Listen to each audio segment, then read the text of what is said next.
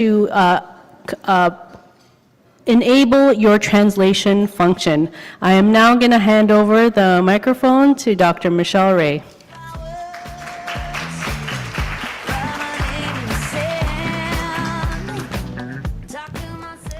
Thank you, Janet, and good morning, everyone. Is everybody ready for day 2? Woo! So yesterday we had a fulsome event with speakers from many different countries, many different languages. So as Janet explained, an opportunity to use that Zoom translate function if you can. And then we had our plenary sessions. We've heard from China, from Spain, all different countries who have been having their own sessions with thousands of individuals there. So we can confidently say there are way over 3,000 people who have been attending this BPSO Global Summit. So we're even more excited to bring to you day 2. So yesterday we talked a little bit about best practice guidelines and the purposeful evolution of the program as it started from BPG guidelines, the first guidelines in 1999, right through to BPSO as we're celebrating today. Today is day 2. And we're going to talk a little bit about the social movement of implementation science. And Dr. Greenspan spoke a little bit about how it's really become transforming nursing through knowledge into transforming care through knowledge across the entire globe. So today, we're going to have a few more conversations about the implementation science of change management. How do we support the implementation of those practices across the globe? Don't forget to join the conversation online.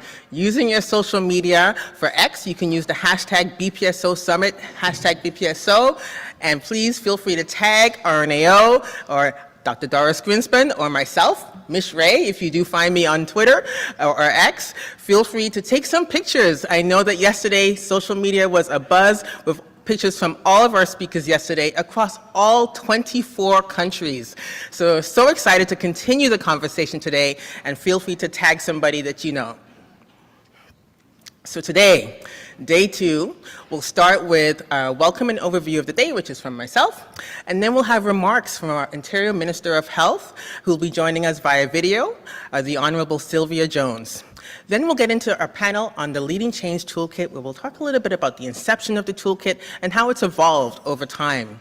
We'll have a network and refreshment break, and then the moment you have all been waiting for, I'm sure, which is the release of our People-Centered Care Best Practice Guideline.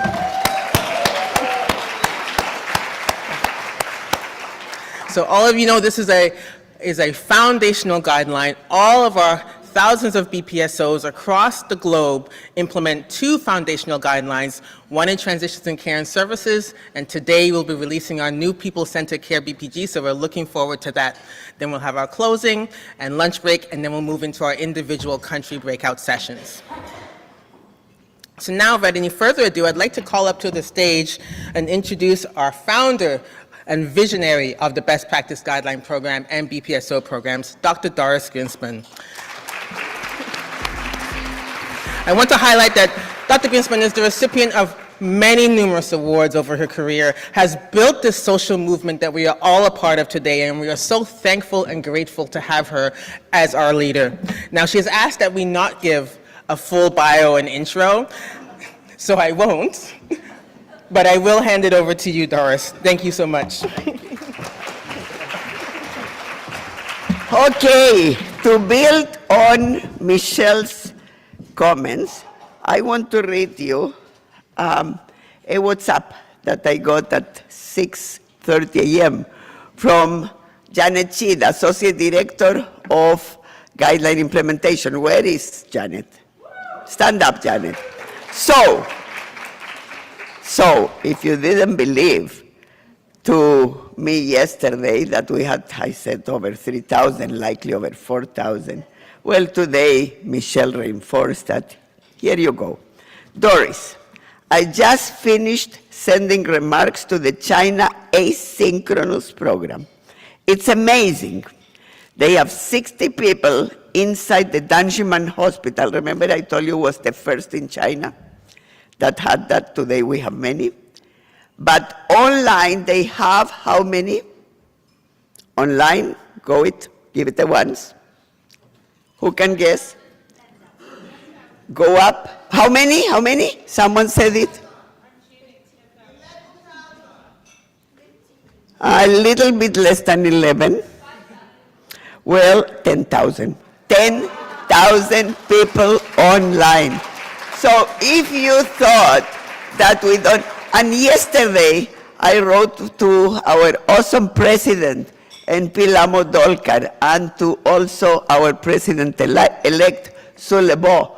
I wrote to them, I can't meet tonight. We meet every Wednesday, the three of us, to plot.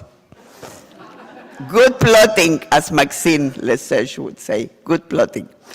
I said, because I am 24/7 BPSOing.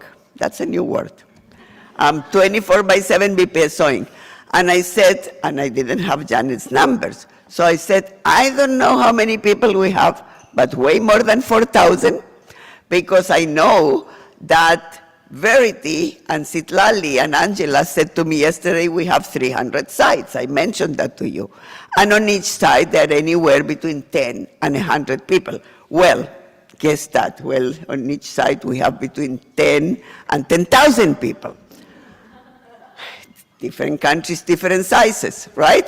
Here you go. I need one of those. May, give me the banner, give me the flag. So, in reality, it means we have likely, who knows, 30,000, 20,000, because in Nigeria also they have a lot of people. In Chile also they have a lot of people. And in many other countries they have a lot of people. So, what are we going to say to people? To say we have thousands, that doesn't sound really right. We had 10,000s of people, we will say to people. We don't know how many 10,000s, but many 10,000s. Okay, so I am going to introduce the Minister of Health, Dr. Sylvia Jones. Now, which minister you had yesterday? Your Minister of Long-Term Care, what's her name? RN Natalia Casandova. Did you notice I said my awesome president is NP Lamo Dolkar? So the Minister of Long-Term Care, and she speaks eloquently about being an RN, is RN Natalia Casandova. So the Honorable Sylvia Jones, we have worked for several years together. She has been Minister of Health and Deputy Premier for a few years already.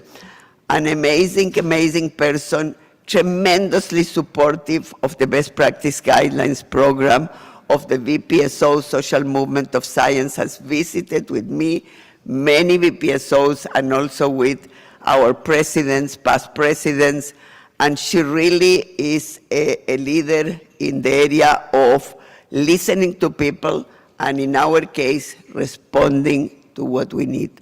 So you heard yesterday Dr. Karima Belgi, who is the Chief Nurse Officer and couldn't be in person. Sylvia Jones cannot be in person, but she comes to every AGM in person. So if you want to see her in person, come to the AGM next June. And also she sent remarks and we will place them on. Go on, please. Thank you. A bit louder.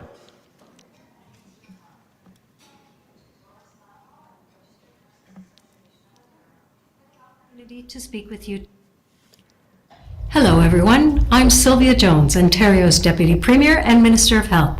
Thank you to Doris Lamo and the Registered Nurses Association of Ontario for the opportunity to speak with you today, and for all of your efforts to support a world-class nursing workforce, including promoting and advancing innovation and evidence-based best practices.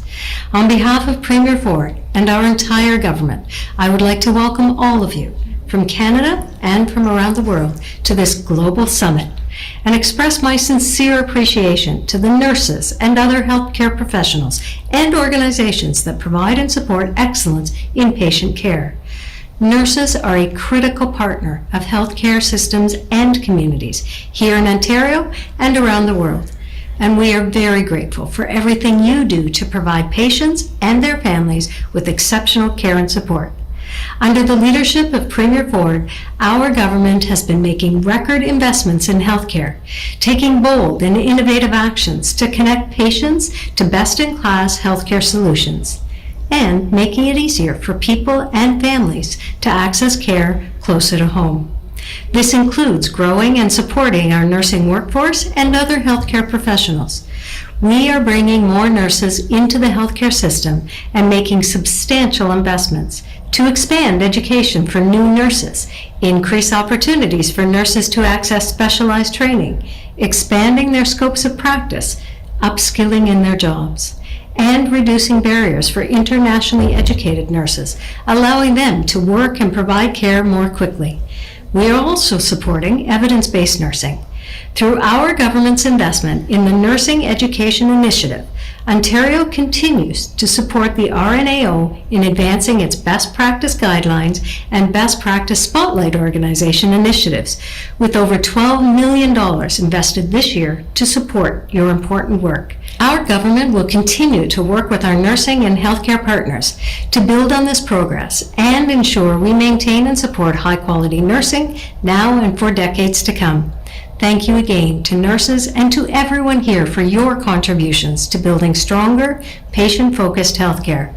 I hope you have a very informative and successful summit. Stay well. So it is very true that this generous funding, and that generous funding goes to you for all the programs that you heard. So you know about the Nursing Education Initiative that RNs and NPs can get from RNAO funding reimbursement to go to school, to go to events. How many have taken opportunity of the Nursing Education Initiative? How many of you have received funding back? Stand up, please. Stand up, stand up, stand up. I need Anu here so he can take pictures and I can show to the minister or one of the people with the camera, please. Janet, can you get us a colleague with a camera, or can someone take a picture here? Thank you. Okay, so that's the Nursing Education Initiative. Nursing Education Initiative, stay standing up. How many of you have taken advantage of the Advanced Clinical Fellowships Program? How many? Stand up. No, stay standing up, all of you that already were. Okay.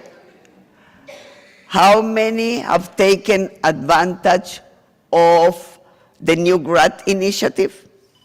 New graduates that can move into full-time, 4 months supernumerary, they don't need to be counted as staffing, Tiare. So the important, and I will not continue to ask just for the sake of time, thank you, thank you, thank you. But this is what is important. Every single government, past, present, and future, will continue to support us, not because you guys smile every day when you wake up, or me, or anybody, maybe yes, maybe no, but because we deliver. We deliver in spades, we deliver much better than any so-called private company would do, and we deliver beautiful, and it's the entire team at RNAO that works on that. So on the evidence-based practice guidelines, who is the director? Who is the director of the BPG program? Stand up, Michelle, be recognized. Thank you, Dr. Michelle Ray. Let's see, who is the director? I already mentioned one a lot of times, so I am not going to say, but who is the director of the long-term care? Oh, who is the associate? Hey, now she will say, you promoted me. Not yet. Who is the director of, who is the associate director of the long-term care program? Who is it? Julia what? Julia. Fineshko. Okay, stand up, Julia. Dr. Julia Fineshko. She took the time, so here you go. And then, of course, who is the leader of the knowledge mobilization of the general entire program minus long-term care? Janet what? Janet Chi. Okay. So let's give it a go. May, stand up. We will do it together. Stand up, everybody. Of course now. We need to make sure people are ready for us. Okay, BP.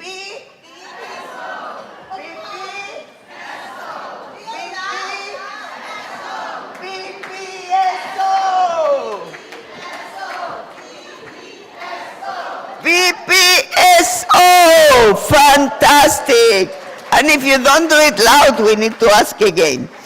Okay, so I'm going to call our panel now, our amazing panel, the Leading Change Toolkit panel that will tell you not only how we developed it, I mentioned a bit yesterday. Let's see what's the memory of people. Who can tell me that is not in the panel? How was this thing developed? Who can tell me anything? Sorry? Yes, she did the hard work. She didn't develop it alone. Yes, she did. I said the heavy lifting, like May, BPSO. Okay. Catherine, come. Here you go. That's the first. Let's see. Who were the co-chairs? The co-chairs of what? Who were the co-chairs of what? What can you be co-chair of? How did we develop it? Did we go into a room and close the room? Did we develop it on the sleep?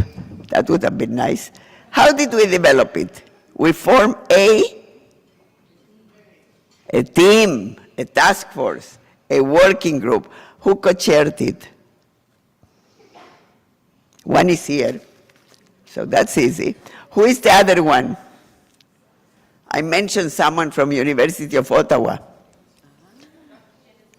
Here you go, Dr. Janet Squires, come on. Come, please sit here. Sit here, sit here. Okay, fantastic. And now, I told you also that there was a person, and I named her also several times, that took the toolkit. Wait a minute, how many frameworks are in this toolkit? That's next. Well, one is parallel, could be, but how many? 2. And they're called what? One is called? Louder, louder. That's one, correct. And the other?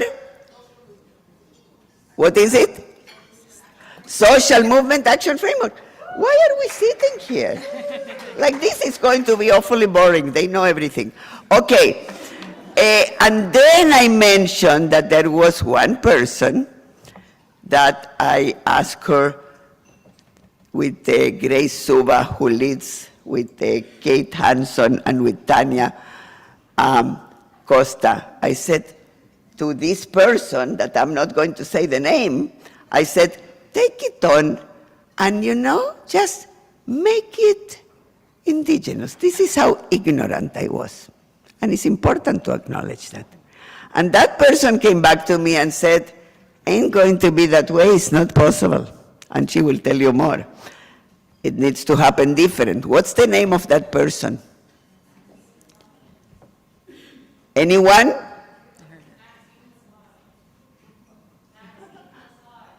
Stronger. Maxine Lesage. Get to know that name. Everybody, get to know that name. Okay, Maxine. Maxine, get to know that name because you are going to hear a lot in years to come about Maxine. I'm quite sure. And now, I also said, and I called her to the room to acknowledge her even, that there was a person that again didn't do that on her sleep and didn't do it alone, did it with a team. Nonetheless, she led that, did competencies for the framework that is the, which one? Social Action Movement Framework. What's the name of that person? Javier. Javier what? Javier what? Javier Punya. Where is Javier? Okay, Javier. Now, Javier doesn't have a doctor yet, But something is in the water of RNO because she's also doing her PhD. Come, Javier. I think we put PhD DNA in the water at RNA or something. Okay, and then we have a person that puts it alive. Who is that person? May Tao. Come, May. Okay, so you are leading this show. I'm sitting now. Okay. I don't know where I will sit, but there is a seat there. Here you go. Okay, all yours, Madam. You're chairing this.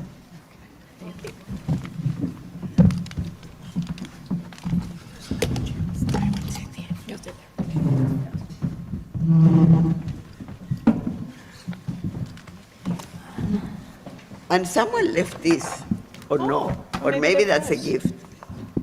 Oh, wow. Excuse me. Don't waste it. Oh, wow. I am sorry, I need a break.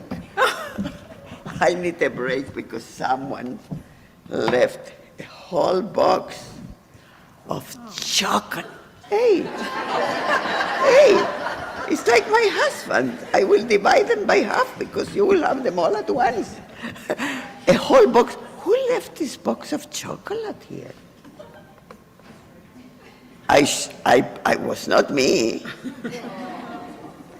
Who left a box of chocolate? And can I have one?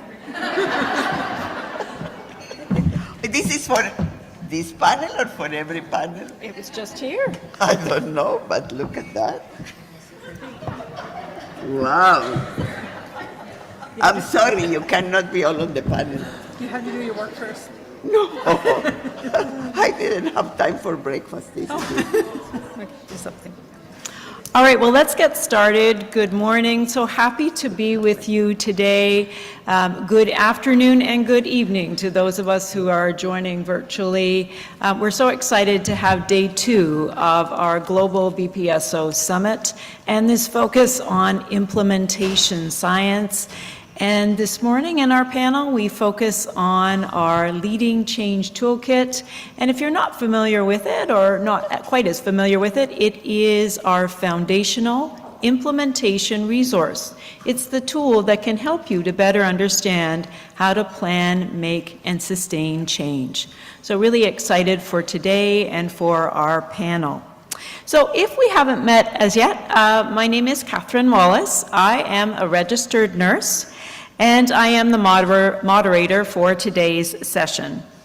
I have been fortunate to be here at RNAO since 2013, so almost 12 years as of December, and have, thank you, and have assumed many different roles. But I want you to know in whatever I've done, I've worked with some great colleagues, worked with the fabulous leadership of Dr. Grinspan, and very proud of the work that we do as the Professional Nursing Association. My current role, I work with the implementation science team as a senior manager. I also am the project lead for the development team that made up the Leading Change Toolkit, and want to acknowledge the many people that helped to contribute to that. In addition to our expert panel and our evidence, was also members of our IM&T department, because this is an online resource. So lots of hands that helped to develop it. In terms of my work with BPSO, I am a coach, and a coach that continues to learn and grow from all of you and from the individuals that I work with. This is a role that we've had for many, many years at RNAO, and we continue to develop it so that we can be the best support for all of our BPSOs, both pre-designates and designates. Now, I have some photos to share with you. That's me. That's not the photo I wanted to share. Okay, there we go. So we have a number of different coaching teams. So this is our implementation science coaching team, and I'll ask all of these individuals, if they're in the room, to stand, please. I know some of them may be joining us virtually, so you can see all of them. I am a coach too. Yeah, And so is Tiare. yeah, we got multiple photos. From all over the world also. Who else? We should ask- we have more Oh, pictures. gee, she has all the photos. You see, I don't have the slides. That's okay. So this is our implementation science team, and under the leadership of our Associate Director, Janet Chi. In addition, we have more coaching teams. Here is our long-term care best practice coaching team, and again, we'll have any of those individuals stand. And this includes our coaches, as well as the coordinators that support the team. And, whoops, sorry, that skipped on us, whoops. Oh, we're going the wrong way. There we go. And so that also includes our coordinators as well, and that's under the leadership of Dr. Julia Fineshko as the Associate Director. In addition, more coaches, because coaches are essential for our BPSO and the success of the program. So that includes, sorry, I don't know why that's wanting to skip ahead. It's wanting to show you that picture of Doris. So the RNAO Clinical Pathways Coaching Team, this is our newest coaching And team. they're here too, Sam. And if any of them are here, to please stand. And we want to acknowledge, and again, they may be joining us virtually. Wonderful, thank you. Thank you, Hagar. Remember we mentioned Rita Wilson yesterday? She was here all day. So she's the lead for the Clinical Pathways program and the coaches too.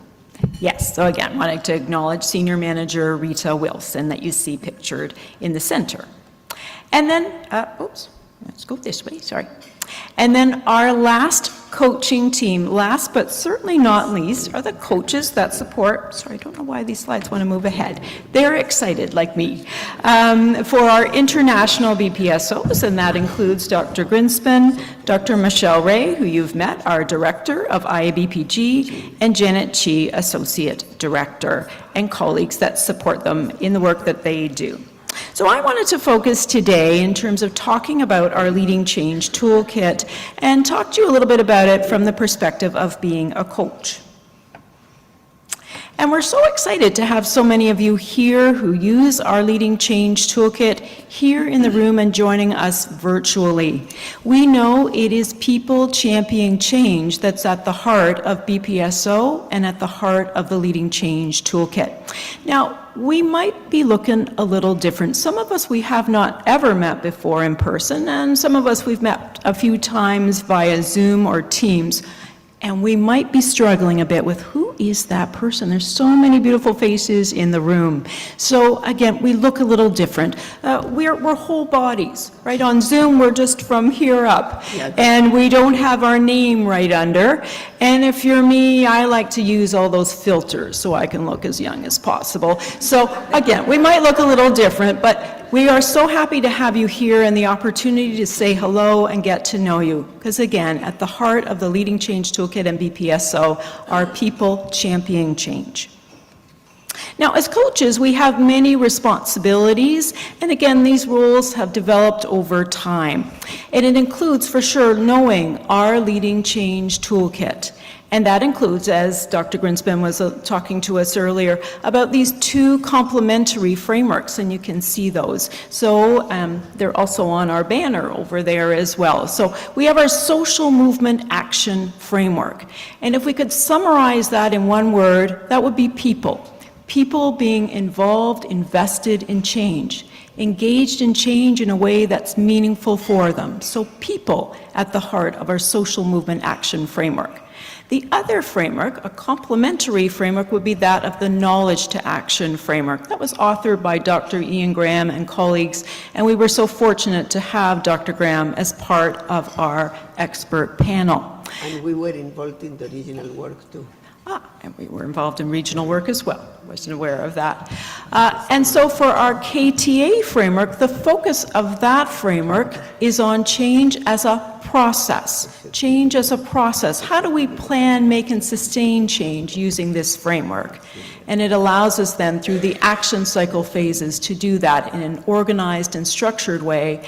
And the KTA framework, like the social movement action, is informed by evidence. So when we use these approaches, we are using evidence to guide and lead our change approach. So as coaches, we need to understand SMA, this focus on people, and KTA with the focus on process. Now, many other things that we need to know as coaches. There's another element I'd like to highlight this morning, and it is, again, at the heart of Leading Change Toolkit and of BPSO, and like SMA and KTA with people and process, it too starts with the letter P. Any ideas of what that might be? What else do you think as coaches we would want to know in depth? People, process, and what else that's at the heart of BPSO and the Leading Change Toolkit? Any guesses? And my intention is not to stump you this morning. Any ideas? Another P word. I'm sorry? Performance, I love it, okay, yes, and being able to actualize our BPGs and actualize the deliverables, great guess, thank you. Wasn't the P I was looking for, but absolutely a relevant one, thank you. Anybody else? So I'm not hearing.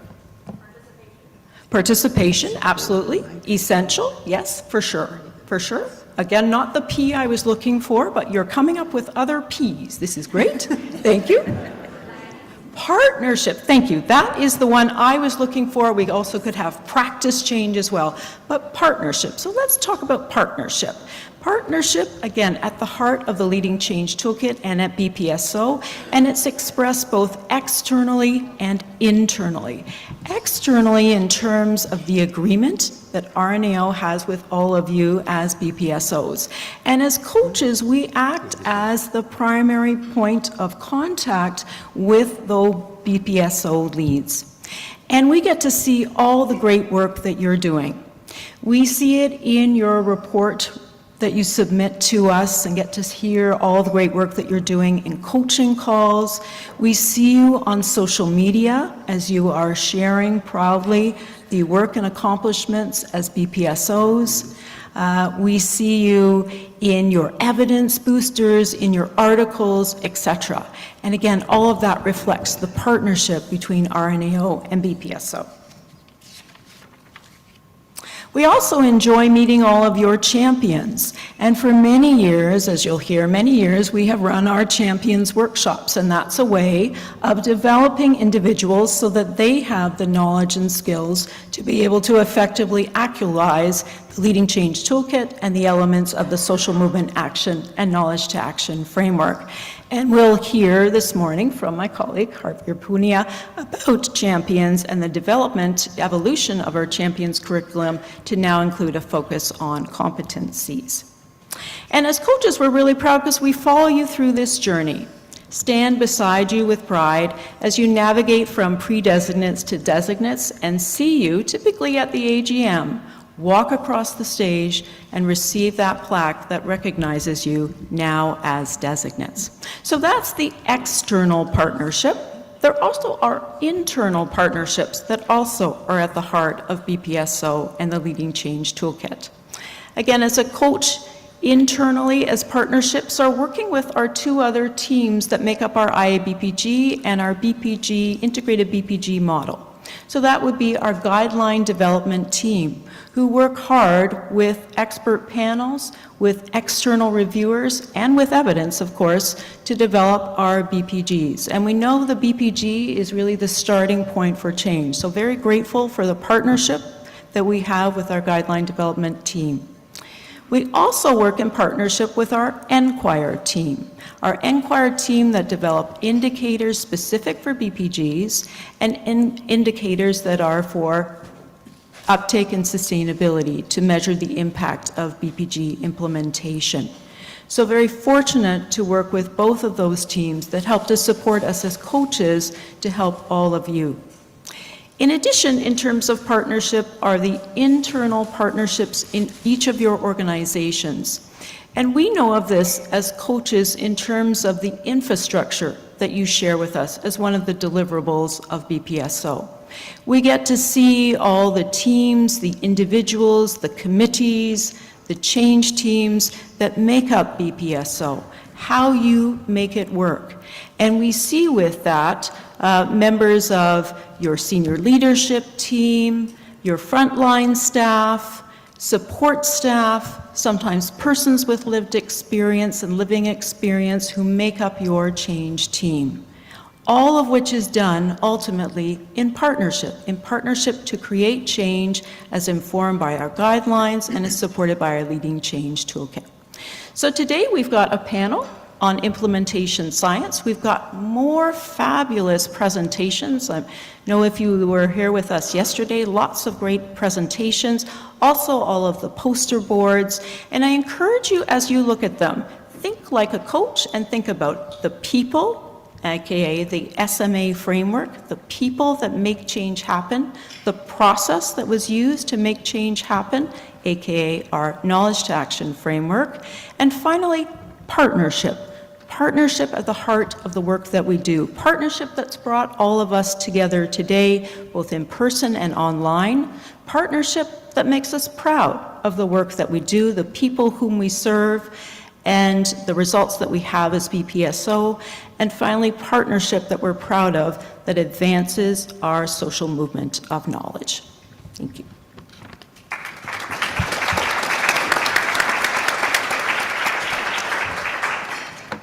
Okay, so our session objectives. So we want to talk about our Leading Change Toolkit. And again, we developed a new postcard. So if you're wanting to get the QR code for that, we have that on the RNAO resource table.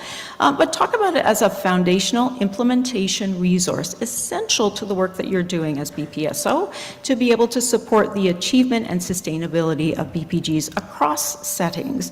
And then we'll hear from Maxine, who is going to describe the adaptation of our Leading Change Toolkit to serve Indigenous peoples.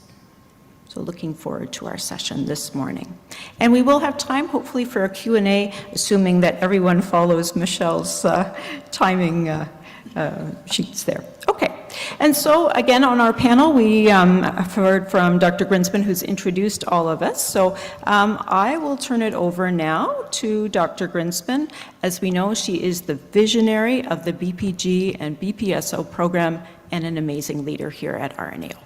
Thank you, Dr. Grinspan.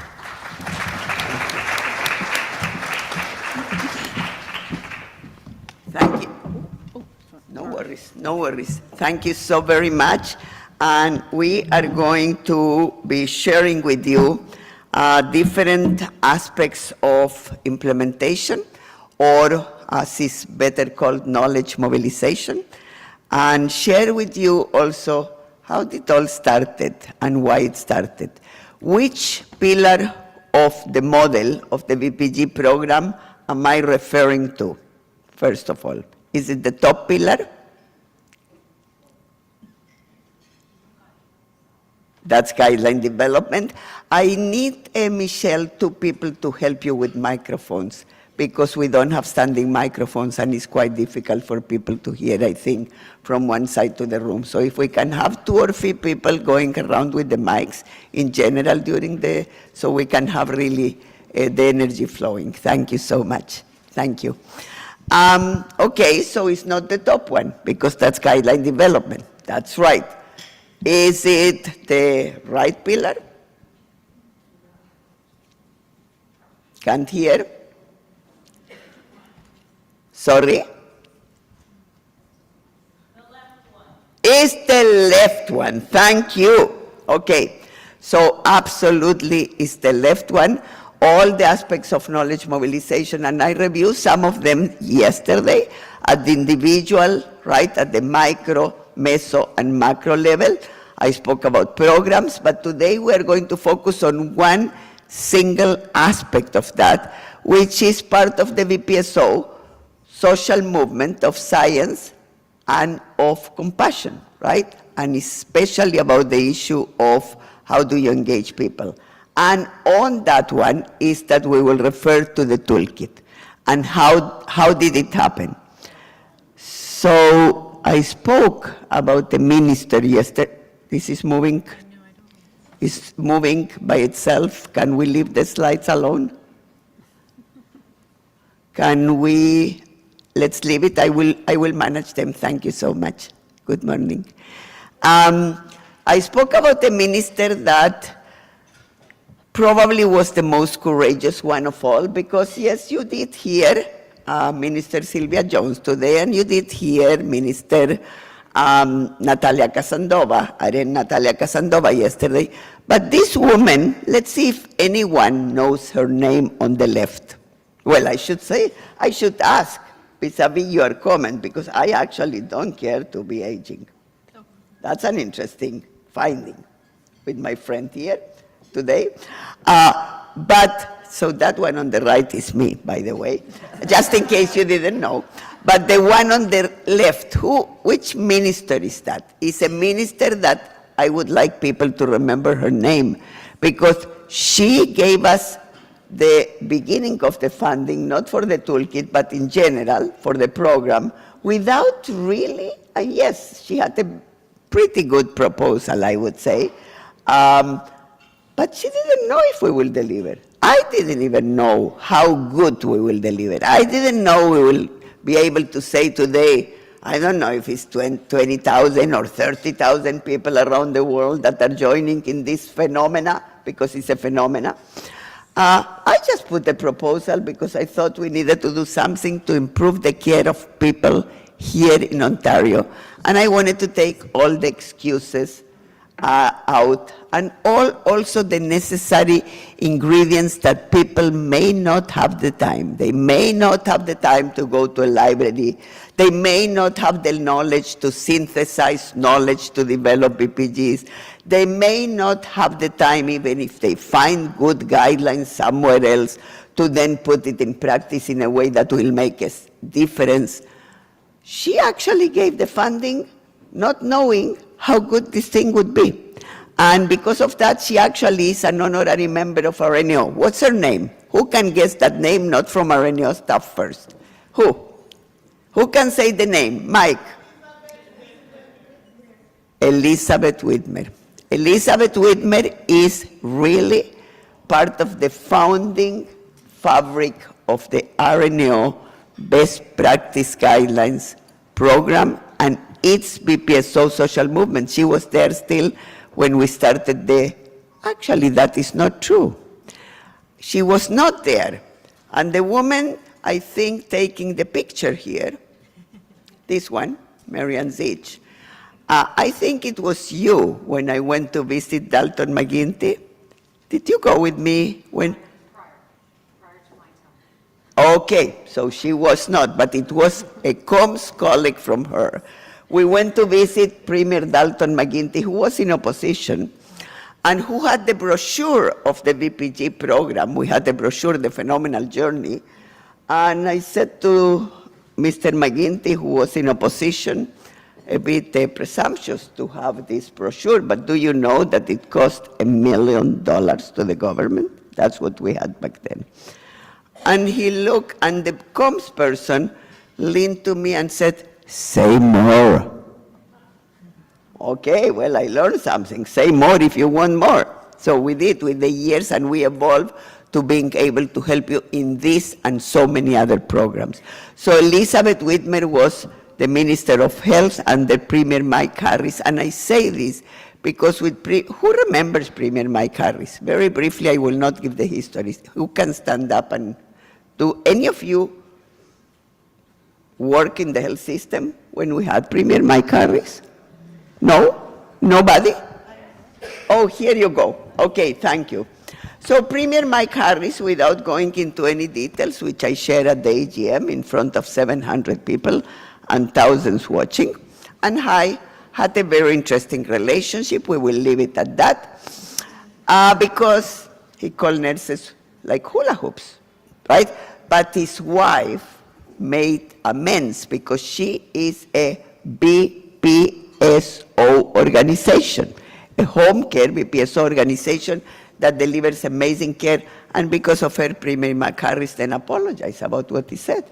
But nonetheless, you can work with the government that you get along like hand and glove. You can go work with the government that you don't. You work with all governments, and so do we at RNO.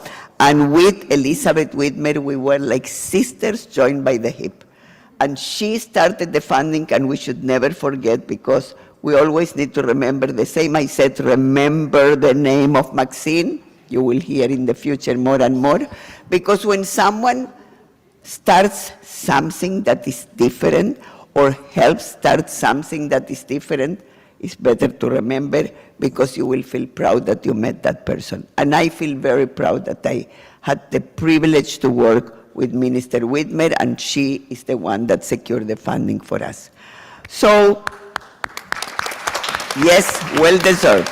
Well deserved. And by the way, that was a visit at Mount Sinai Hospital. Has any of you done Take Your MPP to Work? That's in the policy arena, social movement also. So that's Elizabeth Whitmer and me going to take your MPP to work, Michael Scarcello. That's actually how long we have been doing these traditions in RNO that has grown also to an amazing across the province event. So then, of course, the toolkit comes, and here you go. And I am going to put the slides because I cannot see that far. I don't know if you can see well there, but I cannot, so I am going to look here. And in the BPG program, we have many publications, right? We have the first guidelines I spoke with you about yesterday, so I will not go through that. We have the powering and changing leaders in policy and in all the areas. That is actually also us back then, 100 years of history, this past AGM. So the social movement actually started at Arenio before the BPG program. Before it started, the moment I walked in Arenio, because I also did the same at Mount Sinai Hospital. One thing you need to know when you live here, don't try to be a Michelle, don't try to be a Janet, don't try to be a Maxine, don't try to be a Janet Squires, don't try to be a Kathleen, don't try to be a May Tao, don't try to be a Doris. Be you. Because as much as you may want them to adopt some behaviors, that's good, you can, but people will know immediately if that is authentic or not from you, right? So try to be you, and when you look for workplaces, continue to be you, because that is what will make the mark for that place. That will be your unique contribution, and that is critically important. So I couldn't change my mind, my way of being. Social movement was part of who I was when I was even a kid and a teenager in the streets of every country I've been. So social movement was what I brought to Areneo in everything we did in policy, and of course, in the evolution of this program. So what you will hear today is about the social movement of implementation, science, or knowledge mobilization, and how did we start this toolkit and why. So first of all, here you go. Is this going to play? Should have audio. Can we put it on, please? We provide you with free of charge best practice guidelines, or BPGs. Together with our partners and an international expert panel, we have created the Leading Change Toolkit. It is a free, dynamic, practical online resource designed for change agents and change teams, people like you, who care about making evidence-informed changes to improve outcomes for persons, communities, organizations, and even entire health systems. No matter your health setting, role, or if you are leading change as a formal leader or as an informal leader, like a point-of-care staff person, this Leading Change Toolkit can revolutionize how you can help to lead and sustain change to make lasting improvements. The Leading Change Toolkit includes 2 evidence-informed frameworks to guide your success. The Social Movement Action Framework is a grassroots, people-led approach to change. It is used to mobilize and engage people in exciting ways to make a bigger impact through individual and collective action. The Knowledge to Action framework is a structured approach to change. It is used to guide you and your team through all the phases of action, to move and sustain knowledge into practice. We encourage you to learn about both frameworks. They are complementary and when used together, accelerate change. Learn about the Leading Change Toolkit today at rnao.ca/leading-change-toolkit. Jumpstart your change with one or both frameworks and find all the information, practical resources, strategies, and tools you need to lead successful change. We invite you to also attend the RNAO Best Practice Champions Workshop and join the Best Practice Champions Network to learn more about how you and your team can lead change that lasts.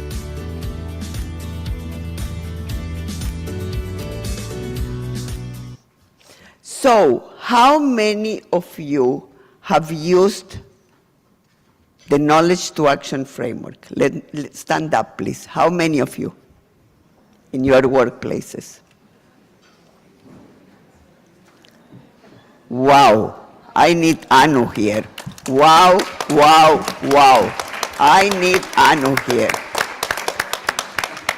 Okay, let's hear the next. How many of you have used the Social Movement Action Framework? Stand up, please.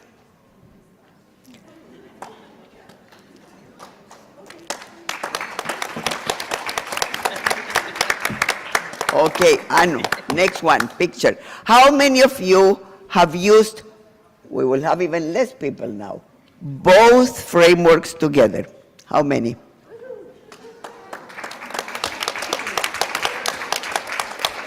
Look at that, in Chile. Here you go. Fabulous.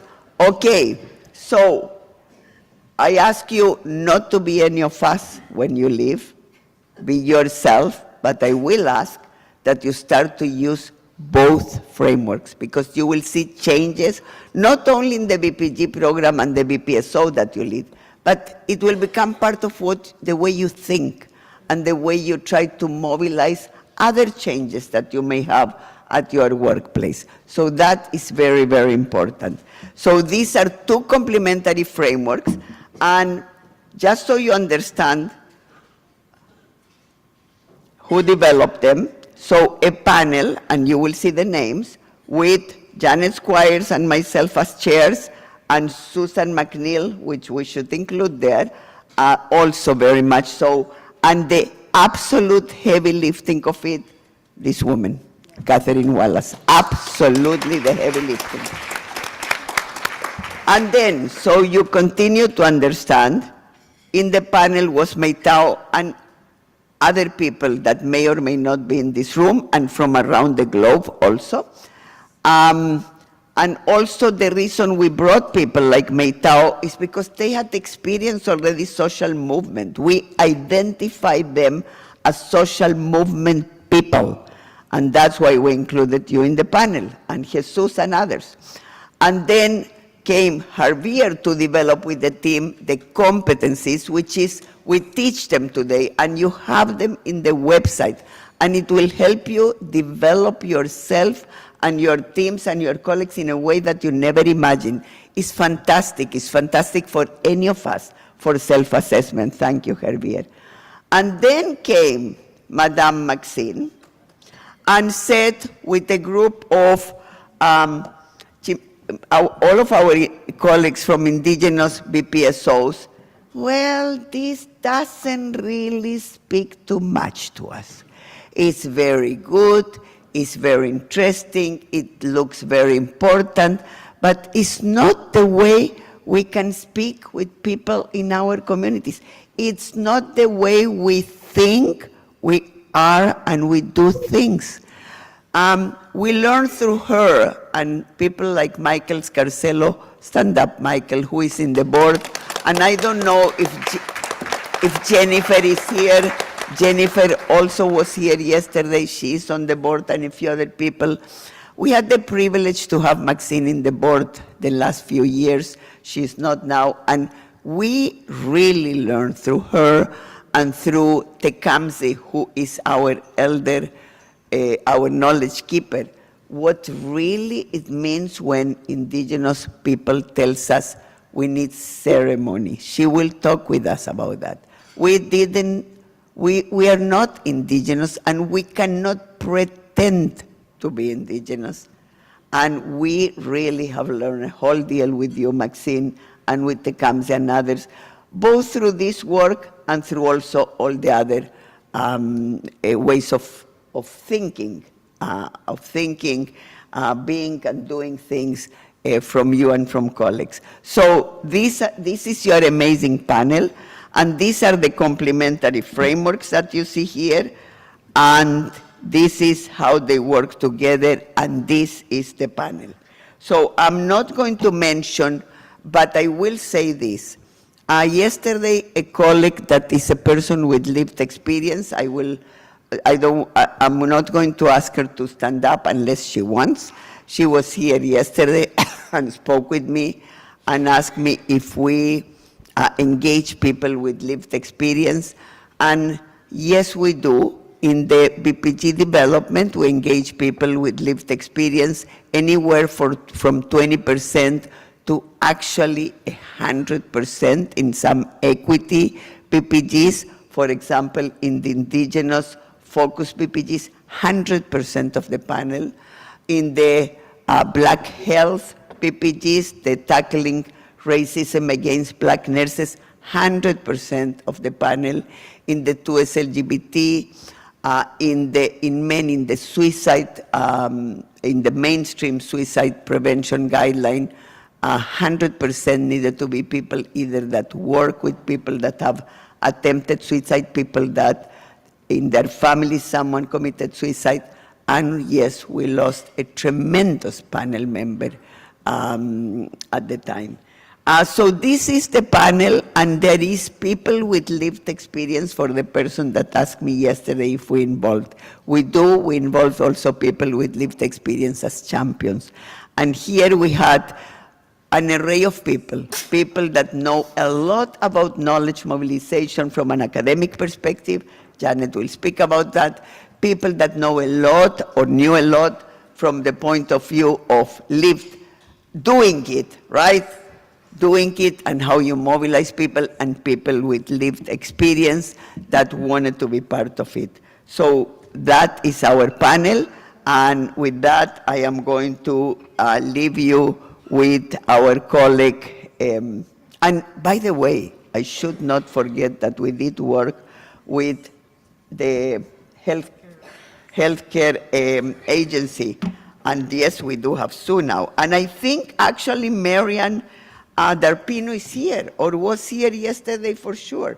Marian Darpino at the time actually worked with us with Healthcare Excellence Canada. She now works in a home care agency as the director of nursing or CEO.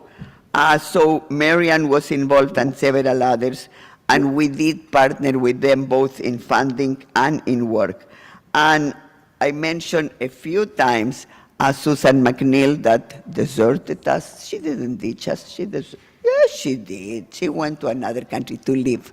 She went to live in Malaysia, and she's doing amazing work there, and a woman that was very involved with us on this work. So with that, I will leave you with Dr. Janet Squires, who is a full professor. That's not simple, a full professor at a very young age in the University of Ottawa. She's also, she will tell you about her a bit, what she wants to tell. And she has two amazing little, very little things that she loves. And we love them too. We know even their names. And Lily, and she doesn't like to leave Lily alone because Lily is very sick. Okay, come Janet. Otherwise, I will continue to say things.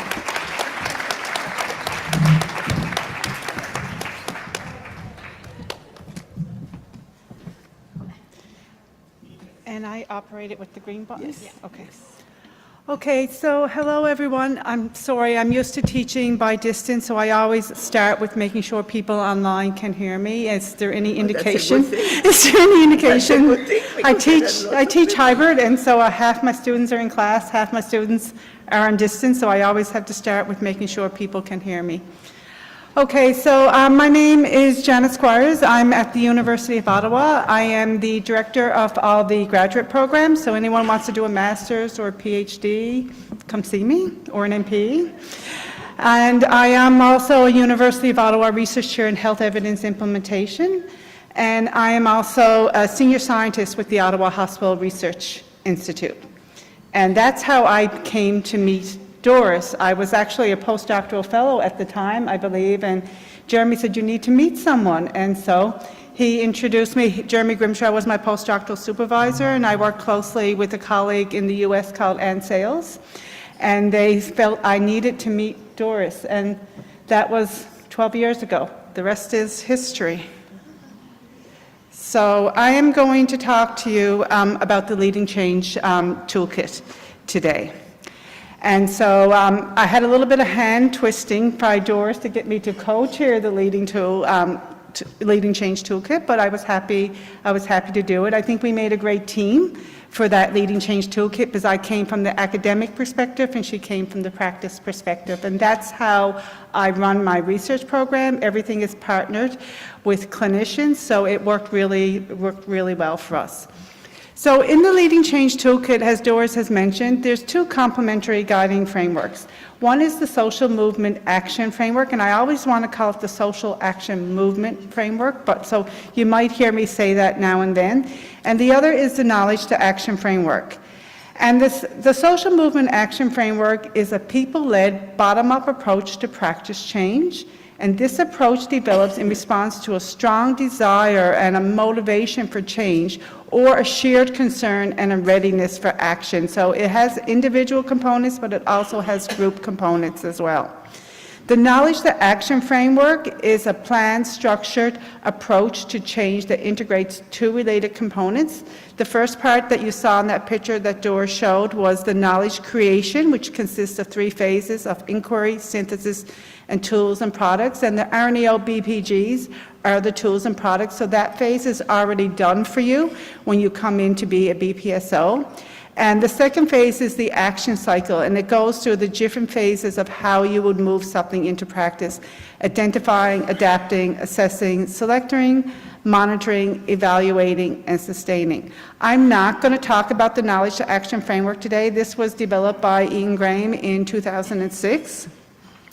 And so I'm not going to talk about that. If you want more information on it, it's in the Leading Change Toolkit. There's also information on how it integrates with the Social Movement Action. I'm going to talk about the Social Movement Action Framework today because that is the new and the novel part.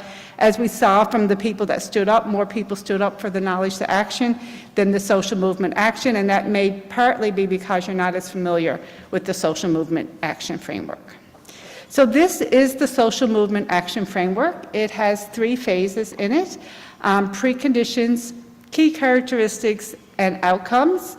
I'm going to talk about each of these separately. In the end, I'm going to talk to you about what the preconditions, the key characteristics, and the outcomes are in the framework. But first, I'm going to tell you a little bit about how we went about developing this framework. So the research design that was used was a concept analysis, and I don't know how many people are familiar with concept analysis. It's a form of knowledge synthesis, and it's very popular in nursing research. So a concept analysis is a formal, rigorous, and very systematic process, probably more systematic than Catherine cares to remember, a process in which a concept is examined to develop a deeper understanding. And so this should be the first step that someone takes when you have a concept and you don't really know exactly what is it, what isn't it. And so if you don't have a clear understanding of the concept, then a concept analysis should be the first approach that you do versus a regular literature review. So through a concept analysis, the concept is defined and its uses are determined, including the defining attributes, antecedents, and consequences. And Defining attributes are what we're calling in the social movement action framework the key characteristics. The antecedents are what we're calling the preconditions, and the consequences are what we're calling the outcomes. It was just renamed a bit to make it more accessible to everyday use. And so a concept analysis allows you, the most important thing I feel is it allows you to differentiate a concept from other concepts that may be similar or may be different from it. And it allows you to validate the concept so that you can formulate hypotheses, frameworks, tools, and instruments about it. So this is the concept analysis approach. Now I'm going to go to my cheat notes because it was several years ago. So this is the concept analysis approach. And so we use the Walker and Avant approach to concept analysis, and there's many approaches to concept analysis, and the two most common ones are Rogers' evolutionary concept analysis approach, which is very qualitative approach, and then there's the Walker and Avant, which is more like a mixed method, quantitative and qualitative approach. And as a professor, I teach statistics, so I'm very mixed methods, I'm very quantitative, so this approach just resonates much more with me. So the first thing you do is you select a concept, and the concept we selected was social movement action, specifically for knowledge uptake and sustainability. So everything we were looking at was in the realm of knowledge uptake and sustainability. The next thing you do is determine the purposes of the analysis. Our main purpose was to gain a deeper understanding of social movement action for knowledge, uptake, and sustainability. Then you identify the uses of the concepts. We looked at a large selection of sources for this. We started off with dictionaries and looked at all the ways that social action movement could be defined. We looked at peer-reviewed literature, and we looked at a lot of gray literature as well. And gray literature just refers to the non-published literature, things like in websites or reports that aren't published and easily accessible. Then we determined the defining attributes, and that is the core of any concept analysis. So that's those 10 key characteristics. So we looked for characteristics that appeared repeatedly in the literature, and then we themed and categorized these using qualitative methods to determine what are the defining or key characteristics of the concept. And this is foundational to the concept analysis, it's foundational to any concept analysis, and we included 10 of those in our final model. The next thing you do is identify a model case, and we sourced a case that exemplified the concept's defining characteristics. And you'll find this in the toolkit, and the case that we sourced was an RNAO BPSO from Colombia. And so they exhibited all these key characteristics of a social movement action. Then we constructed additional cases. So in particular, we wanted to construct what would it look like if someone wasn't doing social action movement. And this helps us understand better what is social action movement and what isn't social action movement. And then we identified the antecedents and consequences. So again, same thing as in step forward, the defining attributes. We looked at things that were mentioned repeatedly, and then we themed it and categorized it into antecedents, I shouldn't use that word, preconditions, outcomes, or the key characteristics. And something cannot be both. You'll see some things that come up multiple times like leadership, but it's different aspects of leadership that is a precondition versus that is a key characteristic versus that is an outcome. But the same thing cannot be a precondition and a key characteristic. And then the final step was we were looking for measures of the concept.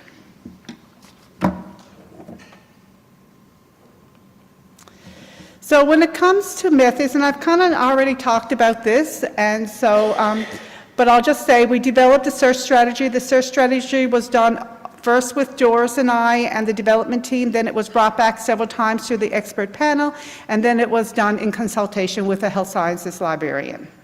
Then this resulted in conducting a focused literature search, a systematic search of databases, journals, websites looking for that gray literature.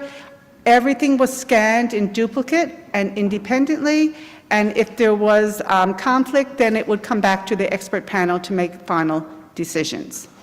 Then there was data extraction for all instances of the concepts, and then that was treated qualitatively, where categories and subcategories were created and organized into the antecedents, defining attributes, and consequences. And throughout this process, the results were reviewed and shaped continuously by the expert panel. We met on a regular basis for, I think, Doris, 2 years? Probably more than 2 years. It was a standing part of my life. And ours, and hers. Very much for Catherine. Yes. So this is just a little bit about the concept analysis again. So I'm going to focus on the 3 things that really are core to the concept analysis: the defining attributes, the antecedents, and the consequences.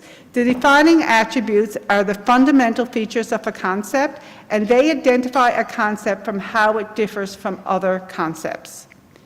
And then you have the antecedents, and these are the things that are required in order for the concept to exist. So these are the events, situations, or incidents that must occur or be in place for the concept to exist. So these had to be there for you to move into a social movement action.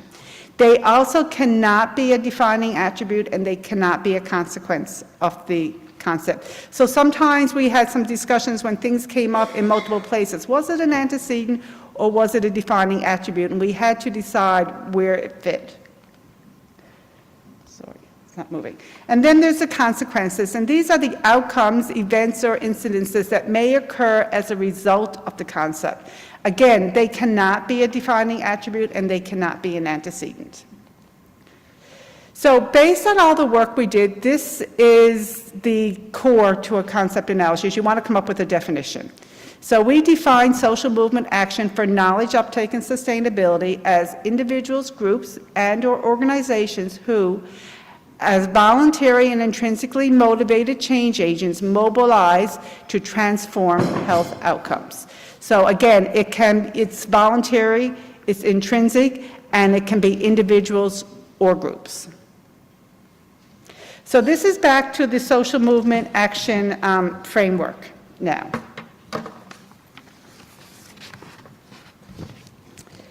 So if you look at, there's 3 time points in this framework. So there's the antecedents, which we're calling the preconditions. There's the defining attributes, which we are calling key characteristics, and there's the consequences, which we are calling the outcomes. So like I said, we chose to rename these. There's 16 factors in all in the framework. There's 3 preconditions, there's 3 outcomes, and then there's 10 key characteristics. So we're going to take just a closer look at each of these. So if you look at the first square box there, the preconditions. And so these are the things that must be present for a social movement to occur. So they're the starting point for your change. And so the first one is a change is valued and deemed necessary. The second thing is there needs to be receptivity to change. So this means there needs to be like this innate energy for the change to happen. And this energy is for activism, is a positive and high intensity. And then there needs to be examples of social movement are recognized in the organization. And so this is important as well. So now I'm going to move to the, sorry, I didn't see the sign, and Doris is doing her thing. It all balances out at the end. We're not going to rush. This is too important. I'll be quick anyway. Okay, and so now we're going to move to the key characteristics. There's 10 of these. So the first one is there's an urgent need to take action. So this is the catalyst for change. The next one is the framing, and this is really about communicating, how we communicate that need for change, how we communicate that shared vision that we have in our organization or our unit for change. So it includes things like storytelling, narratives, photos, like how you want to get involved and communicate. The third one is emerging leadership. So again, leadership is coming up for nurses and others. The fourth one is intrinsic motivation, and I see this one as really important. This is being motivated to get involved by our own values and our beliefs. So it's voluntary, it's engagement. We're going to get to your collective action in a minute. Doris is getting ready to wave her flag. Okay. Intrinsic motivation. Yes. Mobilized individual and collective action is important. Public visibility is important, and this is the intentional creation of a visible presence that propels awareness of the issue at hand. Collective identity, there you go, Doris. This is collective identity of the engaged and change agents. So this is social cohesion, and it's things like, you know, all the shirts. Like, one of the first things I noticed when I came in yesterday, I saw all the shirts, I saw all the pins, I saw all the ribbons, I saw all the flags. That's all your collective identity as a BPSO. And the 8th one is momentum, so that energy for the change in action. Then we have networks of people and resources, and the final thing is core leadership structure to support and guide change initiatives. So this thing includes things like engaging champions. So there are the key characteristics, and these are the 10 things that need to be there to say that you're having a social action movement, social movement action. See, I told you I would go back to the way I wanted to call it, but I didn't win that battle. Okay. The last one is the outcomes, okay? And so there's 3 things here. So the goals and outcomes of the social movement are either fully or partially achieved. You don't have to have complete success to say that you had a social movement action going on. Then the change is either scaled up within your organization, so you might start in one unit and it spreads to multiple units. It can be scaled out. So one of the things I noticed hearing at the end of day yesterday was someone was talking about they really enjoyed their sector talks. So that would be scaling out, like you're spreading from organization to organization within the same sector or other sectors. And the final one is scaling deep, and people may be a little less familiar with that, but that's really scaling where you get a change in your core values and your norms. And that's much harder to achieve. So now I just want to mention briefly that we have done our best to disseminate this social action movement framework in multiple venues. Although there's been lots of presentations and everything like that about it, we were also very passionate because, remember, the expert panel is practitioners and also academics. So it got disseminated in the Registered Nurse Journal that I know like pretty much everyone here would be reading, and academics read that as well. So it was a more grassroots type of dissemination of it, practical dissemination of it. But then of course we also needed it we wanted it in a scientific nursing journal as well. So it's also published. The full report, which I have here if anybody wants to see it. The full report is in the International Journal of Nursing Studies, and where all the details of the methods that were used and all the details of the findings are there. And so you've seen this picture. This is our expert panel, and some of you are here. May is here, and I saw Jesus online. And the expert panel is very much, it's a mixed panel of academics and practitioners that were brought together. And so that is the Leading Change Toolkit. How did I do for time? Perfect, see? Okay. So it appears Maxine is next. Yes, Maxine is next. And Janet said very important things, all of them. But you also, what you need to understand is the rigor, the academic rigor that she brought to this work. When you look at the BPSO, BPG work, the total framework, and you look at the rigor that the guideline developers, are there any of our GDMs here in the room? Any of our GDMs stand up? The rigor that our GDMs, they're all busy doing BPGs. I can't see here. Okay, here you go. Yes. Our GDMs bring huge degree of rigor to BPG development. This is why our guidelines are accepted in Guideline International Network. This is why Jean gives us so much importance and why the guidelines are being used. Imagine if the guidelines were a disaster. All the knowledge mobilization will produce a disaster. Equally important, there are many shops that have guidelines. I dare to say not as strong as ours because they're not kept up to date.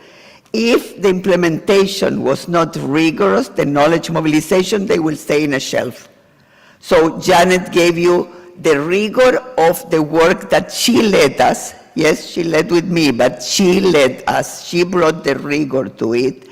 I brought the lived experience and the importance of my intrinsic motivation to do social movement. I was determined to finally put some framework, some meat in the bones of this thing that I had been doing for many years at Arenio, in policy first, then in BPGs, with the drawings and the pictures and all the feathers and all the pins.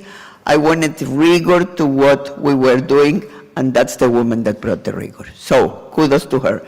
She also mentioned that things need to speak to you, right? We uncovered the issue of intrinsic motivation, which some of us are born with it. We can't help it, actually. No, I mean it. We can't help it. People that are in my board know I cannot tone down the passion of things that I'm passionate about, social justice, etc. So be who you are. And that's Maxine. And when I speak with Maxine, whether it's about very serious things that I'm not going to say in public, although I have said it so many times that she needs to do a PhD because she already did it, in my view, or the work that she will be presenting now is her intrinsic motivation to make a difference for her people, for indigenous peoples. And that's Maxine. And that's why her work is so hugely important. And I think, and Janet, you at the end, when we look at the end outcome, I think we will learn a lot. Because I think in general, whether it's for social justice or for environmental crisis, if we were to listen more and follow more the lead of indigenous peoples, my gosh, this world will be a better place, in my view. And I think also on the work of the Leading Change Toolkit, when we do the next revision, I bet you my life we will be borrowing and saying this is what we borrow from indigenous peoples. Maxine. You're scaring Catherine when you say the exhibition. Well, we wouldn't be putting Catherine for that. We will be putting an indigenous colleague. So here you go. No need to get scared. Because when we will borrow back from indigenous people, we are not just going, but Maxine may say no need. And we will get to that point in years to come. It's not the time. Maxine, all yours.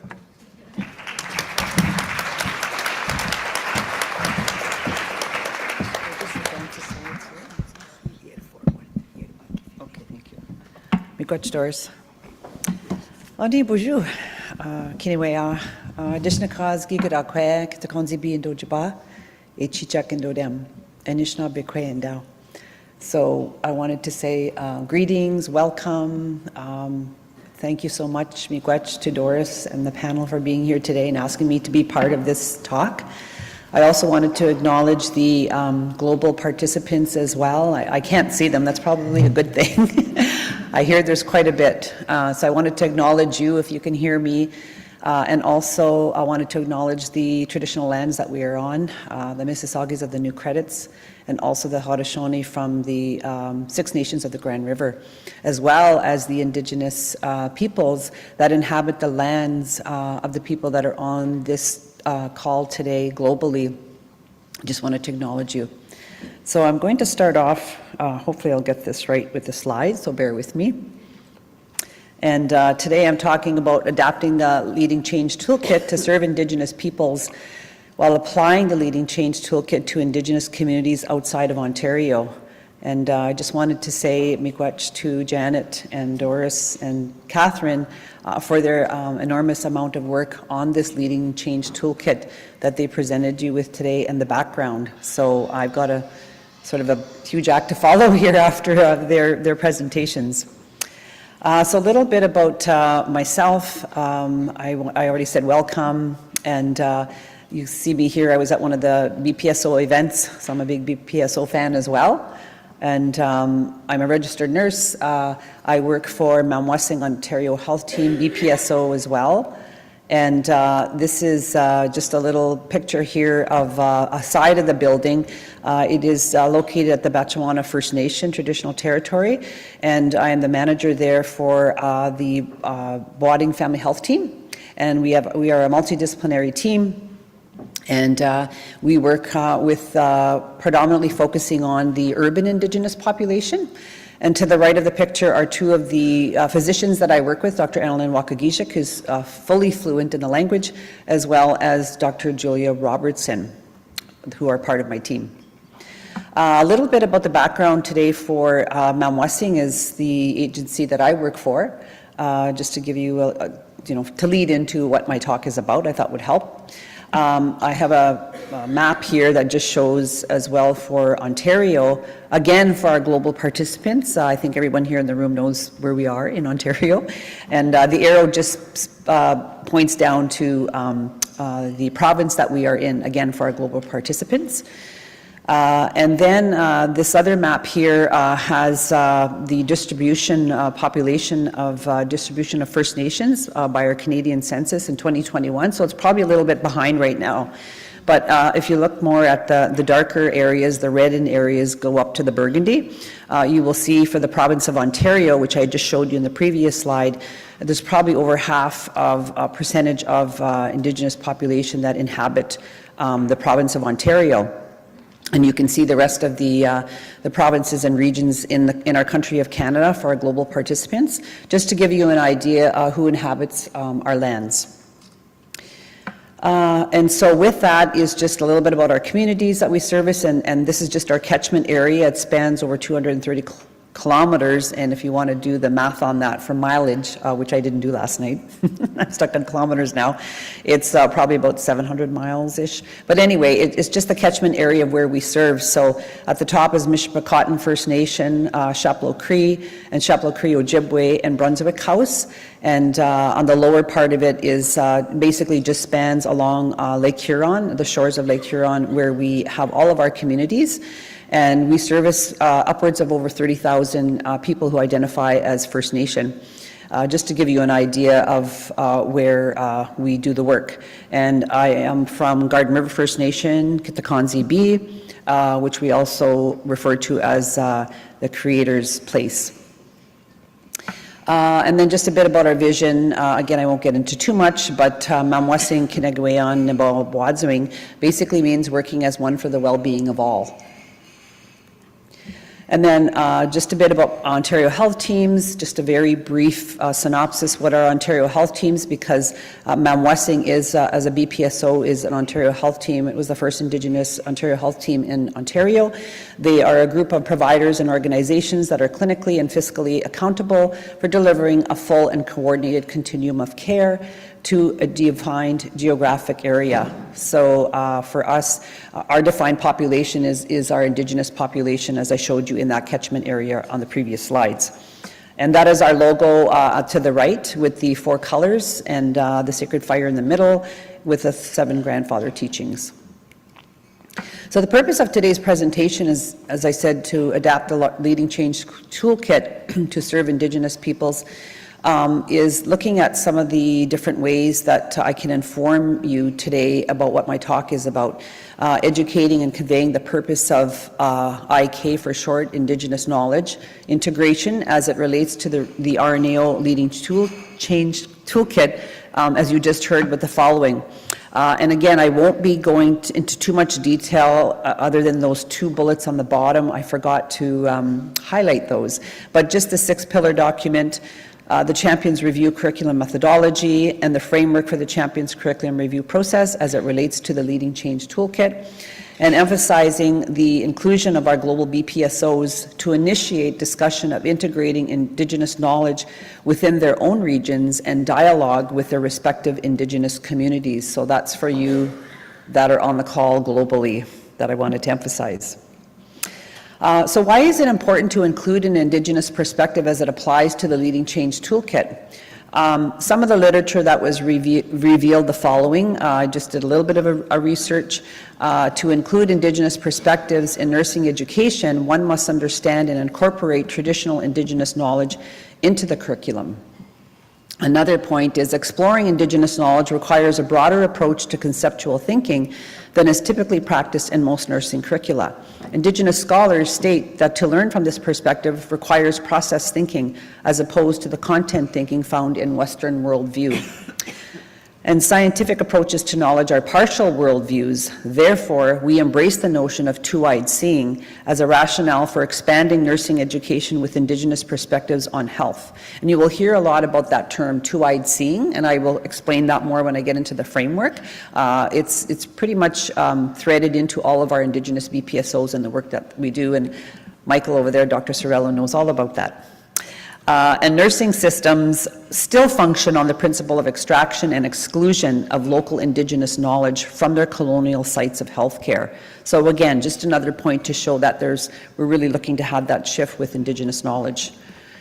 And then this is just a one-off, another document from the Journal of Experimental Biology, and the title of it is Moving Beyond Ontological Worldview Supremacy, Indigenous Insights and a Recovery Guide for Settler Colonial Scientists. So basically from a scientist point of view, I thought it was interesting because nursing is definitely a science, but in terms of the scientists that you hear, what is a scientist working in the lab or maybe just researching those kinds of things. But in terms of this figure here, at the top of it basically just talks about some of the settler colonial, what they call fallacies in science. Sorry, that's a mouthful. And it just has some different, it's hard to see on there, but basically if you look at where the icons are, there's different elements that they speak to that they feel exist now with settler colonial scientists, and what some of the fallacies are, such as sovereignty, ignorance, performance, protocols, Colombian knowledge. Anyways, you can read them. My point was just to say that in some of these, it's just how their way of thinking is very Western-based and colonial-based. Thank you. Yep. Thank you, Doris. She just wanted to show me so I could just see. So I'll point out one. So for instance, Western superiority is privileging scientists as knowledge holders and engaging with Indigenous knowledges through a Western lens without respecting them as parallel ways of knowing. So that's just an example of one of those fallacies. And then the bottom half of the diagram shows techniques for shifting that way of thinking. And I'll just point to one for the sake of time. So one would be, let me see here, committing to change. So you see the icon that has the head with the brain, I guess, in it. Continue to educate yourself with others, participate and commit to working with Indigenous peoples towards an anti-colonial and inclusive science paradigm. The center that centers Indigenous rights as a responsibility. Thank you, Doris. So again, just a little shift of another way of thinking from a science point of view. So, as I'm actually now really getting into the talk, I wanted to just give you a background on the Champions program that we have a partnership agreement that Doris had asked our Indigenous BPSOs if someone would want to lead and if we wanted to work together. And it was a two-year project signed with my agency, Mawasing North Shore Community Services, and RNAO. And I can say it ended this past March, but it really didn't end because we're on the evaluation piece of it. And then what it did was it just aimed to redesign the RNAO's current best practice champions and delivery for the Indigenous-focused BPSO while integrating Indigenous ways of knowing, being, and doing. And it's inclusive of Indigenous people, families, and communities. And it identified and designed how to best deliver the BPSO that fosters change agents within Indigenous organizations and with our Indigenous BPSOs as part of our team. So again, you all know about the Best Practice Champions e-learning, and this was just to, I put this slide in here just to relate it to the work because that's really what it was about. We were asked to review the curriculum of this Champions learning, but focusing on the e-learning piece of it because there were also live modules, but we didn't do that review. Excuse me. And then from there, the 6-pillar document basically preceded the Champions Training project, because when Doris introduced the concept of working with our organization, Mamwasing, she asked if there was anything in the agreement that needed, reviewing or changing. She said, do whatever you feel is missing. And I said, I do feel there is something missing. And so from there, just with some thinking and also, usually in our culture, what we do is it's not just putting pen to paper, but it's really having that dialogue with Creator, smudging, using sacred medicines, ceremony to bring all that. So I feel a lot of what I do is not me, it's instilled in me from the spiritual lens. And so from here is when the 6-pillar document came out of that, because the existing structures of the BPSO have infrastructure, capacity building, systematic guideline implementation, dissemination, evaluation. Those were all mentioned in the agreement. However, there was nothing there that I felt reflected Indigenous perspective. So the 6-pillar basically is an Indigenous focused framework for BPGs focused on diversity, inclusion, and cultural safety. And you can see to the right, there are 10 elements. I won't go in much detail about them. I just will name a few: cultural safety, awareness and education, Indigenous teaching methods, data collection, ownership and integration, and healing. And so just to give you an idea that those 10 elements is something that you would want to consider if you were implementing a BPG from an Indigenous focus. So the project, basically, now onto the project, the best practice champions curriculum review. This picture here is our logo, and very exciting. Doris will probably tell you more about it. There's more things happening with it, but I'm really excited. And basically it was inspired from the role that Winushk just means the Ojibwe term for muskrat. And Winushk played a pivotal role in creation story. For those of you who do not know the creation story, there's not enough time to tell you about the creation story. That's a whole other talk, and I'm no expert at it, but I referenced a book there that you can read about it. And basically the role of Winushk was of the water animals that were asked to dive down to grab soil at the bottom of the lake. Everyone else tried, but they couldn't. So he went down, but he basically gave up his life. And you can see in the logo that he's holding a bit of the soil, and he's looking up to the sun. And the blades of grass are the 7 grandfather teachings, and the bottom has the sweet grass, which intertwines the knowledge of us being interconnected together. So again, it's too deep to get into, but I just wanted to let you know that he's our champion. So that's where the analogy of the champions came from. Excuse me. So with the group, we did the Champions Gathering. We had a couple of gatherings on site. You can see to the left, there's Grace from RNAO, BPSO, and some of our other, the group was made up of a nurse practitioner, nursing, allied health professionals, an elder to guide us, and others. And to the right, you can see we gathered at the Healing Lodge in, that was Elder Perry McLeod Shabagijik in front. He's kneeling, and we had ceremony there to take us to that next step of the project. Because again, as I mentioned before, it wasn't just about sitting down academically, which is a part of it, but that we also needed to have that ceremony and ask Creator for guidance. And then also included in this was a curriculum review methodology that I based on the traditional Ode, which means strawberry teachings. And you can see it's basically, just to very quickly summarize, it's the seed that starts out from the Indigenous BPSO experience, and it makes its way through as it begins to plant. The plant is seeded, and then it begins to flourish, and it yields beautiful, nourishing strawberries. And each of these steps that are included in the methodology, and again, I won't, for the sake of time, but I'll just mention it includes foundational Indigenous knowledge.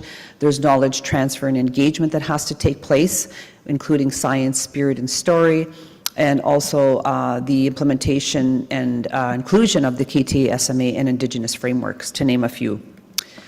And then also, as we were going along with the project, as we got towards the the end of it, we looked at just putting together a curriculum review tool guide. So you can see the 6th pillar at the bottom left was included in that.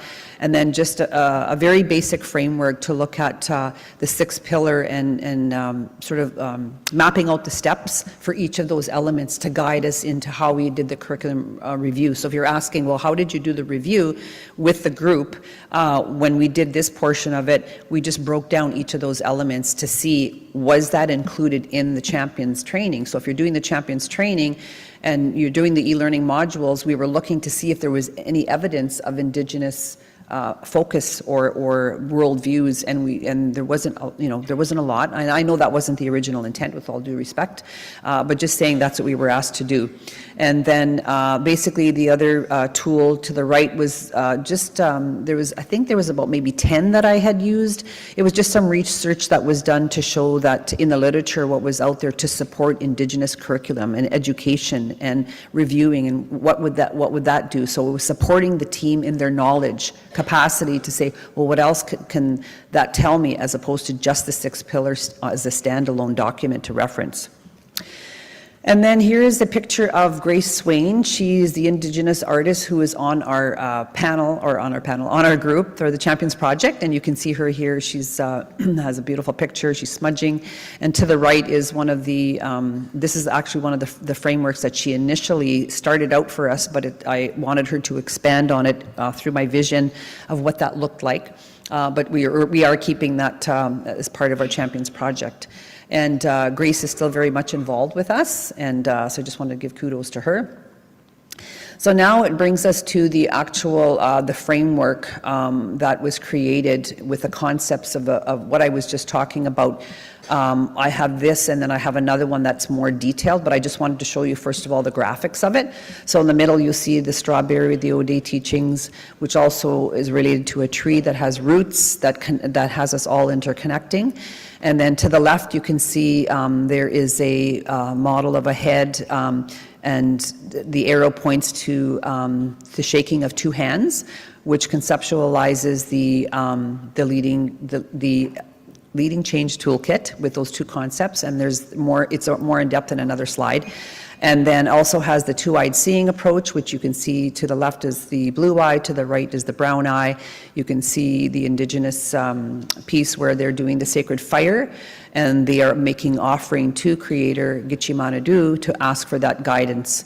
And also you can see our logo on the bottom is Winushk. He's swimming up to be part of all of this whole entity. And I'll move it along to the other slide, because this is just sort of blown up so that you could appreciate like the details of it. And then, of course, the social movement action framework and the knowledge to action framework, the leading change toolkit, which is what Doris had asked this be included in the work. And just before I ponder onto the last slide, I had a conversation with Doris, because I really struggled with that, to be honest with you. I wasn't sure how our team could integrate the leading change toolkit from an Indigenous perspective. And I did a lot of pondering over this piece, and a lot of ceremony, offering my sema to Creator to ask, please, can you guide me? Can you help me, because I'm stuck? And what I ended up coming up with is that you can't make the 2 fit. They're 2 separate entities. And any more than we're asking the framework to take on an Indigenous spin, as opposed to our framework taking on a Western sort of angle. So just wanted to mention that. So if we go back to the graphic again, that the artist Grace Swain, that she developed along with my vision. In the middle, you can see the framework with the trees, the roots that we all have interconnectedness. To the left, I already mentioned the knowledge to action framework. You can see the brain; it's thinking, it's synthesizing, it's analyzing. And to the left, that arrow goes into the action piece, and there's the handshaking of the 2 entities. And then the bubble in the top with the KTA framework, as you know, it just details what it is, which we already know. And then the right has the social movement action in the bubble with the explanation as well. And then to the left, I wanted to bring your attention to the 2-row wampum. So if you see the white it's like a white blanket and has the two purple streams. Basically, the adaptation of the two-row wampum, it parallels the work that we do with RNAO in terms of looking at the integration of how we work together. And it was developed from the Haudenosaunee back in the 1600s when the colonial settlers, Dutch, arrived on those traditional lands, and they basically when they got there, they were wanting to settle and basically saying, okay, this is how you're going to do this, like to the indigenous people, the Haudenosaunee. And the Haudenosaunee said, I don't think so. We're not going to do it that way. And that's where the wampum belt came in. And the wampum belt is made of what they call quahog shells. They're like purple and white. So they are embedded on that wampum. And the premise of that is to show that there's two waterways there. In one waterway is the colonial settlers in their ship, and the other vessel is a canoe where the indigenous people would ride down the waterways. And the intent of that was to show respect and leadership and peace, and keeping that in mind, that we would coexist together. So just like we're coexisting with the framework, and RNAO has their way of how as was just outlined here by Catherine and the team. And then for the indigenous side of things, how we do things through ceremony, through just talking with Creator, and using our languages and our ways of knowing, being, and doing. And then you can see that on the right-hand side of it, you've got the moccasins there. Again, we're transitioning from that first slide to this slide, which is still in a draft from Grace Swain, so just bear with me. But for the most part, you get the general drift of that. And the other piece I wanted to mention was lastly, is the two-eyed seeing. So on the left-hand side, as I had mentioned before, you can see the one eye. And the two-eyed seeing was coined by Elder Marshall, who is Mi'kmaq from for our global audience in Nova Scotia, which is another province.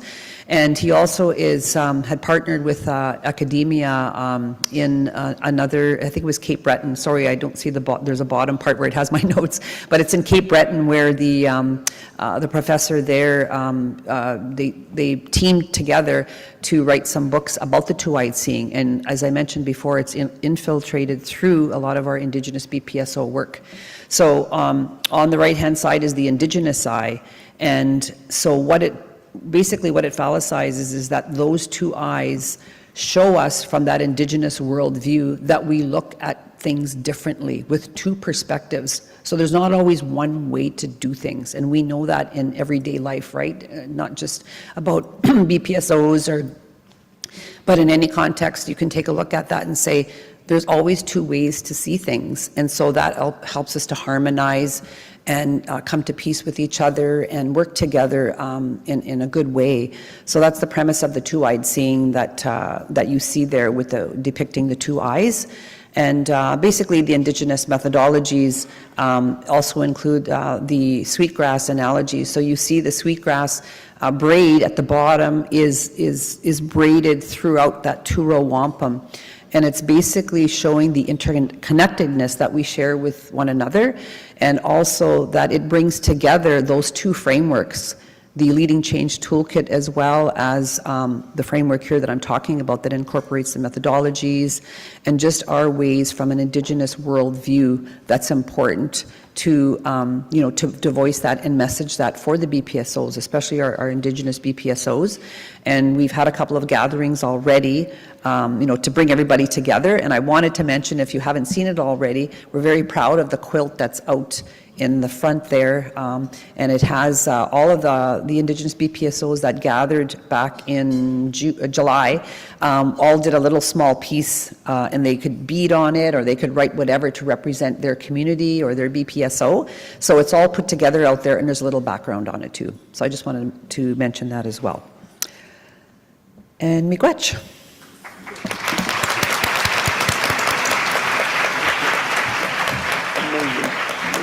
As always, amazing. And what's her name? Maxine Lesage. Remember that name. Important. I already got one. Thank you. So a few things. You saw the richness of the presentation of Dr. Squires.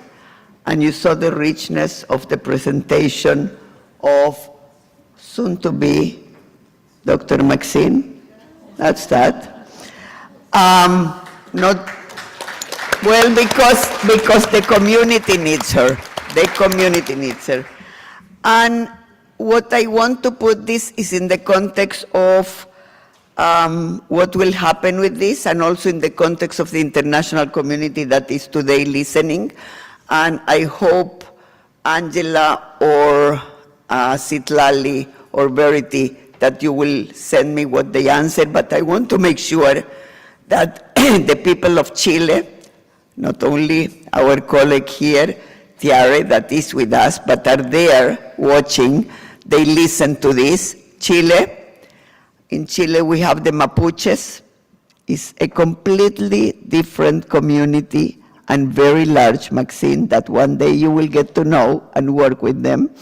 In Chile, they try politically to actually give them complete independence. It went to one person, one vote, and it unfortunately failed.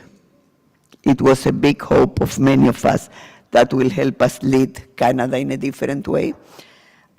In Peru, there are others. In Bolivia, there are others, etc., etc., etc. So this is, the reason I'm sharing this is because this will be shared with others, and they also will then probably, Maxine, alter it to fit, right? We speak in general terms about BPGs, about adaptation, and there are tools for that. Likely one day we will need adaptation, Maxine, for this framework of yours to be adapted to other indigenous communities elsewhere in the world. With that is that I want to share with you, and I did yesterday, that Guideline International Development accepted our proposal to develop a working group, international working group, that will be indigenous-led by Dr. Holly Graham, another person to know from Manitoba, who is leading our BPG on life promotion, suicide prevention, the first guideline that we will have on this area. We do have one for mainstream communities. This will be for indigenous communities. I want to put things in context because I have been receiving a few messages that I will not read to respect the people that have suffered suicides in their families. I mentioned before about suicide, and hence I got some messages. That when we did the homework with Brenda State last year, she is indigenous, with our colleagues at the indigenous BPSOs, the consortium in Thunder Bay last year, not this year. When we ask what year should we begin with in terms of, we called it suicide prevention, right? We have a guideline for adolescents on suicide prevention for mainstream. What age do you think they told us? And not for Maxine and for anyone else. What age do you think they told us? Go for it, Michael. 4 or 5. You know why? Because when I heard about that, I was shocked. But what they explained, and I think Michael was there last year, they said, if we don't start early, kids normalize it because they hear the family talking about this person committed suicide, this person committed suicide. And the reality is that every year when we go to Thunder Bay to work with indigenous communities, and I have been privileged to do so, every single day, someone from the audience or someone shares that someone committed suicide. And what is both heartbreaking and beautiful from a two-eye sync approach, but the blue eye, is that they live with this. They live with this, and they know it's not that they don't feel the pain, because you can see it. You can see it in the drumming. You can see it in everything, the pain. But they learn, I am assuming, to live with this, much like we spoke yesterday about other communities that learn to live with the pain.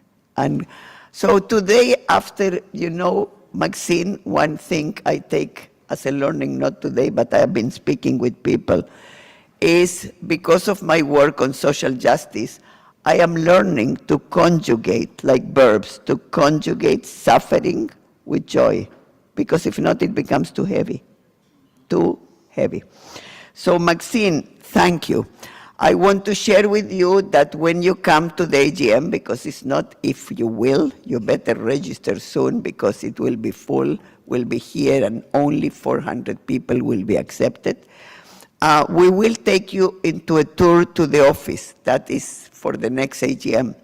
And I had the privilege, the first one external people that saw that was Tiare yesterday, because she will not be again here. So I showed her what the place is starting to look like, the construction of the collaborative spaces. And you will be amazed, Maxine. Maxine and others were very involved in developing the indigenous collaborative space. And I told you yesterday that we will call them by the names of people. In this case, the indigenous space, the first indigenous nurse in Canada. What's her name? Do you remember? I can't hear. We need mics, guys. We need to give mics, Julia or Janet or Angela or Michelle. I can't hear without the mic. So can you shout it, because I don't see the mics going around. What's the name? Anyone that can remember the name of the first indigenous nurse in Canada? As my son that is now 50, well, no. Yes? Charlotte what?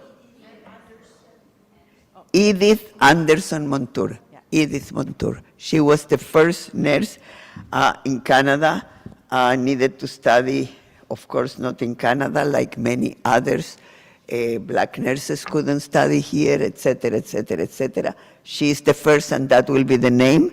And this will be in the wall of RNO in two places. Will be in the Edith Montour space, and it also will be in the Leading Change Toolkit space, because we will have the framework that you saw. Actually, this will be the first, because they own the land. Then will be the one that we all developed together, Janet Squires and Catherine, myself, and others will be there. And then it will continue in the wall of Leading Change. And there will be a story written about that, and Maxine and her colleague Grace, the artist, did the story for the Mushkuk. Minushka. Again. Minush. Okay? And it will be written so we know how it came about for years to come. We did sign an agreement. Why? Because it's very common, especially with indigenous peoples. Anywhere in the world, ask Monsanto and you will know what happened. You can Google it. That the knowledge of indigenous peoples are stolen, especially with medicines, are stolen and then they're sold for who knows what. So here there is a very strict agreement of how this can be used, and that the artist is part of the agreement and RNO is part of the agreement, not for only now, for forever to be. So with that, I'm going to now move us to our colleague Javier Punia, who is going to join, and meanwhile that she joins, talking about competencies, and these are competencies for the traditional framework or mainstream framework. Later on, hopefully, we will have one day for Grace, the artist, and Maxine's framework. I want to give a shout to our colleagues in China that are listening, in Chile that are listening, in Nigeria that are listening, in Jamaica that are listening, in everywhere in the world, Colombia, et cetera, 24 countries. Who knows how many 10,000s of people? So thank you. I leave it with you, Javier.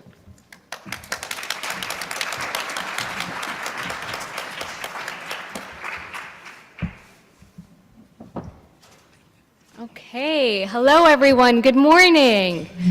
So I want to begin by just saying how grateful I am to be here with all of you, to be a part of this panel. It's really quite a privilege, and to learn alongside you yesterday as well as today, and the wealth of knowledge that each organization and person I speak to truly brings. So today we'll be talking about the Champions Competencies Framework as a set of really guiding principles to strengthen our approach and strengthen us as champions, because we are all champions in this room.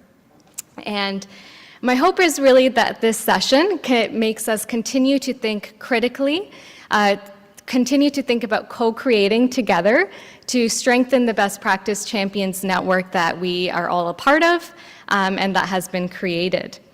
So to start, Champions is really a people-led implementation strategy. We know this. We know that champions are formal leaders, informal leaders who truly believe in evidence-based care, and more importantly, they act on it. They're trusted peers who influence others and help turn best practice into daily practice. And we don't just train champions, of course, for the numbers, but more so, we use them as intentionally as a powerful implementation strategy to bring energy, credibility, and real-life context to our change. So yes, our BPSO contracts for some of us require a certain percentage, a minimum percentage, but we really know that it's not about hitting those numbers. To make social movement happen, what matters most is how champions are integrated into teams, into workflows, into deep scaling, as Janet was speaking to, into culture. So when engaged meaningfully, champions move forward more than just guidelines. They really move people.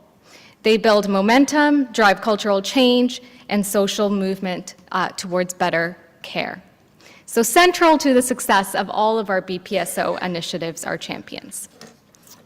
So when looking and talking about the Best Practice Champions Network and the evolution that we've been talking about, it was first established in 2002 formally, and informally, as Doris spoke to, much before that. Now this network includes over 100,000 plus champions, and probably more as we're hearing about the thousands that have joined just this session and summit today. Yes, huge round of applause. Yes. And at RNAO, we recognize that champions are critical to successful implementation. So we have, together with all of you, really invested into building a robust, comprehensive best practice champions network. This network goes beyond just identifying champions. It's really about preparing them with the right skills, the right competencies, the right resources, and connections to be effective change agents. Through structured training that we provide is one aspect, mentorship, champions really gain the confidence to lead best practices and best practice initiatives in their own settings, in their own local contexts. And the global community that we're joining and part of this collective here today really means that champions aren't working in isolation. They learn from each other, they share their knowledge with each other, and they overcome challenges together. I had the privilege of moderating a session for Grey Bruce Public Health County yesterday, where they really spoke about implementing the transitions in care BPG in their local context. And something key that really stood out to me was in that room the support that the public health sector felt from each other when going through implementing transitions in care, adapting it to their local context. So thank you, Lisa and Janet, for that wonderful session and really helping feel like it was part of a collective. So that was really inspiring. So thank you.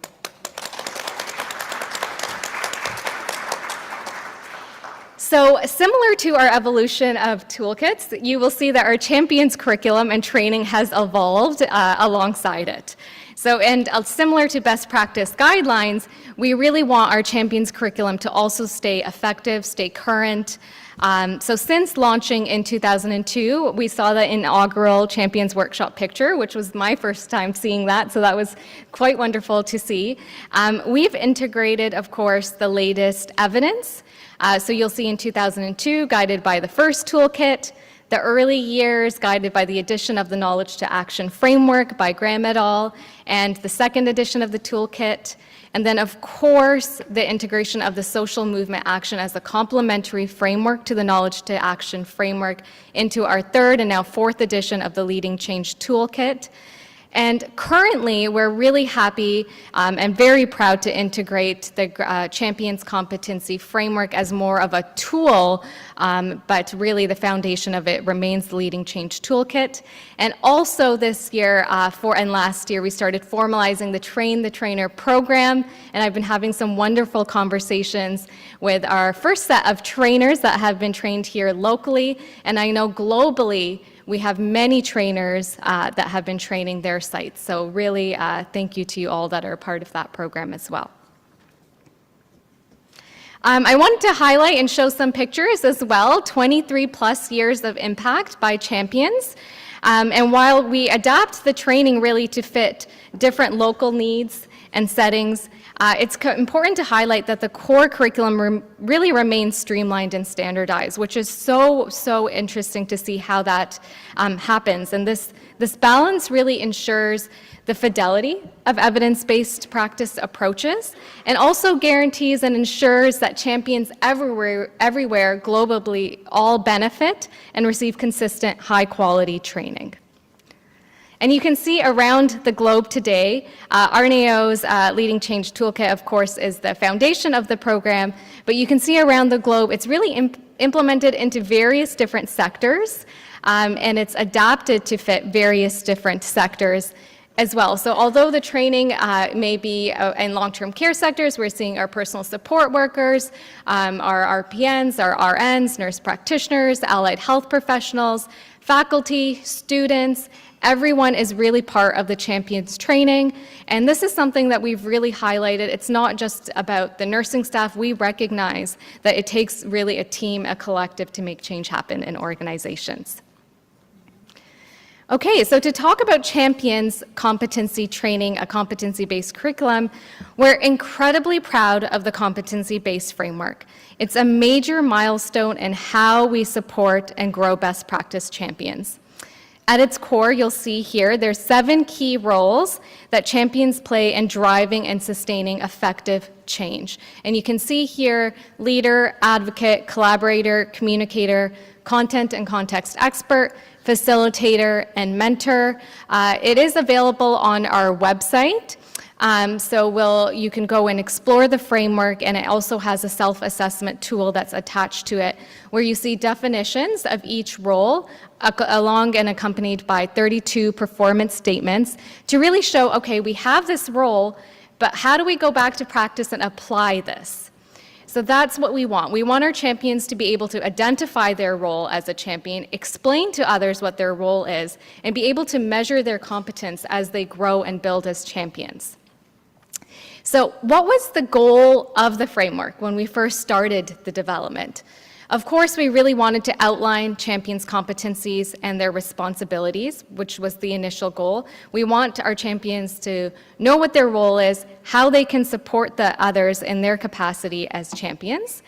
We also want to elevate their impact as champions, so leverage those principles that my colleagues here have been speaking about from the Leading Change Toolkit, from the Social Movement Action Framework, really founded in social theory of how to connect to people, and the structured framework of the Knowledge to Action principles.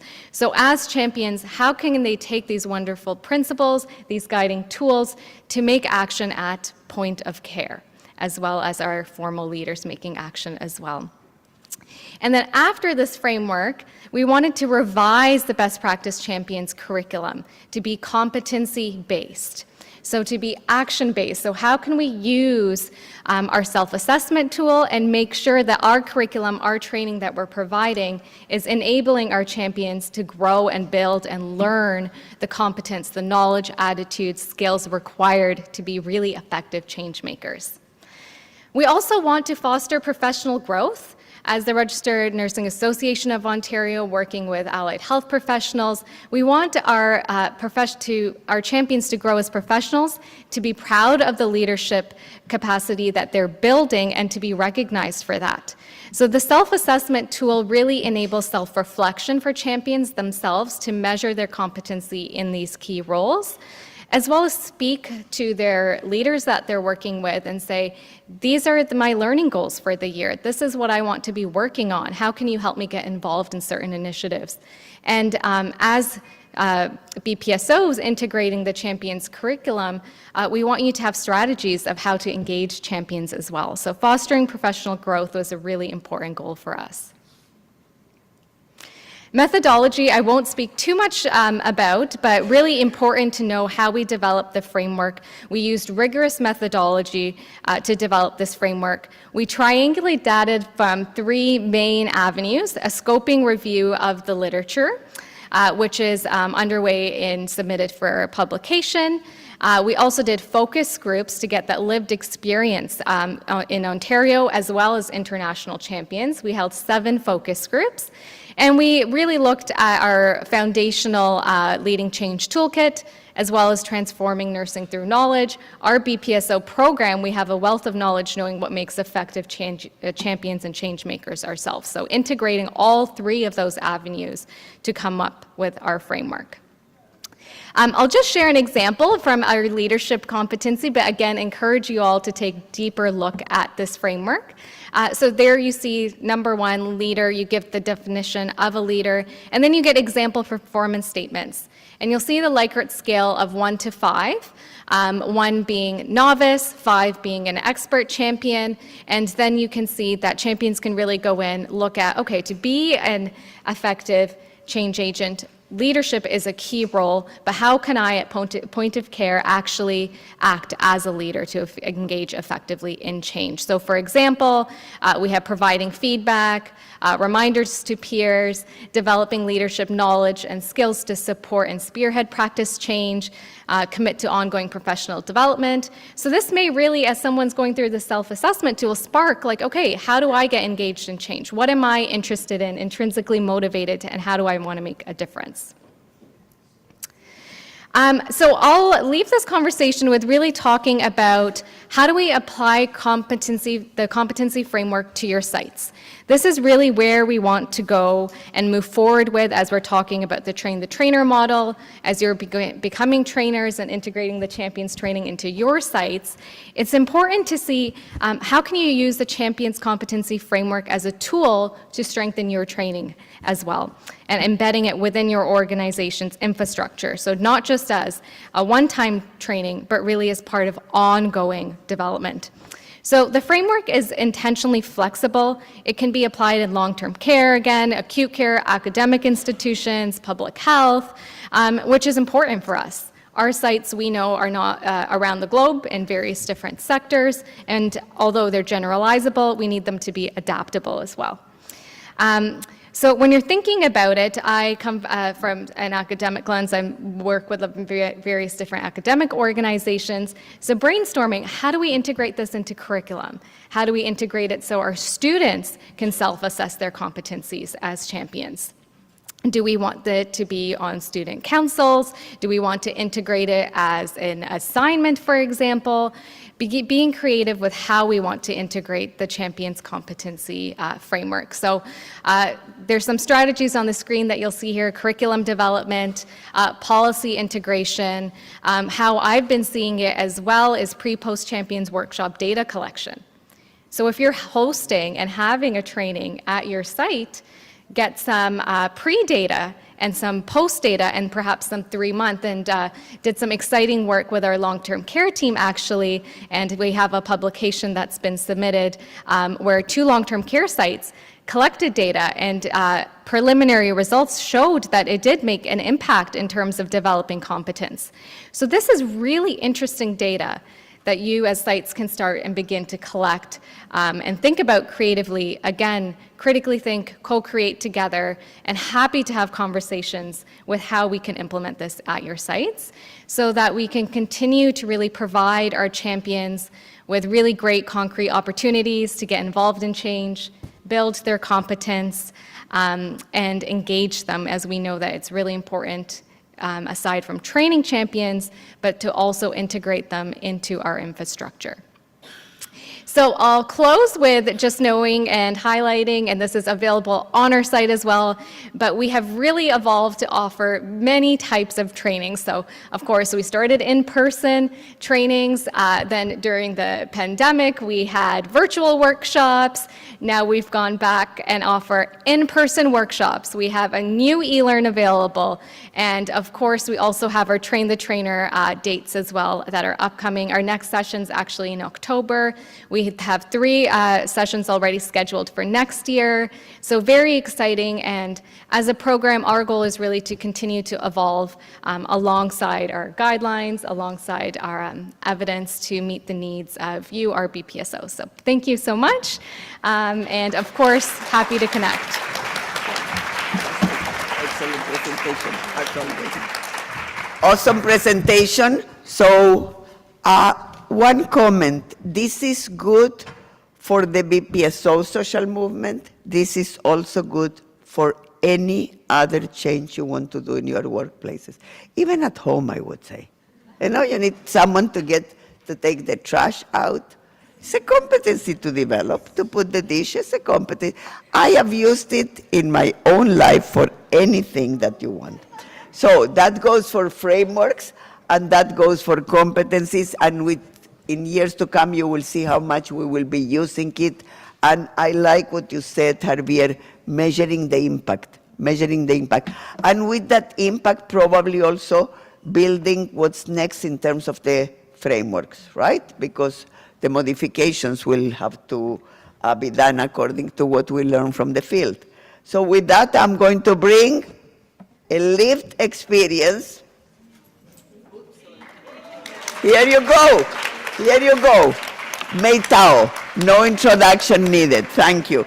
And what you do need to know is Mei Tao was a member of the developing team. Be careful not to fall there. Yes. Yeah. Developing team of the Leading Change Toolkit, the social movement to here you go, social action movement. She is also our lead, together with Janet Chi of the China BPSO Consortium. Ni hao, colleagues. Ni hao. 你们早. Hi, everybody. Oh, I got to just press it down. Okay, good. All right. Okay, here I am. Okay, so I am here to actually talk to you about how the reflection as a panel, why, when I can't go become a panel member, what are some of my reflections? So I'm going to use the word lead, L-E-A-D, lead, as to tell you that how I actually reflect as a panel member. L for L is how I link my BPSO work at TPH. So maybe I should just do this. Yeah, this is much better. Good. because it's taller than me, you know. Hey, so linked to my BPSO work, actually joining the expert panel lead me to actually know more about how using these the toolkit, especially the two framework, to actually enhance my work at TPH, to implement, to evaluate, to sustain the BPSO, PPGs. And that I transfer the knowledge to my colleagues in TPH, and so that they also know these the framework. Well, E is excited. Oh, I can tell you how excited I am.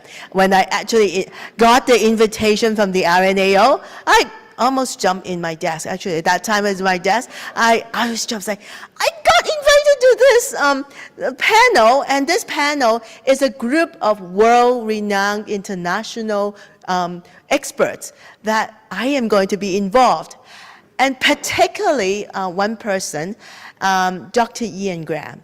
The reason why is that at that time I was doing my master, and I was using, I read probably most of his article at that time because of my master thesis, and then apply the KTA framework in my thesis.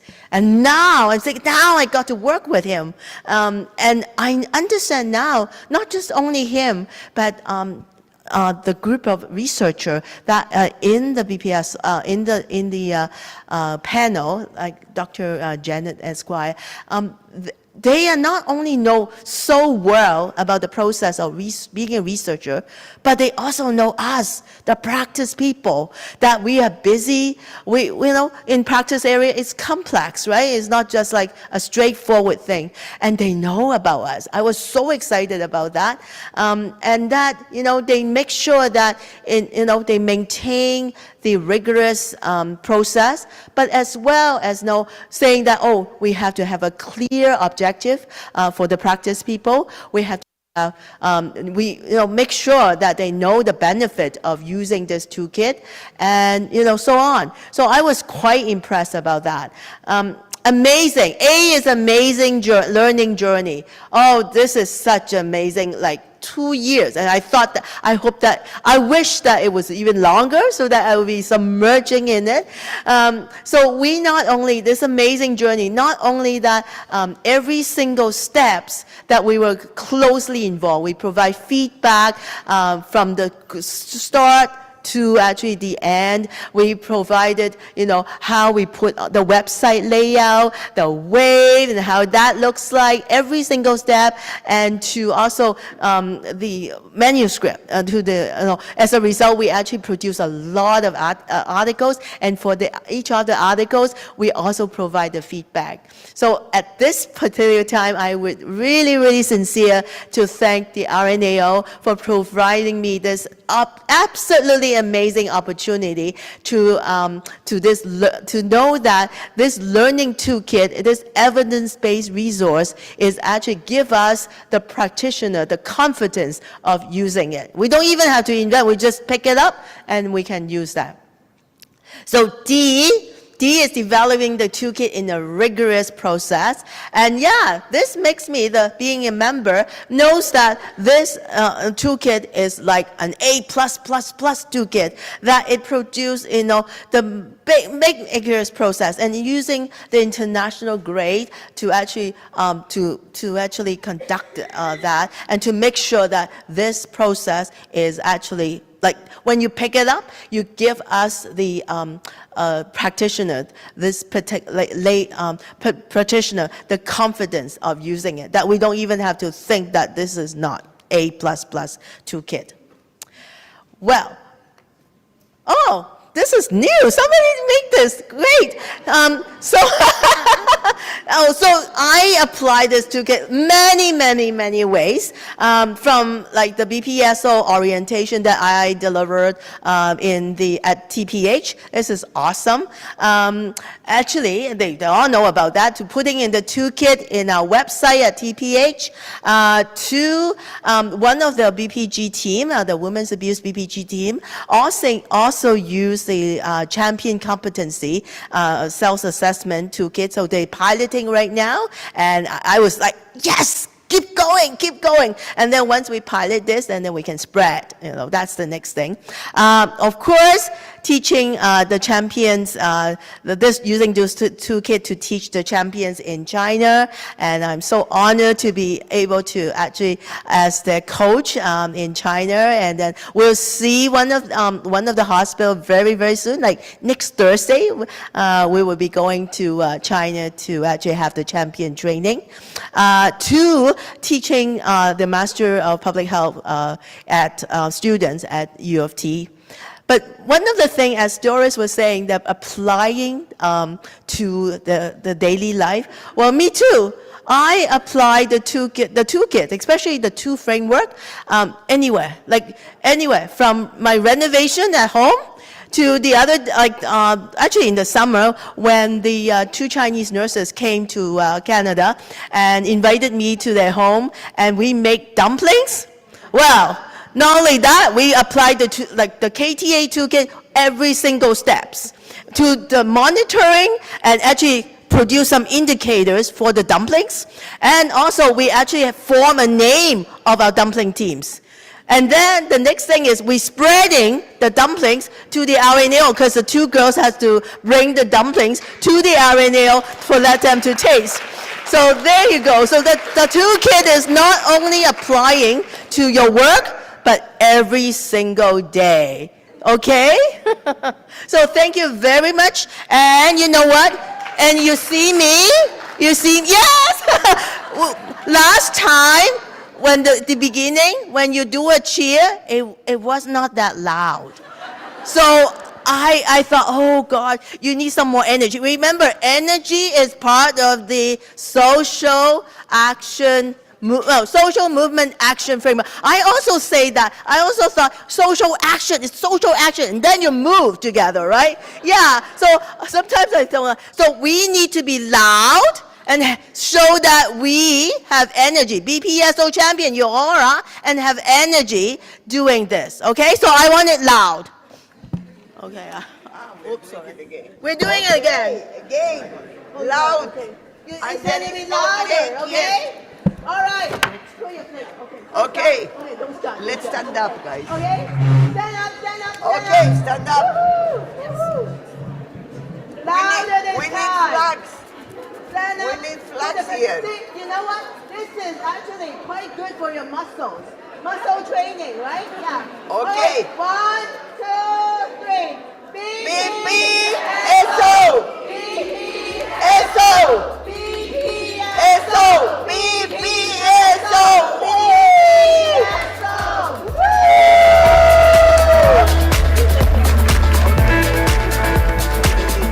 No break yet. A few minutes.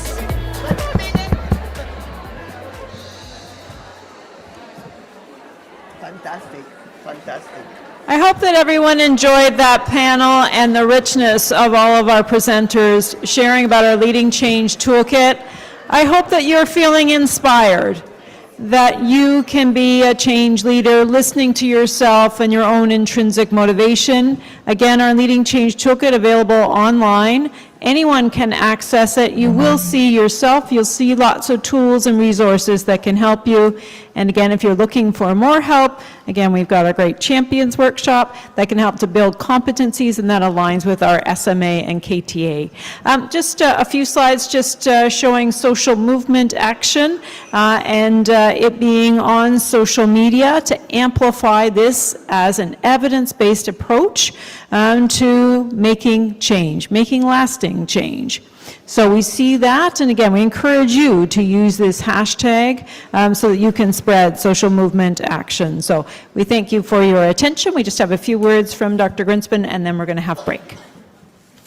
Thank you so very much, and what a treat to hear our colleagues. How does this work here? I do want to show something, so I need to put this thing back. Here we go. Okay, so we have, as you know, 24 countries.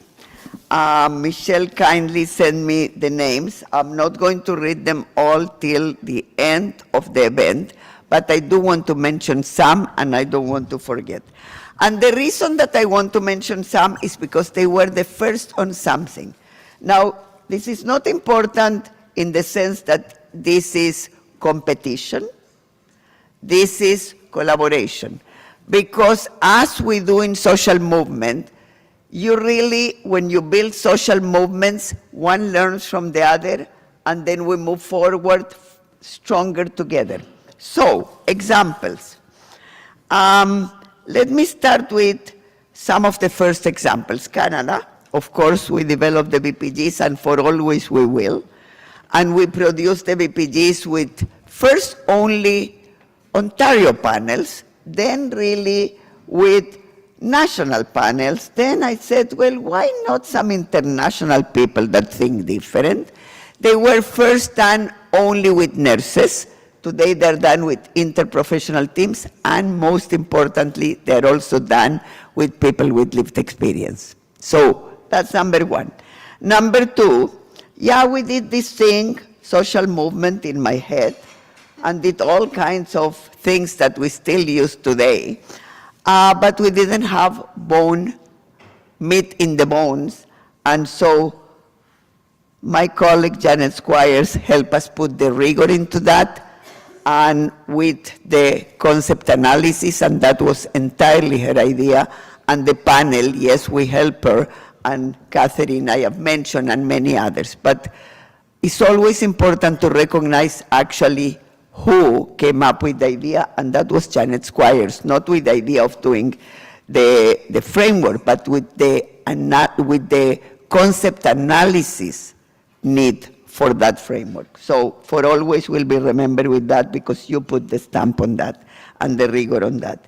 Our colleague Maxine, to really say this doesn't fit Doris this way. It needs to be a two-eye sync approach. Don't try to merge together any of this because it ain't going to work. And then I think, and I need to do some more homework for that the teachers, you know, we spoke a lot about social movement the moment we walked into here. That was me, first of all, with Darren Pin, before even BPSO. I was so devastated when I was director of nursing, and even when I was a nurse, either in this country or others, that nurses will turn their name tag, they will not put the pin. In Canada, even they dress whichever way they want, not the way that you go to China. Still, really, they dress as we used to dress in nursing, and people knew they are nurses. So I invented the pin. But in BPSO, was not Canada that invented the pin. The pin was invented in Colombia. Our colleagues in Colombia, Maribel and Olga, are the ones that first had, and it was a massive pin, let alone, and then other pins. And then I came back home from there and I said, hey guys, everybody has these beautiful pins. Can we not have also one? So that's from where the idea came. And then you have in Spain, the icons in X. You know, with Twitter was back then. I came back home, I said, listen guys, everybody has these icons that look BPSO-ish in Spain. This was Jesus and others. How come Canada says? Well, then you find who is going to do it, who is competitive. So Jennifer Yu is not here, I think. She was yesterday, and I will see her tomorrow likely again. But there was the name of Vanessa Burkowski that some of you may remember. My dear friend, past president of Arenio, chief nurse of Ontario, Vanessa Burkowski was my person to call to make it happen. So I called Vanessa and I said, Vanessa, you know what?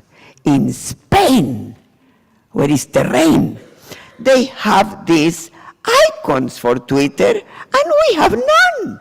Who is going to do that? She goes, oh, don't worry, we will be the first. So they, Humber River Hospital under Dr. Vanessa Burkowski was the first with the icon in Canada. And we learned then that from Spain, from Jesus and others, and my colleague Esther and Maite, and so they did that. Spain also did, as you know, the translation of the VPGs and does it to this day, although now we are doing so many VPGs that we created a translation consortium for Spanish, and many colleagues are collaborating. And then came this thing called China. And don't try to compete, please. Because China, I couldn't believe it. When I went, I said, imagine, they must be confused, or you must be confused, because imagine, this doesn't look like a meeting only. This looks like a lot bigger than a meeting. With the first time we went, and nurses were standing with signs, and they were lineups, and the hospital was with the banner, welcome colleagues, BPSO, around the entire hospital. Don't try to compete with China. Everything they do is big, and everything they do is impressive in terms of visibility. So don't competing with China. NIHA colleagues in China, we ain't going to compete with you. And then came this. So I went to one of the events, and I don't have that little mascot here, but that was a colleague in the university. I'm looking for this. A colleague in the University of Talca in Chile that did a mascot. I didn't know what they were doing, really. So this was Maria Esther Muñoz from Universidad de Talca, and I went to do their audit with Amalia Silva, leader Amalia Silva, and here they had a mascot. Like, what was that about? Well, you wouldn't know. Then I went to Hospital Trabajador, and some of you were at the AGM last year, and my poor Segurito fell from the table that I had him, another mascot. And this time when I went, now Segurito has a friend that her name is Rita Socorro. So now we have this mascot, don't fall. And then Copiapó, Valeria did, this is why I said to you, you can't copy anymore. They have this mascot, the Duque, and they created a nursing uniform for it. And then, where is my colleague Jessica from Shepherd Village? Is Shepherd Village here today? They were here, she was here yesterday. And because she did this to me, when I went to her place with Julia Finesco, the first thing she asked is, where is your mascot? I go, oh, my mascot has a cold. Well, my mascot also had a cold yesterday. Has a lot of colds, my mascot. So Marianne, my husband, dropped it to Marianne, and Marianne brought me the mascot. Thanks, Marianne. But Shepherd Village now has a mascot that is gorgeous. And we copy that from Chile. And China told us they're doing a mascot. That is what social movement is all about. You needed to see Madame Mei Tao in China with her thing here of a Reneo bag, with all the mascots working with her. These two ones went to Brazil. They have traveled more than you guys. They went to Brazil. They're going to China maybe. We will see which one. We can't keep taking all of them now. But we are going to be doing some type of the nicest mascot, the most fun T-shirt, the best poster. You know, we always write posters, so that's a tip for Janet Chi for the next one that we do, Global Summit. We will do the best posters, the best mascot, and people will bring not only the banners, but all the new things that you guys are inventing as part of social movement that makes us unique, that makes it fun, that makes it engaging, that makes it interesting, and that's, you are doing it. So thank you very much. Let's take a break, and let's come back in 10 minutes for the next session. Thank you, everybody. And I forgot that Nigeria, by the way, has a hymn. They sing, and they are going to invent the BPSO one.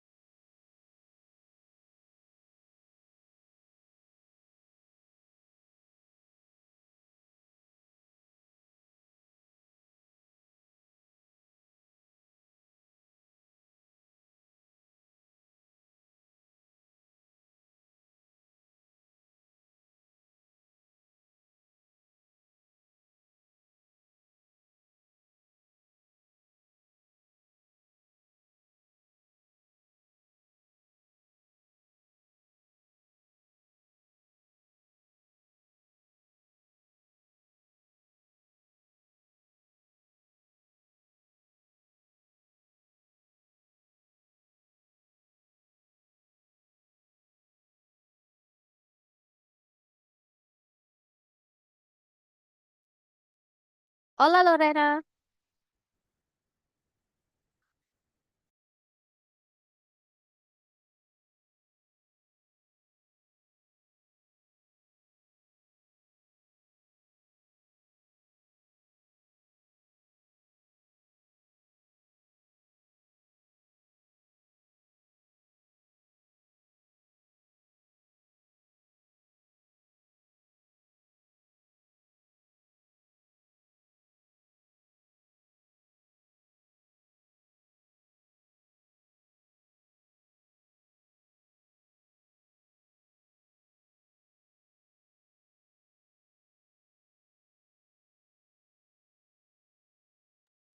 Hola Lorena, can you hear us?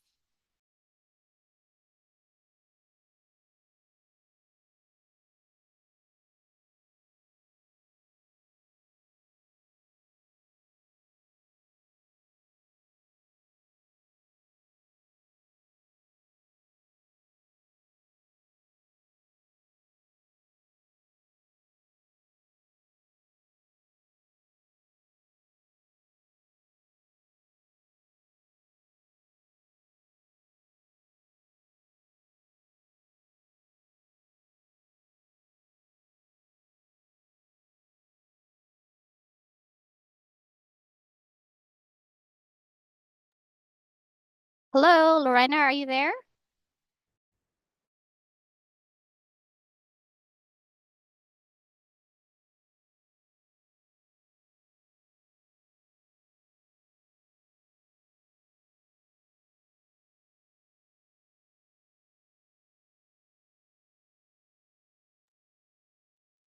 Hi Lorena, can you hear us?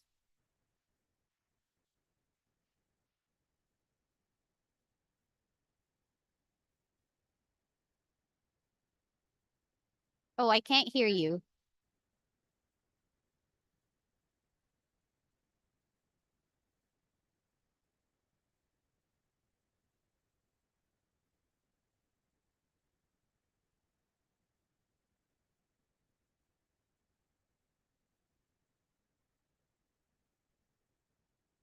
Can you say something?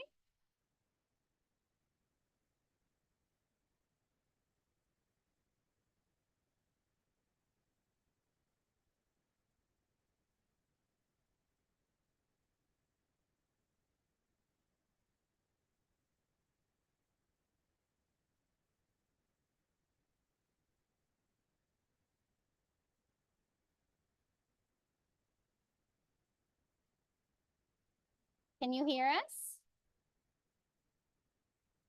We can't hear you.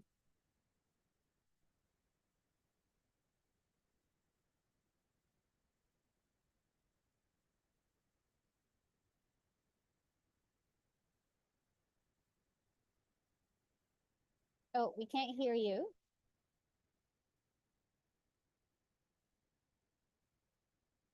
Are you able to exit and come back in?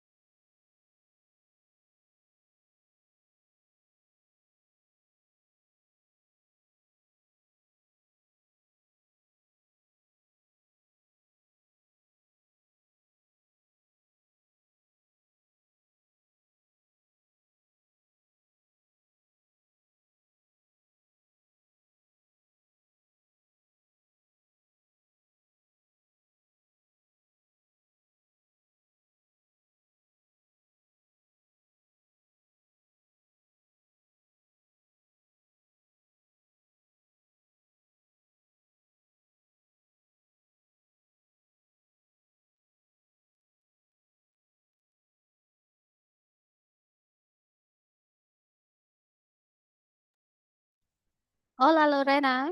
Can you hear us? For those of you in, ¿Ahí me escuchas? yes, perfect. We can hear you. Sí, sí los escucho ya.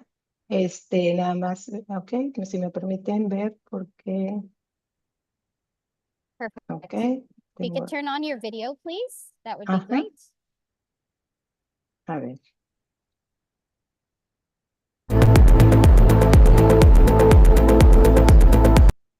¿Listo? Ahí ya está. Ustedes me dicen. Perfect. Thank you. Oh, we can't see your video.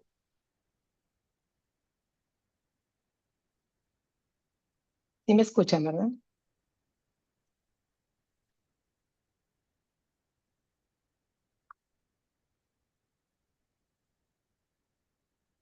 We can hear Ok. you. It's Ustedes just we can't see you. van a poner la presentación, ¿verdad? Yes, we have your presentation. Ok, And prendo cámara. Mhm. Ahí me ven. Perfect. Great. Thank you. Wonderful. So we can just stand by for now, and then the next session, it will be starting momentarily.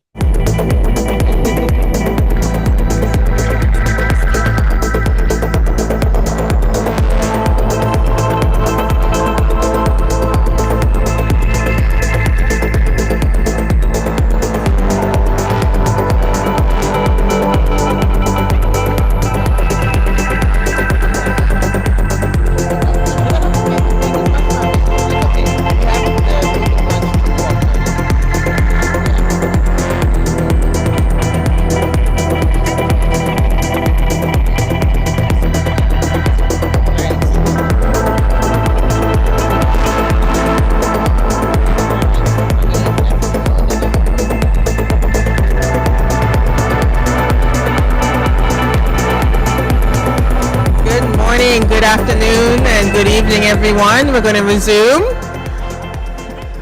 our fourth plenary panel of day 2. And today we're going to be speaking about the third edition of the People-Centered Care Best Practice Guideline that is being launched today on our website. So I'm very happy to introduce the moderator for this session, which is Dr. Nicole Graham, who is a guideline development methodologist and implementation science manager at RNAO Canada. Over to you, Nicole. Thank you. Thank you, Michelle. It's an absolute pleasure to be here with you today. Good morning, good afternoon, and good evening to everybody that is joining us here at the Plenary 4 of the BPSO Global Summit. So, as Michelle said, today we are gathering to celebrate principles of people-centered care. I'm deeply honored to be here with you today, both everybody in the room as well as those joining virtually, globally, to share in the launch of the much anticipated third edition of the People-Centered Care Best Practice Guideline. Woo! This new edition marks a significant milestone in our collective journey towards transforming health systems to be more compassionate, inclusive, and responsive to the needs of individuals, chosen families, and communities. So I'm deeply grateful to be the one that's here and honored that I'm able to announce to you that the third edition of the People-Centered Care has officially launched. It's freely available online, for download worldwide. The milestone reflects dedication of many contributors and the ongoing commitment of people to advance people-centered care across health systems. This guideline would not be possible without the invaluable contributions of our expert panel, which were composed of individuals with lived experience and a diverse range of expertise, spanning clinical practice, education, research, and policy. The panel represents voices from across the health and social service sectors, academic institutions, and practice areas.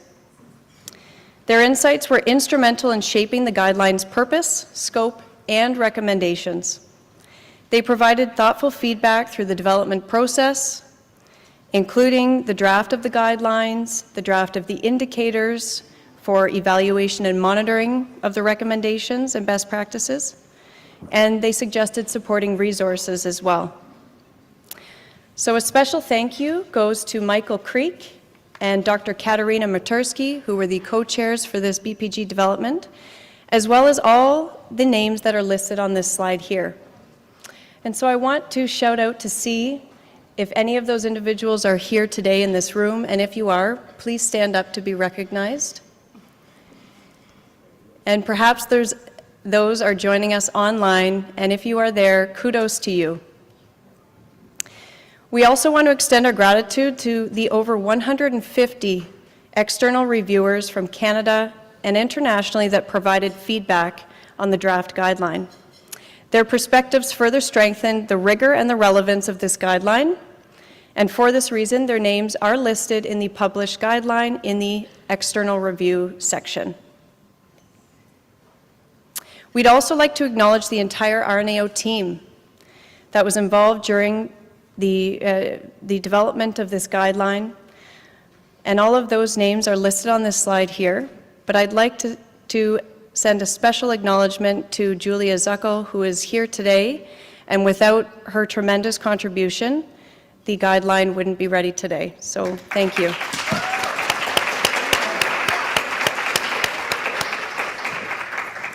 And there's more. Of course, a guideline of this size and magnitude could not be done without a huge team of individuals.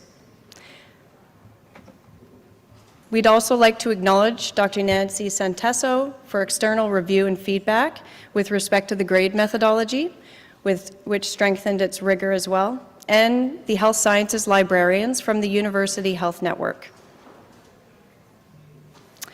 So the third edition of the People-Centered Care Guidelines strengthens the evolution of how we approach care across our health systems. The updated guideline replaces the 2015 Person and Family-Centered Care version, but it also merges two foundational guidelines: the Establishing Therapeutic Relationships and Strengthening and Supporting Families Through Life Events, both of which were published in 2006. The decision to merge these guidelines was driven by overlapping clinical concepts such as trust, empathy, and partnership, which are all foundational to people-centered care. We also made this decision based on the valuable feedback from our best practice spotlight organizations that confirmed that the merger of these three guidelines would simplify implementation and evaluation. It reflects a global shift away from the traditional paternalistic models of care towards approaches that truly center people. With inclusive language, updated evidence, and actionable statements, this edition responds to today's diverse and dynamic health realities, helping systems worldwide deliver care that's not only effective, but deeply respectful of people and their chosen families. So in this third edition, there's equity-focused language that's intentionally integrated throughout to promote inclusivity, reflect diverse lived experiences, and support respectful engagement across all populations. The term people-centered care was adopted in alignment with the World Health Organization and endorsed both by the expert panel and the external reviewers. It moves beyond labels like patient or client, which can suggest passivity or a transactional relationship. Instead, it embraces a more inclusive and empowering approach that recognizes the vital role of chosen families, caregivers, communities, and cultural context in healing and health. Here, people refer broadly to individuals, caregivers, chosen families, and communities. So what's new in this guideline, and how is it different from the previous edition? As we move into the 2025 edition, you're going to notice that some of the recommendations from previous guidelines or previous editions are still present. However, they might look a little different. They might be worded in a different way, and they might be found in different sections of the guideline. So for example, in the implementation tips or in the appendices. Now what's new about this 2025 BPG is the introduction of 4 new focused areas, which I will speak to in just a few slides. What's different about this updated guideline is the alignment with the grading, recommendation, assessment, development, and evaluation, the GRADE methodology, which has been spoken about previously, and I know Doris mentioned that yesterday. So since 2017, the RNAO has been using the GRADE approach to develop their guidelines because it's rigorous, it's transparent, and it's the current international standard for guideline development. So what you'll notice is the recommendations, strength, and level of evidence are described in a different way. As we move into the heart of this guideline, it's important to highlight its renewed purpose. This edition is designed to promote evidence-based, culturally responsible, and equitable practices that support people-centered care. It equips health and social service providers with knowledge, skill, and judgment needed to build authentic relationships, learn from those accessing care, and co-design care plans that truly reflect individual needs and contexts. These recommendations are not only timely, they're essential for embedding the philosophy of people-centered care into today's evolving health system. This guideline has a broad and inclusive scope. It's designed to optimize health and wellness across the life continuum and improve experiences and outcomes for everyone in the health system. It's grounded in the quintuple aim and aligned with the UN Sustainability Development Goals, and it supports global health priorities. It offers evidence-based recommendations for nurses and other members of the interprofessional team, educators, health and social service organizations, academic institutions, people receiving care, and their chosen families. It applies to all health and social service sectors and settings, from public health to palliative care and social service settings. So at the core of this guideline are 5 guiding principles, which were identified by the expert panel. And these include cultural safety, trauma-informed care, intersectionality, strengths-based nursing and healthcare, and reflective practice. And these are foundational to all the recommendations and the good practice statements found within the guideline.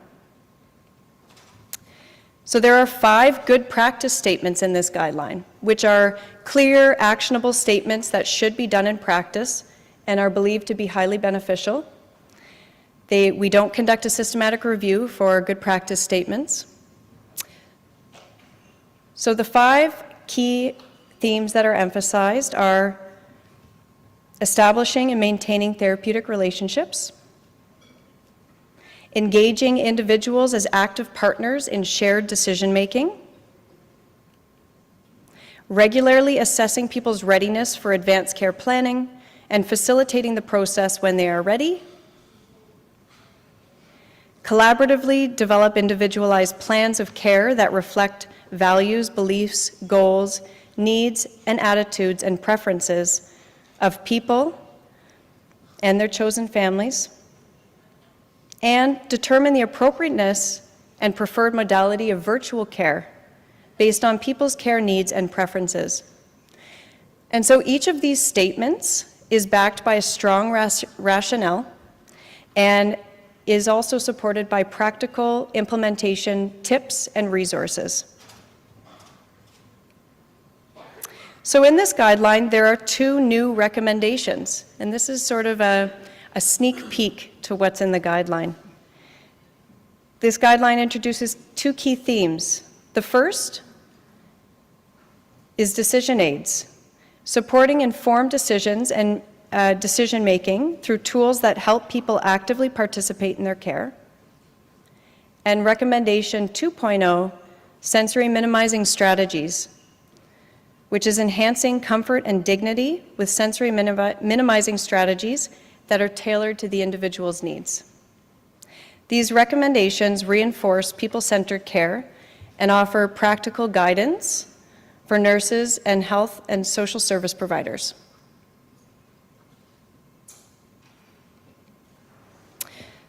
So this is the very exciting page that's highly relevant to everybody here in the room and around the globe, and it's showing the implementation resources that are together with the BPG. I want to bring your attention to the image on your left, and that is the new face cover of the People-Centered Care BPG. It is currently online at the RNAO Best Practice Guideline website. You can see the QR code beneath that you can access right now and download and take a look at the full guideline. On this website, it's also important to note that there's lots of other resources for you. So there's a brief overview of what's in the guideline. You can also look at a summary of the recommendations and good practice statements as a separate excerpt from the guideline. And if you're more interested in looking at the rigorous development process and the methodology behind the guideline development, there is the full methodology document available to you. Further to that, we have a deeper explanation of the advancements that are occurring in BPG methodology across RNAO, and that document explains what the grade methodology approach is and why we're using it and how it can be interpreted. In addition to that, this is a very exciting offer that the RNAO is providing for everybody on the website, is a gap or opportunity analysis that is ready to go. It's a template for you to use in your clinical practice today. And what it will offer is a platform to be able to compare current practice to future desired practice. You can use the mapping document that's also on this website to compare the previous 3 editions that were merged, all of the recommendations within there, compared to the current edition recommendations and good practice statements. And it sort of aligns where the previous recommendations can be found or are elaborated on within the new edition. And last but not least, save the date for more information on the People-Centered Care 3rd edition Best Practice Guideline. Please join us for the webinar that is approximately 1.5 hours in length on November 10th from 12 p.m. to 1:30 p.m. There will be a registration link that will be emailed globally or emailed widely to everybody, and it will be made available on the website. And so this was just a sneak peek today at the People-Centered Care BPG, but to learn more, please do join our webinar. Thank you.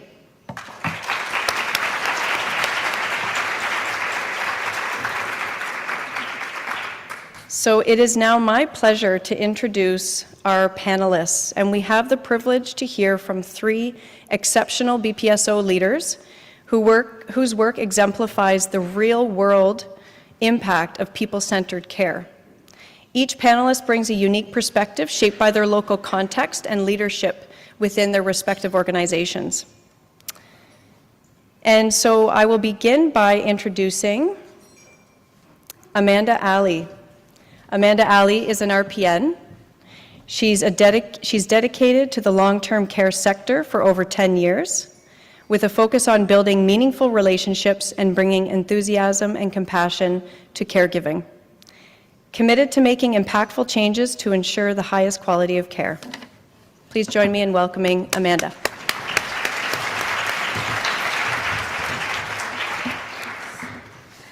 So, good morning, everyone. Good afternoon to whoever is joining. And I just want to say thank you, first off, for the opportunity to be able to share some of the things that we do at Holland Christian Homes. So, when I think of the word champion, I think of a person who leads, but not just leads. They lead with a passion. And today I'll be sharing our journey as a BPSO organization and what it has meant for us in regards to some of our changes. Our focus has been on embedding person and family-centered care into every aspect of how we work. You'll see how our journey has unfolded, the structures we use to sustain this change, and the role our champions play to bring this best practice to life. When I refer to our champions, they are our best practice champions, but at Holland Christian Homes, we call them champions of change. So Holland Christian Homes is a faith-based, not-for-profit organization that provides care and housing to seniors in our community. So we operate 2 long-term care homes, Grace Manor with 120 beds and Faith Manor with 160. In addition, we do also have 6 independent living towers. So just a little background. Together, these homes serve hundreds of seniors, and what makes us unique is that we see it more than just providing care. It's about building a community where residents feel valued, respected, and at home.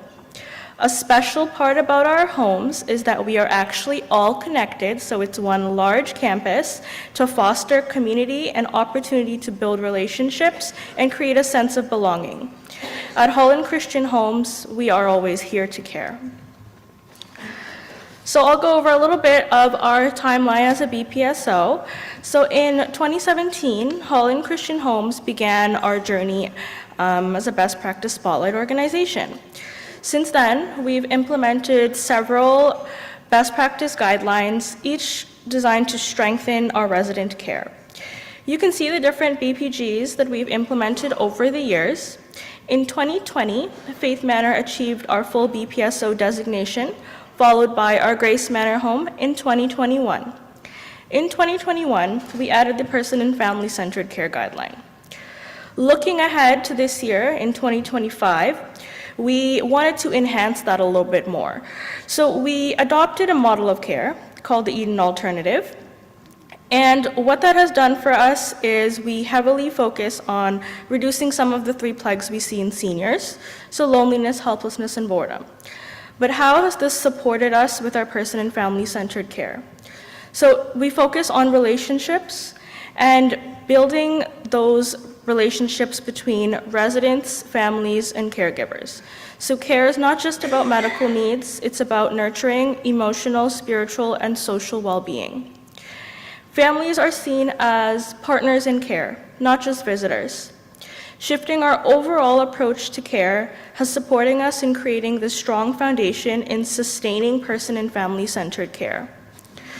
This timeline just shows that change doesn't happen all at once. It's a continuous journey, and it doesn't go one way. We always go back, and then we go forward. So to make all this possible, we use a structured approach to change. So at the top, you can see we have our program leads who guide our process.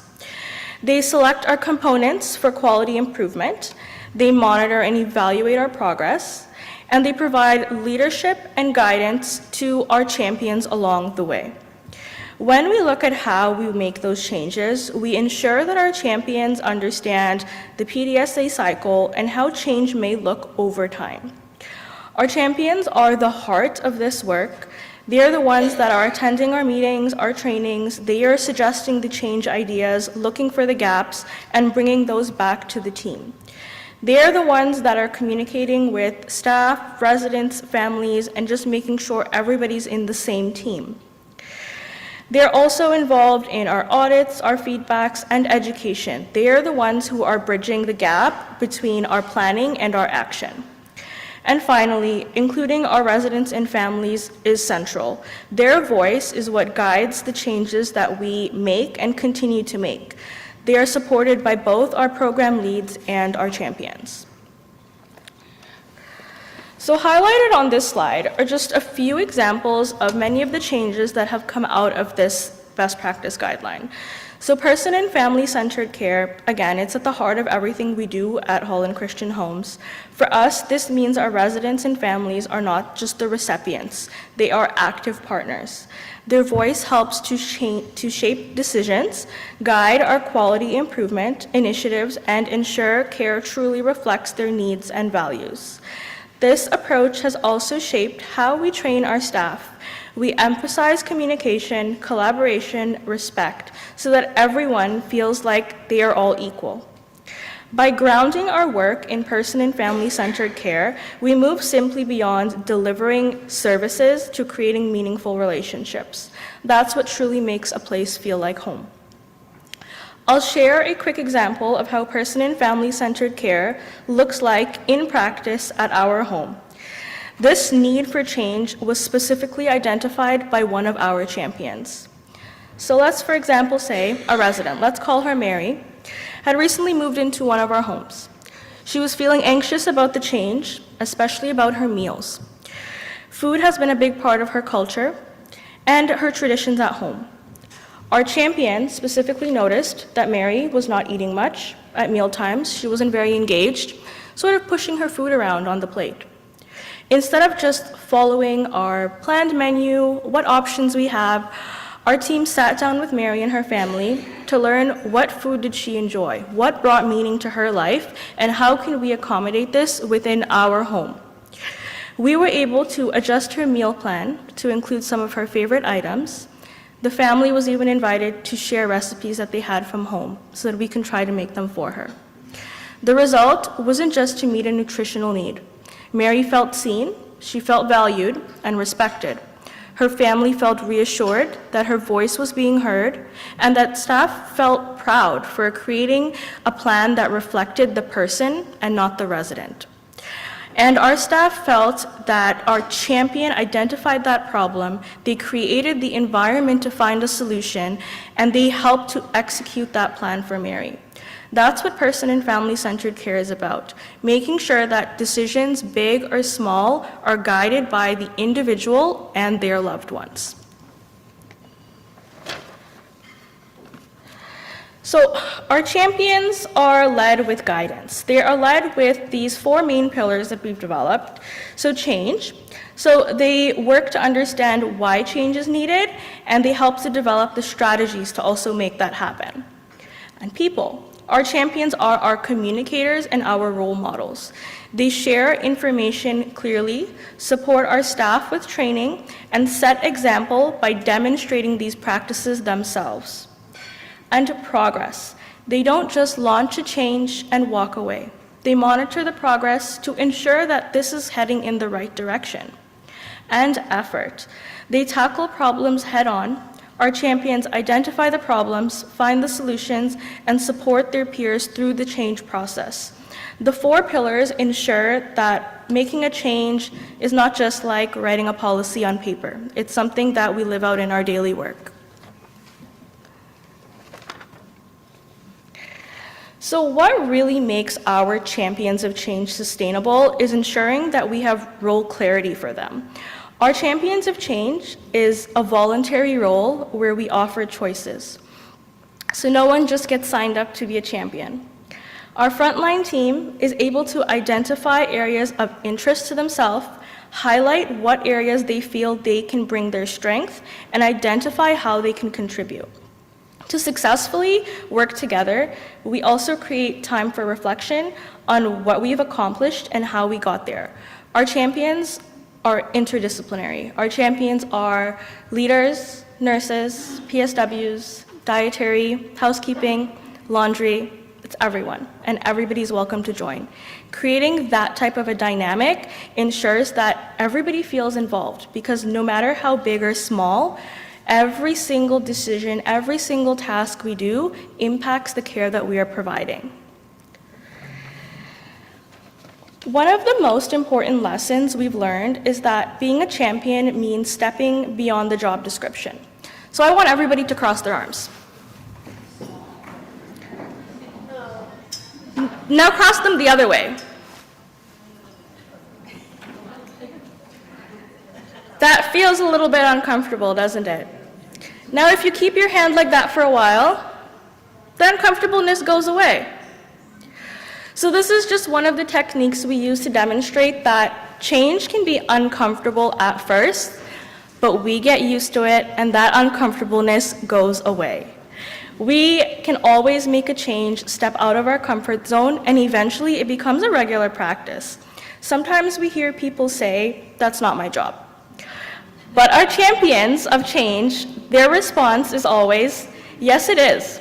Because creating a culture of excellence and compassion is everyone's responsibility. We also ensure to put supports in place to make change easier.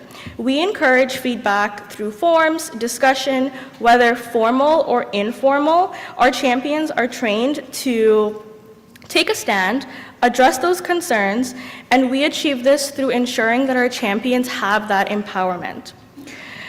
We use those activities like cross your arms to show how change is uncomfortable at first, but we can quickly adapt.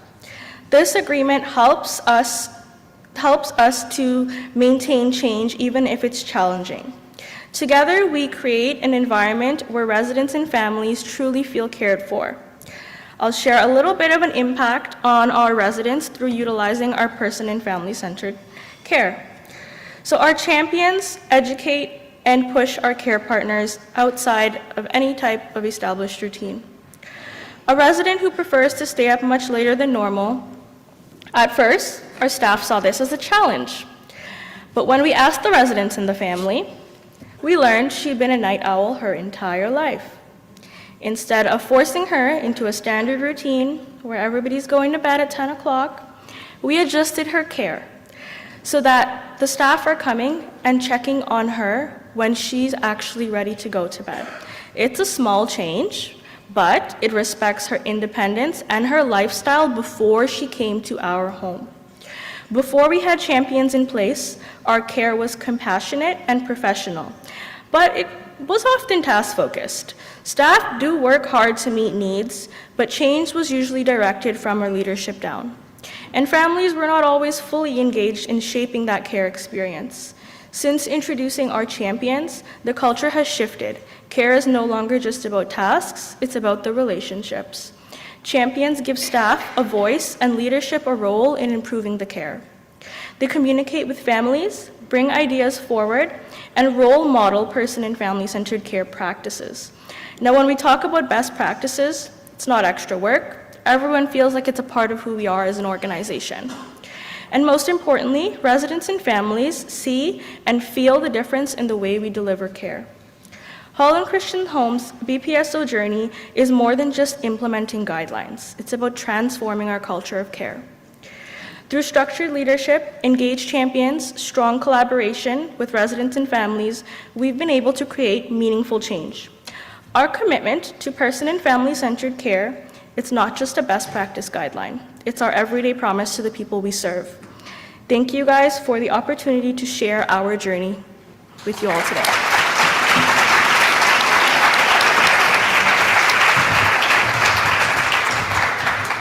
Thank you for that wonderful presentation, Amanda, and for sharing the journey at Holland Manor. Next, we're going to move to a presenter that is presenting online, Lorena Chairs. She is a nursing professional with extensive experience in critical care operational management and quality improvement in healthcare. Since 2023, she has held the position of Corporate Nursing Operations Manager at Christus Muguruza, leading institutional strategies for safe, people-centered care. She has promoted key projects in response to GLINT, G-L-I-N-T, and coordinated high-impact campaigns such as the COVID-19 vaccination campaign. So please join me in welcoming. And she's the lead BPSO at Christus Muguruza. Yes, excellent. And so please welcome Lorena.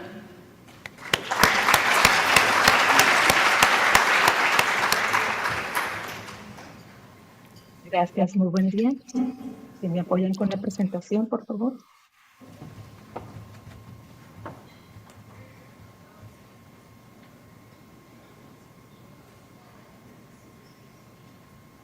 Muy buenos días, tardes a todos.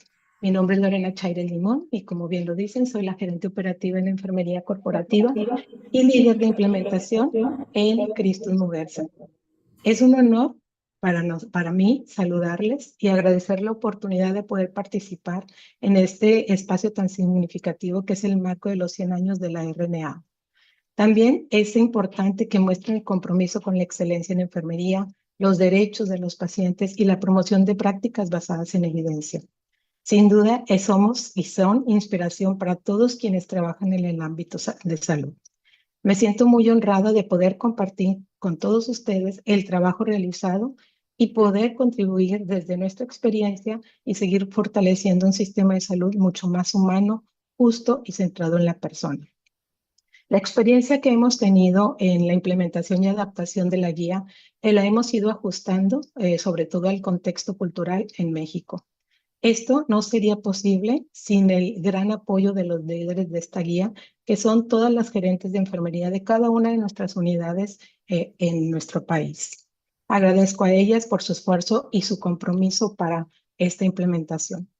La atención centrada en la persona es un enfoque que busca colocar al paciente en el centro de la atención sanitaria, respetando así sus valores, sus culturas, sus creencias y preferencias y necesidades identificadas. Les hablo un poquito de nuestro sistema. Nosotros brindamos atención médica integral de alta calidad a nuestras comunidades, ofreciendo servicios que van desde la prevención hasta tratamientos complejos como oncología, cardiología, medicina crítica y trasplantes de órganos.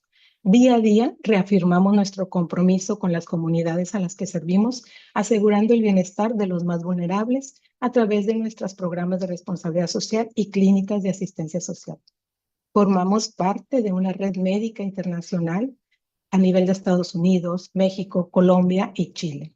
También es importante resaltar que hemos certificado de manera nacional e internacional con el CINASAM, Consejo de Salubridad General, y la Canadian Healthcare Council, que esto han venido a avalar el cumplimiento de los estándares de calidad y seguridad en la atención de nuestros pacientes. También tenemos una certificación en Chase Pen Center, Centro de Excelencia en Pacientes con Dolor Torácico, y la HUCI, que es la humanización en las terapias intensivas. Siguiente, por favor. Bien, la atención centrada en la persona es una respuesta ética y necesaria para humanizar los servicios de salud. En los contextos técnicos que hoy en día existen en los hospitales, el recuperar la dignidad del paciente es completamente importante. Y esta guía nos permite pasar de esa atención de protocolo o protocolaria a una relación verdaderamente genuina, que es ver a la persona de una manera integral, de una manera completa, y dejarlo de ver con ese enfoque biomédico. ¿A qué nos estamos refiriendo con esto? Requerimos un cambio fundamental de manera de prestar los servicios de salud para enfocarnos o desenfocarnos en ese tratado rígido y mecánico que no hay más que hacerlo más humano, más empático, con un propósito y centrado en la persona. Siguiente, por favor. Nuestro objetivo va de promover prácticas de atención a la salud, colocando al individuo y a su familia, centrando en la atención y reconociéndolos a ellos como socios activos en el proceso, en la toma de decisiones y en la planificación de su atención. Siguiente, por favor. Es por esto también que para nosotros ha sido muy importante en todo este viaje el cómo poder adaptar a nuestra cultura. Sabemos de antemano que todas las guías internacionales, muchas de ellas debemos de ajustarla para poder serlo efectivo en nuestros contextos, en nuestros entornos culturales. México es un país que tiene una diversidad de cultura y que ha influido en la atención o cómo los pacientes perciben y reciben su atención médica.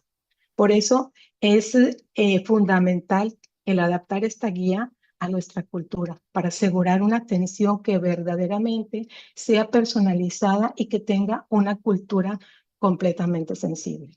Es por esto que dentro de esta metodología nosotros nos utilizamos los dos marcos complementarios que ofrece la RNA, donde habla del movimiento social, del marco de conocimiento-acción.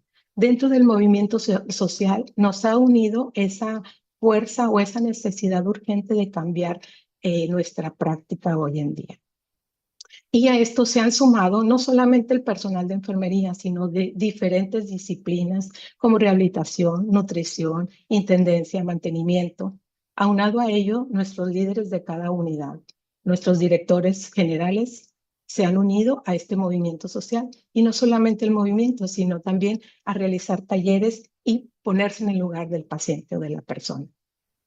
Dentro del marco de conocimiento-acción, hemos ido analizando cada una de las fases y como bien lo estamos mencionando en ponencias anteriores, hemos retrocedido y hemos seguido avanzando, porque esto no ha sido una tarea fácil, sin embargo, el camino nos ha llevado a poder visualizar esas áreas de oportunidad que tenemos mediante los análisis en cada una de las fases.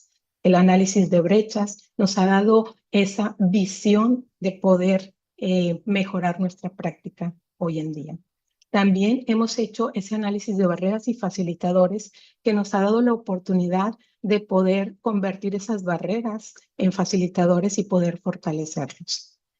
Otro punto importante es resaltar la participación de nuestros stakeholders, nuestras partes interesadas, que sin ellos también esto no podría ser posible.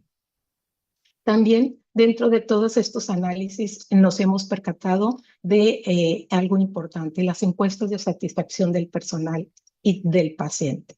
Grupos focales que hemos estado trabajando de manera semanal, quincenal y mensual para poder hacer mejoras ante esta problemática. Dentro de las estrategias es importante mencionar la formación de personal, la capacitación en talleres de comunicación verbal y no verbal, que si bien la rutina nos va envolviendo y no nos percatamos de cómo nos visualizan los pacientes, esos son los momentos de verdad, en lo cual se han hecho talleres, se han desarrollado herramientas digitales para poder brindar una mejor comunicación, se hacen sesiones semanales y se ha ido escalando de manera progresiva en los diferentes departamentos nuestra guía de centrados en la persona y la familia. Se han hecho adaptaciones a protocolos y políticas por parte de la Gerencia de Calidad Corporativa en Enfermería.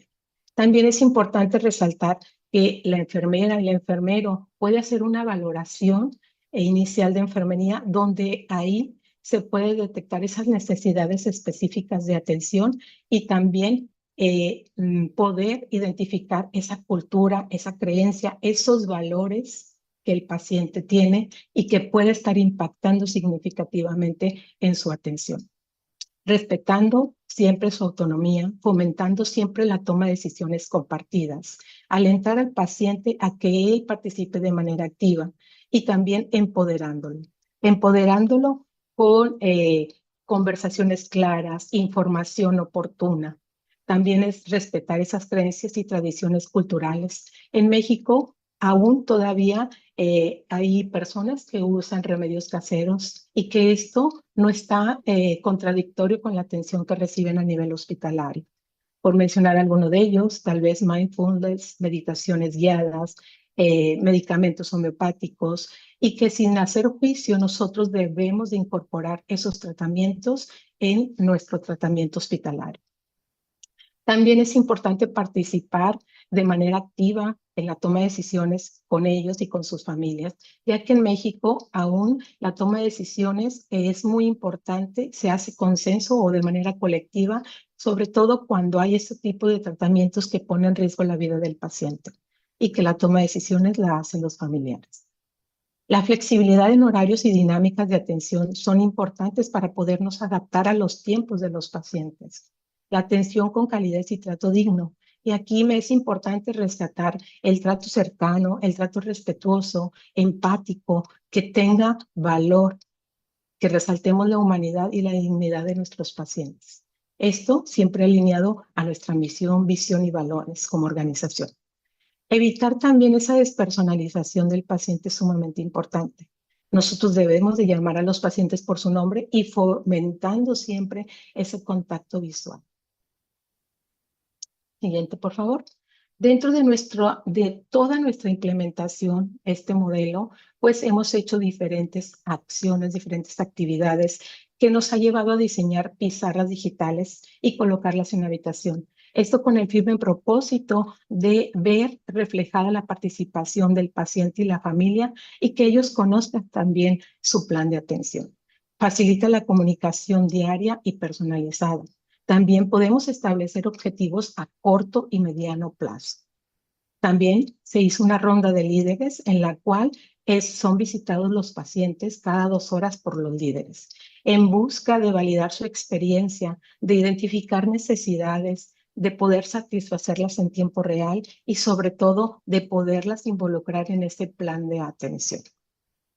Se construyen esos planes de atención de manera en conjunta, el personal de salud, la persona y la familia, incluyendo tanto la parte clínica como la parte espiritual, la parte emocional, la parte cultural. Y, por supuesto, tener un plan de sostenibilidad, que es mantener una red de campeones que sean verdaderos agentes de cambio, tener una capacitación continua, planeación temprana, considerar el recurso financiero para futuras implementaciones. Por supuesto que a pesar del equipo introductor de todo este programa, que sigan fomentando este plan de atención. Y, por supuesto, también la elección de indicadores para que ellos nos den esa visión de cómo estamos y qué debemos de mejorar. Siguiente, por favor.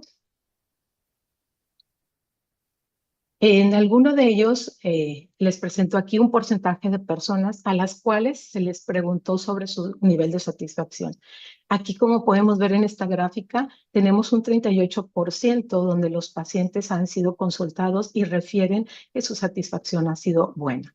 Sin embargo, vemos que tenemos un área de que mejorar y estoy completamente convencida que los mecanismos de retroalimentación y comunicación que hemos fomentado, esos nos llevarán al éxito.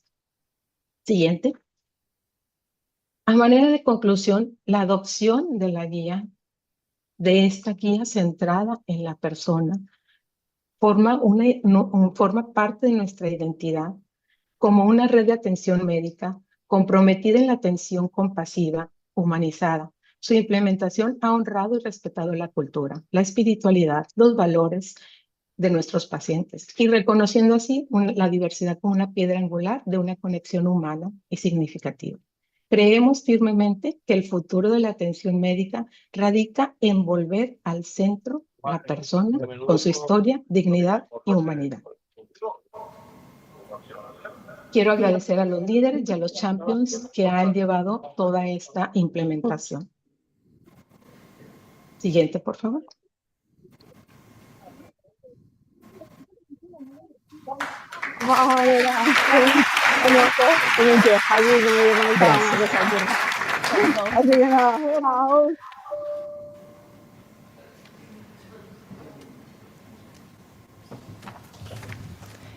Thank you so much, Lorena, and thank you for joining us all the way from Mexico.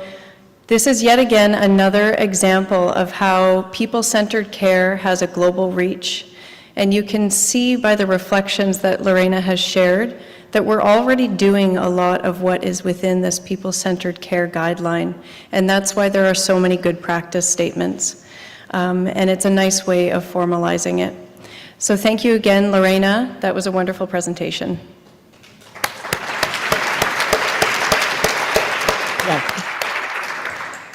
Next, I would like to introduce Tierra Pave Hurtado, is a registered nurse with 17 years of experience and is currently serving as referent for the BPSO RNAO program at the Chilean Ministry of Health, leading the implementation of best practice guidelines across the public health network.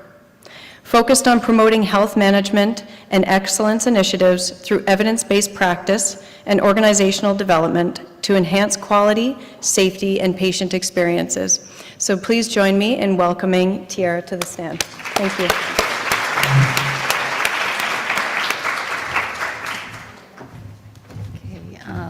Good afternoon to everyone. It's really an honor to be here today with all of you.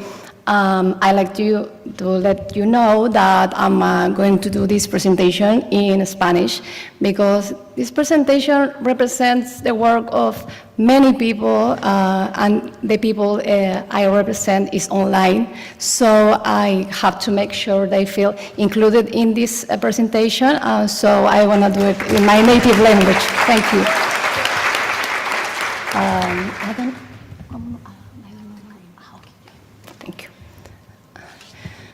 Ok, entonces hoy voy a hablar sobre lo que es la implementación colectiva de la guía de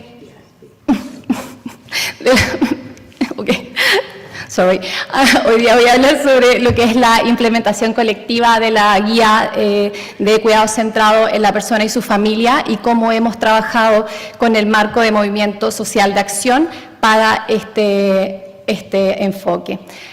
Antes que todo, entonces, contarles un poco que yo vengo de Chile, como ya saben, y que nuestro país, que se ve ahí en la diapositiva, es un país que mide más de 4.000 kilómetros de largo y que tiene una población aproximada de casi 20 millones. No hay diferencia entre la proporción entre hombres y mujeres. Tenemos los mismos problemas que muchos lugares del mundo. Una población que está envejeciendo, donde más del 15% de nuestra población tiene 65 años o más, y es un país que es altamente urbanizado, pero tenemos la mayor concentración de la población en la región metropolitana, que es la capital del país. Tenemos una expectativa mayor a 80 años de sobrevida y tenemos sí grandes problemas, y sobre todo lo que tiene que ver con la inequidad, con uno de los índices de Gini más altos de los países pertenecientes a la OECD. Nosotros tenemos un sistema de salud que es público, tenemos un sistema de salud mixto que incluye públicos y privados, pero el seguro cubre a la población mayoritariamente. El seguro público cubre mayoritariamente a la población, casi un 80% de la población está en FONASA, que es el nombre de nuestra aseguradora, y el foco de nuestro sistema de salud también está en el cuidado de nivel de atención primario. Se financia a través de las contribuciones de los trabajadores y también a través de los impuestos generales, y por supuesto tenemos desafíos como todos los países que tienen que ver con las inequidades, con los tiempos de espera y también con la alta prevalencia de enfermedades crónicas. Para contarles un poco entonces ya de qué se trata esta presentación, el programa BPSO en Chile comenzó en el 2017 con la firma del acuerdo entre la RNAO y el ministro de Salud de la época, y de ahí entonces hemos tenido 3 cohortes sucesivos hasta la fecha. Esta no es la diapositiva más actualizada, eso lo voy a comentar el viernes, pero para este trabajo en particular, que es el de cuidado centrado en la persona, sí es la que corresponde. Nuestro último cohorte fue en marzo del 2024, donde unimos 22 nuevos centros, y esto es importante porque el Ministerio de Salud de Chile tiene la figura de anfitrión nacional, y lo que significa que nosotros debemos coordinar a nivel nacional en todos los centros, en todos los hospitales de nuestra red pertenecientes a este programa, que hoy ya suman 51, la implementación, la monitorización, la evaluación y la designación de estos centros como BPSO. ¿De dónde parte un poco esto? Es que hace ya un tiempo, cuando se firma este acuerdo, el Ministerio de Salud había establecido como prioridad que el cuidado se centrara en prácticas con evidencia disponible, y por supuesto en esto la alianza con la RNAO fue una gran catapulta para poder iniciar este proceso, y se definieron entonces, a diferencia de cómo lo hacen otros países, se definieron 3 guías a implementar para el periodo de predesignación, que fueron la de prevención de lesiones por presión, la prevención de caídas y accesos vasculares, y todos los centros bajo nuestra jurisdicción debían implementar estas 3 guías en este proceso de predesignación que duraba 3 años. Luego entonces vino el último desafío, que tenía que ver con implementar esta guía mandatoria de cuidados centrados en la persona y su familia, donde ya habían habido algunas intenciones de implementación, pero no habían proliferado debido a varios temas estructurales y principalmente quizás como también a veces no es el momento para que el cambio suceda.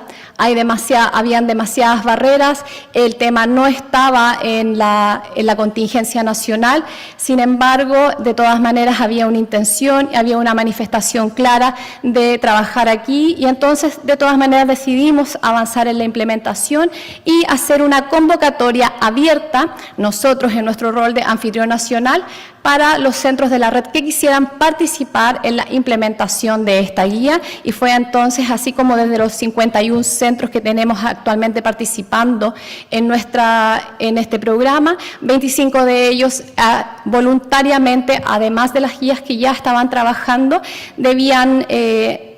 querían iniciar la implementación. Porque esto es importante, porque este llamado o esta convocatoria pública que hicimos ocurre a mediados o casi finalizando el año 2024, y teníamos 22 nuevos centros que tenían muy poca experiencia implementando las guías. Entonces eso también nos llevaba a algunas dificultades en la implementación colectiva, en términos de pensar que los niveles de experiencia de estos centros eran muy dispares y probablemente las actividades iban a tener que ser modificadas a medida que avanzábamos en la implementación. Entonces, ¿qué sucede? Que durante el año 2024 también, dado una seguidilla de leyes que se habían promulgado en el país que tributaban al concepto de humanización, el Ministerio de Salud establece como una prioridad nacional el trabajar sobre un plan nacional de humanización. Y para esto entonces todos los centros de la red en todos sus niveles debían acuñar el término de humanización y hacer una bajada local, es decir, definir cómo localmente iban a implementar el cuidado humanizado en los centros y en sus modelos de cuidado. Entonces, esta iniciativa, que parecía para muchos de los prestadores de la red un poco como cómo lo hacemos, no sabían básicamente cómo bajar, tenía mucho sentido alinearla con la implementación de la guía de cuidados centrados en la persona y su familia, porque básicamente tributaban a un mismo concepto. Y dado el Plan Nacional de Humanización y todo lo que estaba sucediendo y la necesidad de implementar esta guía mandatoria de cuidados centrados en la persona, es que ya no podíamos seguir en el status quo, necesitábamos avanzar. Por lo tanto, decidimos hacer un lanzamiento, decidimos convocar a todas estas personas que estaban interesadas y crear este momentum, esta fuerza, para que poder entonces desde ahí iniciar un proceso que ya a muchas personas resonaba como importante, como prioritario, sin embargo no estaba tan claro de cómo llevarlo a cabo. Entonces hicimos un lanzamiento, tuvimos a 2 expertos que se ven ahí en la fotografía, personas que tienen muchísima experiencia en la implementación del cuidado centrado en la persona, un experto de una iniciativa del Hospital Amigable, Andrew Clark, y Paulina Bravo, que es una de las líderes de la toma de decisión compartida y que participa de varios grupos internacionales donde están avanzando acerca del cuidado, de la red de cuidado centrado en la persona, y además tiene muchos trabajos y publicaciones asociadas a la toma de decisión compartida. Entonces decidimos crear esta reunión donde poder conversar. Nosotros le llamamos conversatorio, y básicamente es la intención de poder reflexionar en conjunto, y por eso de hecho tiene esa distribución la sala, de reflexionar en conjunto de qué significaba para cada uno de nosotros el cuidado centrado en la persona y su familia, y desde ahí entonces, desde ese significado, poder poder avanzar. ¿Por qué estas letras que están como en negro en la diapositiva también? Tiene que ver con que Chile vivió un momento de austeridad, de disminución de los presupuestos económicos. Importantemente, entonces, para esta actividad ni siquiera teníamos financiamiento. Era una actividad que la gente organizó invirtiendo recursos personales, y era tan importante y era tanta la necesidad de hacerlo que nadie tuvo problema con hacerlo. ¿Qué decidimos hacer entonces? Empezamos a trabajar en este modelo de implementación colectiva. Hicimos una planificación de cómo se vería un año de implementación de la guía de cuidados centrados en la persona y su familia. Establecimos instrucciones claras, hicimos un repaso metodológico porque teníamos además muchos centros que tenían muy poca experiencia en la implementación, pero además de esto era muy importante para nosotros ir revisando los dos modelos o los marcos teóricos, ya que teníamos muy poca experiencia también trabajando con el marco social del movimiento, y para eso, ¿qué es lo que decidimos hacer? Empezar a revisar el toolkit, empezar a hacer una selección de los recursos que nos parecían más apropiados para nuestro contexto local, y por supuesto cada centro y cada reunión de cada mes tenían que desarrollar una etapa del proceso de evaluación, de análisis, y hacer una actividad que tributara al movimiento social.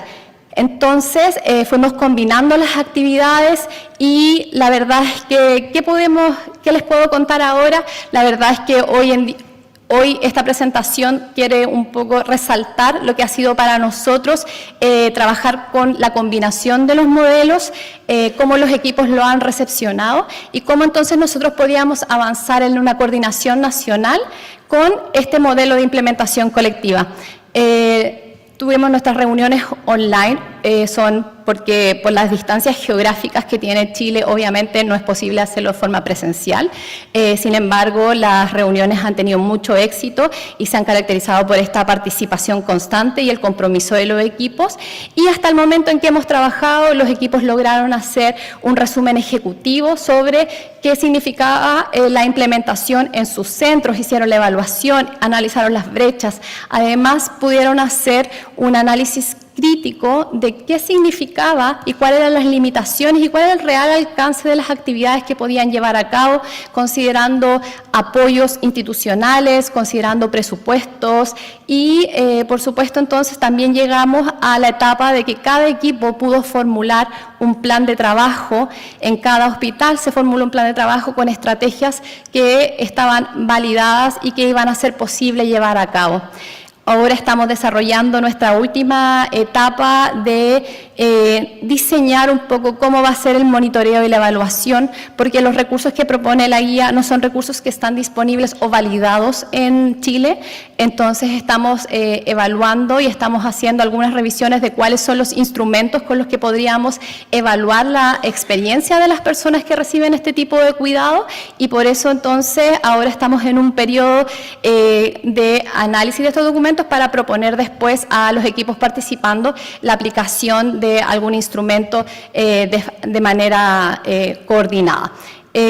La verdad es que este es un proceso que se ha caracterizado por ser altamente emotivo. No sabría cómo decirlo, pero y creo que porque cuando empezamos a ver cuáles eran los elementos del movimiento social que nos podían hacer más sentido y cuál era realmente la necesidad que nuestros equipos tenían, era la necesidad de aumentar la competencia para narrar historias, para convocar a aquellos que consideraban que esto no era necesario o que efectivamente no era un tema que debíamos priorizar, hacerles sentir esa necesidad de que era urgente, y para eso entonces trabajamos en la narrativa pública a través de un taller que estaba ahí propuesto y su vínculo estaba propuesto en el toolkit, y nos hizo todo el sentido. El primero, trabajar sobre la historia de nosotros mismos, el volver a conectar con la idea de por qué hacemos lo que hacemos, qué significa para nosotros y cuál es nuestra propia experiencia de cuidado. Incluso yo misma, como liderando esta red, el volverme a conectar con mi experiencia, con mi propia experiencia de cuidado, ha sido profundamente emotivo, pero también ha creado en mí un nuevo impulso para poder generar estrategias como esta.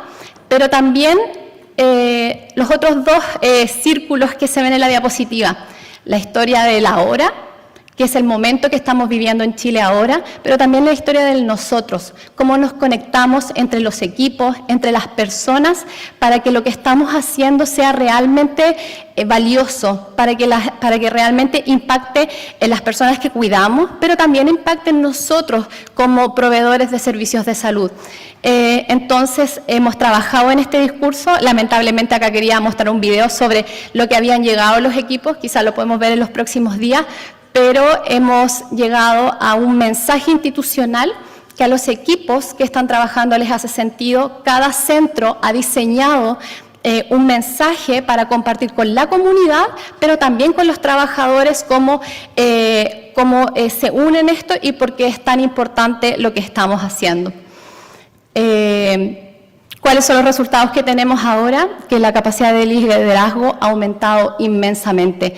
El poder ser capaz de comunicar tu trabajo, de poder entonces compartir un mensaje de forma eficaz y de conmover y de poder convocar a personas de manera efectiva a que den su apoyo y que participen, la verdad es que esta es una habilidad que ha aumentado demasiado, de una forma muy potente y yo lo reconozco en cada uno de los equipos desde que comenzamos esta trayectoria hasta las intervenciones que hacen en cada reunión y cómo han aprendido no solo a comunicar mensajes, sino que a escuchar, a entender y a valorar lo que los otros tienen que decir y a dar feedback efectivo, no solo nosotros como red, sino que también en sus propios lugares de trabajo. Y hablando un poco del trabajo que nosotros como host y yo en particularmente estoy haciendo, esto tiene que ver con que estamos llevando una bitácora de cada reunión donde también les pido a los equipos que me digan, oye, que no salió bien, que salió muy bien, que fue sobresaliente, pero también que no estuvo bien en esta reunión. Tuvimos algunos defectos técnicos, algunos talleres no funcionaron, sin embargo, me quedo con algunos de los comentarios de las personas donde dicen lo importante que es también normalizar las expectativas. A veces queremos ir por todo en la implementación y si no logramos implementar todas las recomendaciones de una vez, nos sentíamos un poco frustrados, pero normalizar las expectativas, compartir estrategias y conectarse con el verdadero sentido del cuidado ha sido una de las cosas que yo podría destacar que han sido más relevantes. Hemos podido formular objetivos de forma colaborativa también, y intervenciones de forma colaborativa, lo cual ha sido muy provechoso y que también me da la idea de que esto, en mi rol de host, como del programa BPSO, es una buena estrategia para replicarla en otros escenarios, no solo con este del cuidado centrado en la persona y su familia, y la verdad es que ha sido una experiencia para recordar. Efectivamente, nosotros hemos creado una identidad colectiva, la gente está emocionalmente involucrada con este trabajo. La verdad es que yo ocupo mucho esta foto porque si ustedes pueden ver, los ojos de estas personas están brillando. Y están brillando porque tienen un objetivo en común, tienen una meta en común y no solo significa un impacto para las personas que cuidamos, sino que significa un impacto para sus propias vidas. Y yo creo que eso es lo más importante y me enorgullece mucho liderar este equipo de trabajo. Así que gracias a todos los que están conectados, gracias a todos por su trabajo y espero que el próximo año podamos ya estar contando algunos de los resultados más cuantitativos de la implementación. Muchas gracias.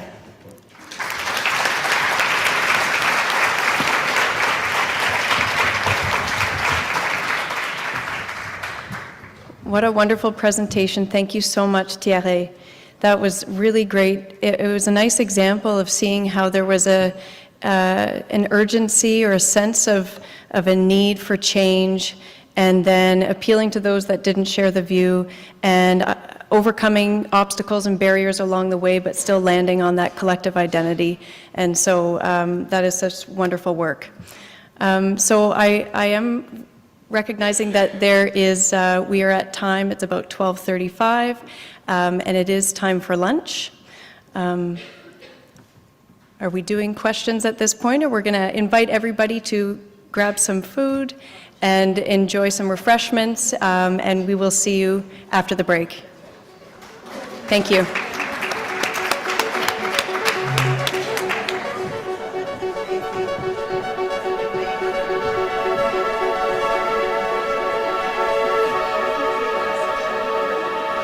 But magical, there's a pretty moon, I ask her where it goes, 'cause I really wonder if she knows.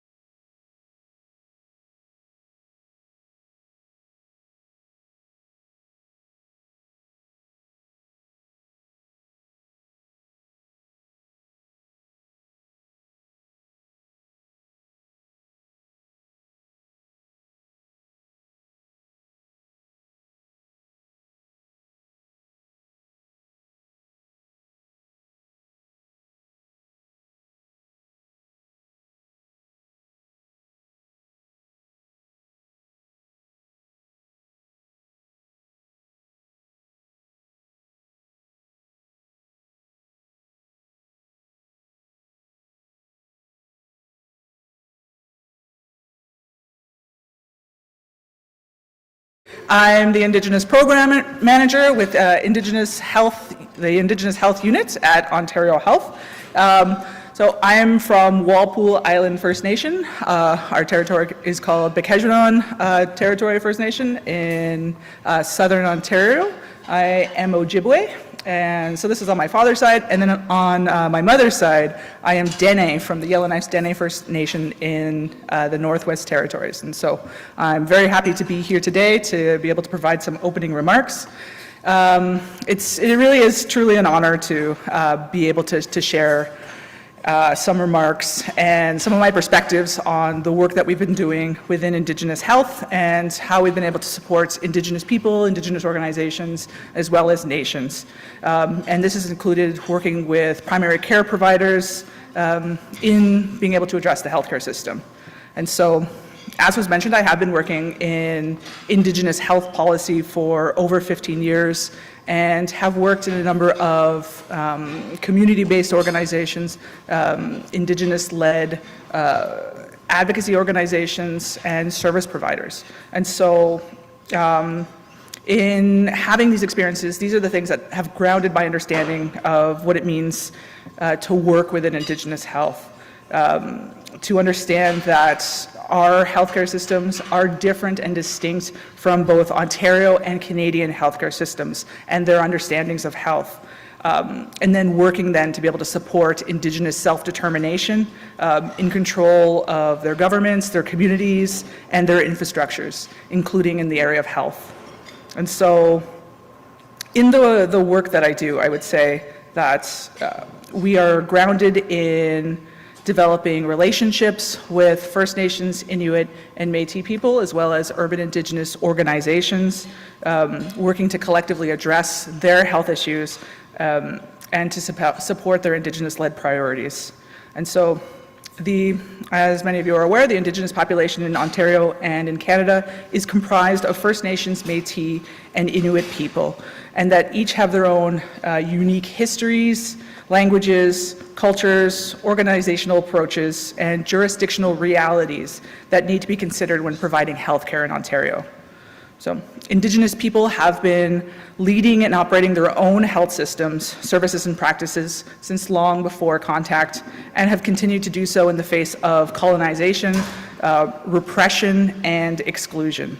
And so, with that in mind, coming from community-based work, my decision to come for Ontario Health wasn't an easy one. I think being able then to work within the Ontario health system was a decision to move away from community, but then to find ways to support them now within this entity that we work with. But part of that decision was made because I believed in the good work that was happening, that was being led by our former director, Alethea Kiwiash.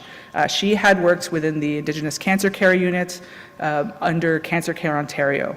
And so in working with that team, I saw how deliberate they were in building strong relationships and partnerships with First Nations, Inuit, and Métis and urban Indigenous partners. That was their primary focus. And then being able to see that it was through these strong relationships that they were able to make transformative changes within the cancer system, with and for Indigenous people across the province.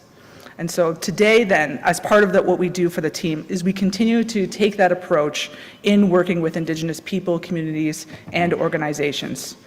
We strive to ensure that all voices are heard and concerns are addressed, because there's an understanding that we each have important roles and responsibilities and mandates to carry out in providing coordinated and comprehensive care and approaches to Indigenous health. And this is one that recognizes and helps to address Indigenous priorities and issues then within those roles that we play. And so for the team then, one of the key approaches for building these strong relationships has been to sign relationship protocols with Indigenous partners. And so going back to 2013 to about 2019, when Cancer Care Ontario was still in existence, they had signed 10 relationship protocols with Indigenous partners and community organizations and nations as well. And so these agreements then formalized the relationship between Cancer Care Ontario and was able to hold Cancer Care Ontario accountable to the commitments it had made in addressing and supporting Indigenous cancer care needs and issues throughout the system, with and for those with Indigenous partners. And so Ontario Health now continues to honor those relationship protocols. And we are continuing to also then look to establish new relationships with First Nations, Inuit, Métis, and urban Indigenous partners, including looking at relationship protocols. And I'm very proud to report that within the last fiscal year, we've signed 2 relationship protocols, one with the Ontario Native Women's Association, and the other most recently with Anishinaabe Nation. And we continue to be in active discussions with other partners and hope to sign more within the next year or so. And so similar to the Cancer Care Ontario agreements, these agreements will hold Ontario Health now accountable to the commitments it is making to Indigenous partners. And this is to seek ongoing guidance, input, and engagement on all health matters that are related to the health and well-being of Indigenous peoples. And so as part of that commitment then, we also are committed to reporting back on what we've done in accomplishing those commitments. And so we do that then in written form, as well as meeting with leadership as requested. And so, and as part of Ontario Health, we also continue to partner closely with Ontario Health regions. These support the health service providers, and including Indigenous communities and organizations on the ground level. Ontario Health regions are aligned in our shared vision of sustainable and accountable relationships and work closely with Indigenous partners across their respective regions.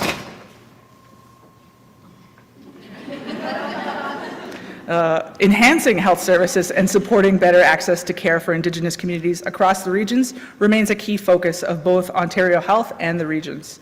And so it is through these foundational relationships that we've then been able to build a network to better coordinate care and support Indigenous-led initiatives.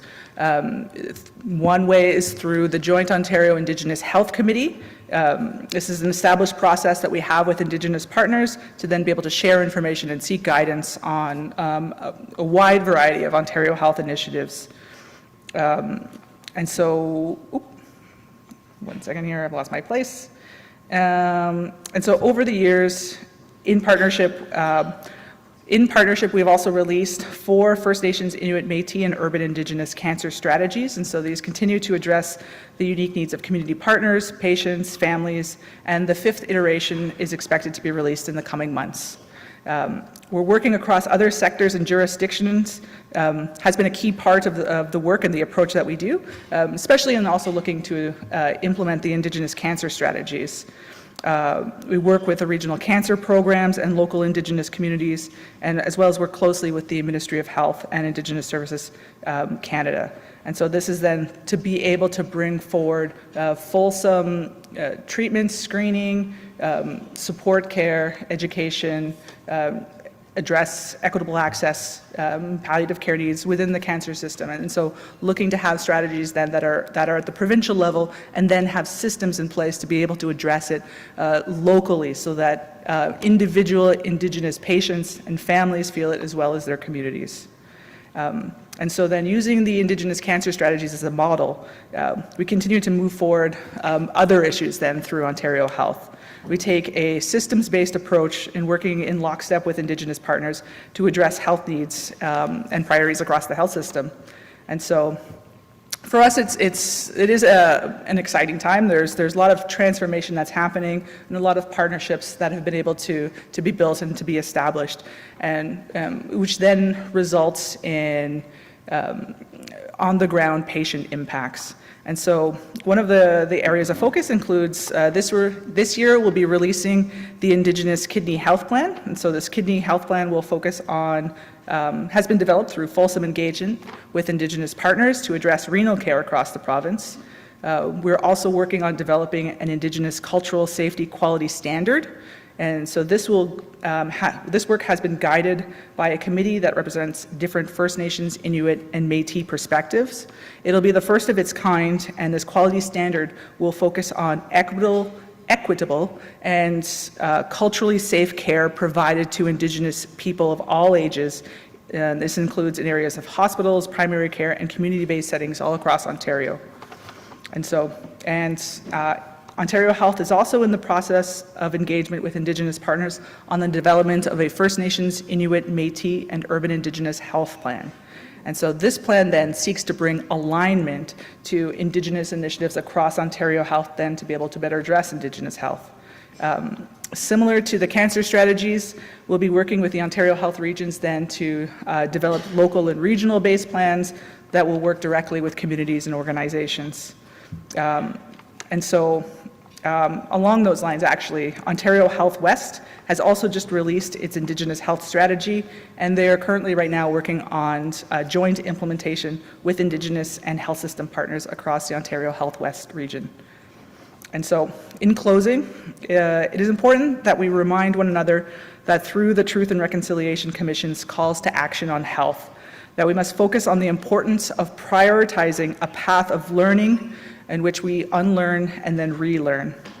And so as part of that, we look to the completion of Indigenous cultural awareness and safety training courses. This is critical and has resulted in many positive outcomes, such as an increase in patient response and compliance, as well as increased provider confidence and job satisfaction.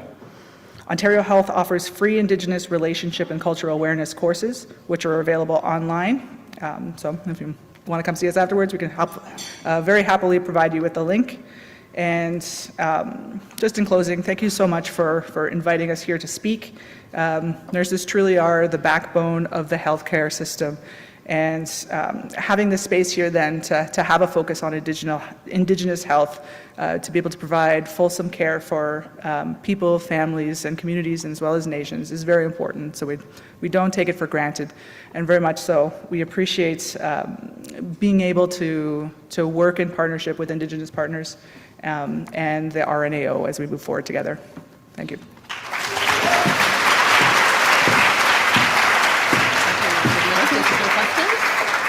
Oh, are there any questions?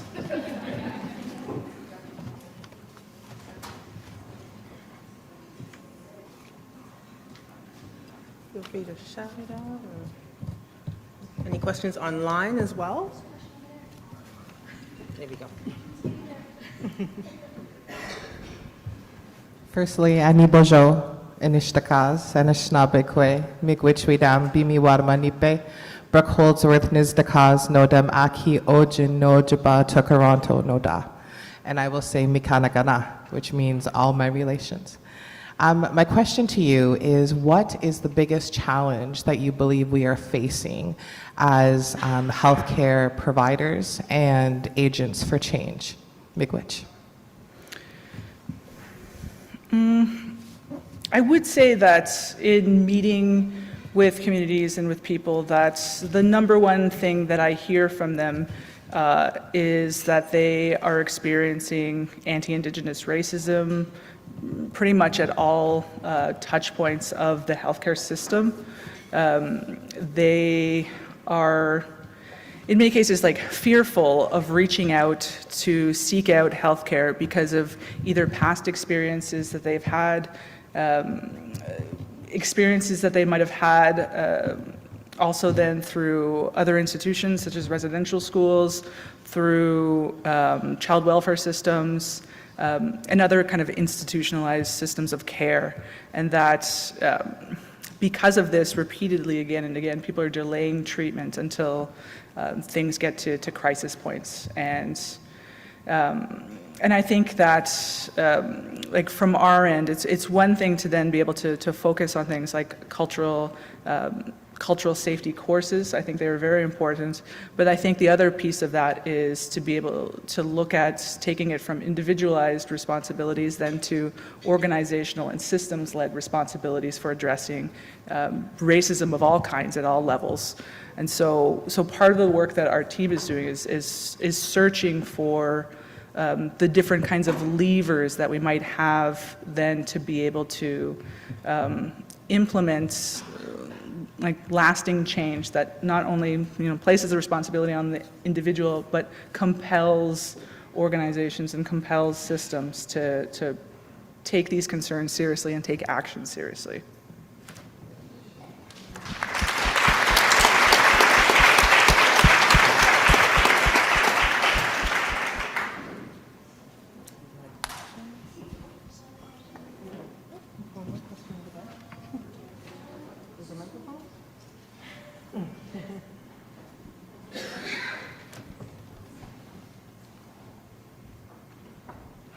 Melissa, you mentioned that there would be, through Ontario Health, an Indigenous quality care standard. Can you talk about that a bit more, or when that would be available?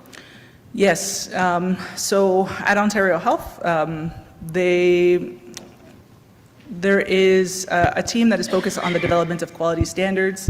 In the past, they've been focused on like disease or illness treatments like hypertension, diabetes, and they provide what is the expected standards of care for like this disease or treatment that is expected. And so this past year, we've embarked on providing or developing a quality standard that is focused on the expected level of care that one can expect if you're an Indigenous person then seeking care within the healthcare system. And so because of instances of racism and discrimination then, and also I would say that the healthcare system has asked of health service providers and different levels of the healthcare system to report on it, on the care that is providing for Indigenous people. And they are then reporting themselves on a standard that whoever the reportee is sets themselves. And so this quality standard then will set out what is the expected care that should be provided for an Indigenous person interacting with the Ontario healthcare system. And with the intent of then being able to have tools and resources then that both health service providers and patients then can carry forward in being able to both advocate and implement that care. Thank you. Thank you so much. Oh, thank you. Thank you so much, Melissa, for your remarks and the wonderful work that's happening in Ontario Health. And congratulations on your relationship protocols and the work that you've done. And you mentioned Alethea Kayawash, former director, who I had the privilege of being able to work with when I was at CCO, and the work that they did engaging communities specifically to cancer care. But so great to hear of your work expanding that to kidney health and Indigenous health overall. So looking forward to continuing that partnership with you. Thank you. So now we'll move on to our plenary panel session on maintaining BPSO momentum. So what do you do after you've implemented a BPSO? You've become a BPSO, you've implemented those guidelines, now you have to maintain. So how do you maintain that momentum? Well, we have Janet Chi, our Associate Director, here to talk about that.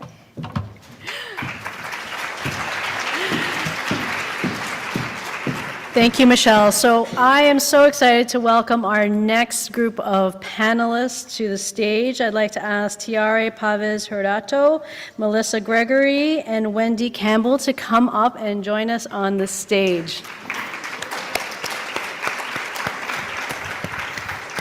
So as they're coming up on the stage, I'm trying to think, from your perspective, after today, I've heard so many, or tomorrow or Friday, I've heard so many comments from people saying, oh, wow, it's such a fantastic event. I'm so energized. The team is energized. And so let's start thinking about how do we keep that energy? How do we keep that momentum going? So when you're back to your organizations, think about how do we keep that energy and that momentum moving forward? And so I'd like for Tiare to come up and present her presentation. And I already read Tiare's, Tiare's bio was already read, so I think it's okay to say that we'll skip the bio. We're gonna skip. So I can really see the slides from here. So do you have the clicker? Yeah. Okay. And you can come on the side. Okay. So, good afternoon to everybody. So, I am gonna be talking in English now. So, I hope I can make me understood for you guys. If I don't, I'm sorry for that. So, yeah, that's my presentation, and I will be sharing today how to keeping the energy alive in the Chilean BPSO program. So how to motivation and engagement we are doing over there. So I want to start with this because In the Ministry of Health, obviously, we have some priorities. We have budget issues of many kinds, but we are working with the teams, and it's really important for us working with the stakeholders. They feel that we have a shared concern, so that is really important that we clearly define what we want to achieve together. Because if they don't feel that we are working together, we can. I don't know. We don't get the goals what we are hoping to get. So this shared understanding ensures that everybody is aligned and committed with this work we are doing. So we are creating these neutral, safe spaces. Then they can speak openly about how they feel, the distance they feel with the ministry, the government, why the priorities are different than ours. So this is very important for us because we can highlight the opportunity for change. And we developed a plan for working together, and I think that increased our ability to solve problems together as a team. So there's some pictures of us, the Chilean BPSO network, and some important of our network is that operates under same health regulations because the Ministry of Health regulates all the system, and they have the same regulations. Then they have similar issues to get abort. I don't know. So. We supervise them in our role as a national host. So we are I'm sorry, I get lost a little bit. So we respond to national priorities, but also adapt to the local challenges. And this balance allows us to design a purposeful evolution, ensuring that this social movement keeps growing. So how do we do this? We do a planification, we do a 3-year planification, and we have these spaces for meeting, and we do follow-up of the teams as long as the implementations go on.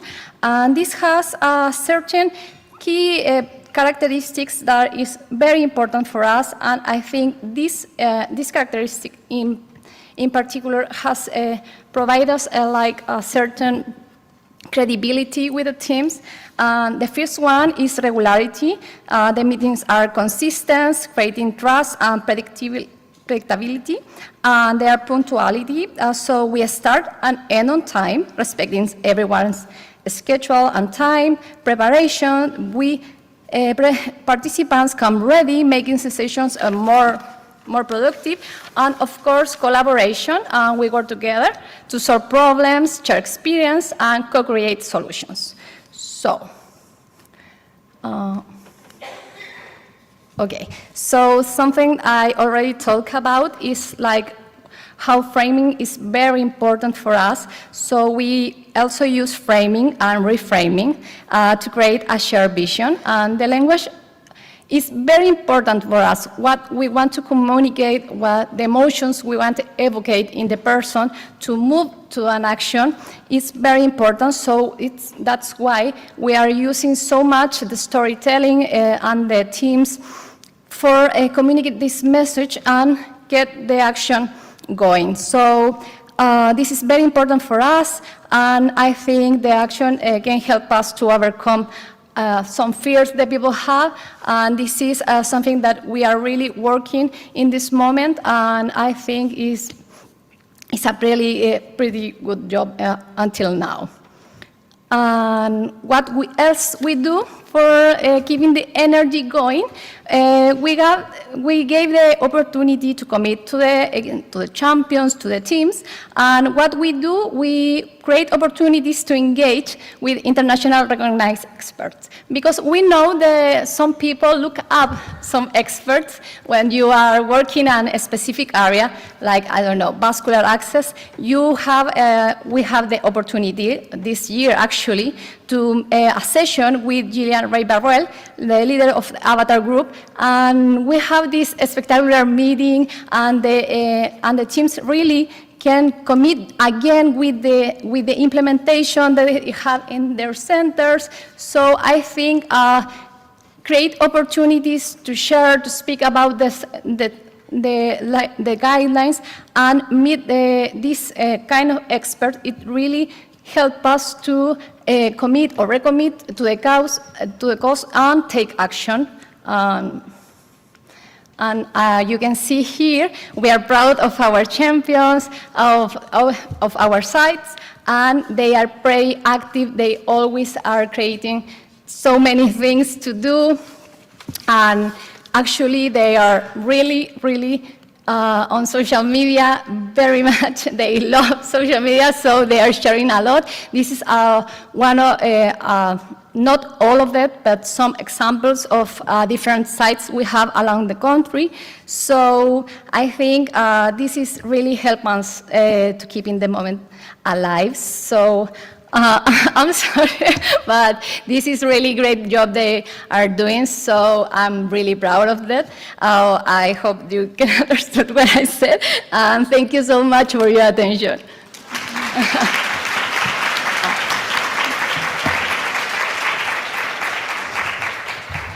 Thank you so much, Chiara. I love the part how you talked about, storytelling, and storytelling to help people overcome emotions that often can be a barrier to change. Really looking at, storytelling and translating concepts into ways that are very relatable.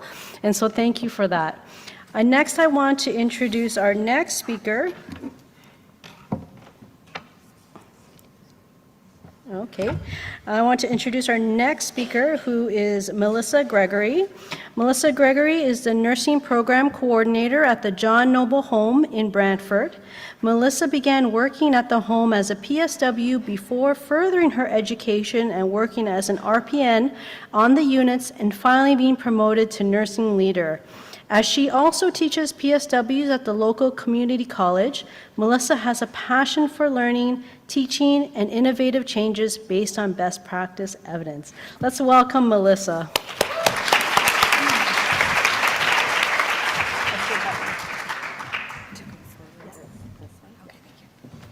All right, good afternoon, everybody. It's a pleasure to be here today to talk to you guys about how the John Noble Home builds and sustains momentum. So just a little history about our home. So we are a long-term care facility that's located in the heart of Brantford. We currently have 156 beds, and we are currently in the process of redevelopment to bring an additional 40 beds into our home. And we hope to have that completed by mid-2026, but the delays are real. We have completed 6 best practice guidelines in our home since designation. So we did falls, pain, person and family-centered care, oral hygiene, end of life in the last days and hours, and we just recently concluded our pressure injury management, BPG. So again, I'm happy to be here today to talk about building and sustaining momentum, because this is something that the John Noble Home really had to focus on this year. We had to make it a priority. So, 5 years after the pandemic, we kind of lost our momentum for a bit. With lockdown and isolation, the new Fixing Long-Term Care Act came out, so we were trying to ensure compliance with that. So we kind of lost our way. So we decided to make 2025 the John Noble Home Year of BPSO, and this was our comeback. So I'm going to share with you on what we've done this year to do that. So part of this was revisiting the 2 frameworks that we all have come to know and love, and then the buy-in. So host an event for staff, residents, family, and other organizations in our community. And we use it as an education tool to really highlight all of the previous implemented BPGs.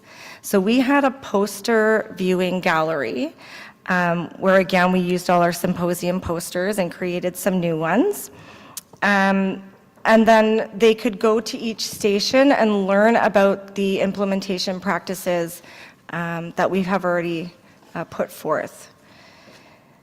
As we had a large turnover in staff post-COVID, this event was a huge success because it inspired growth and it acted as that educational tool for new staff and residents and families.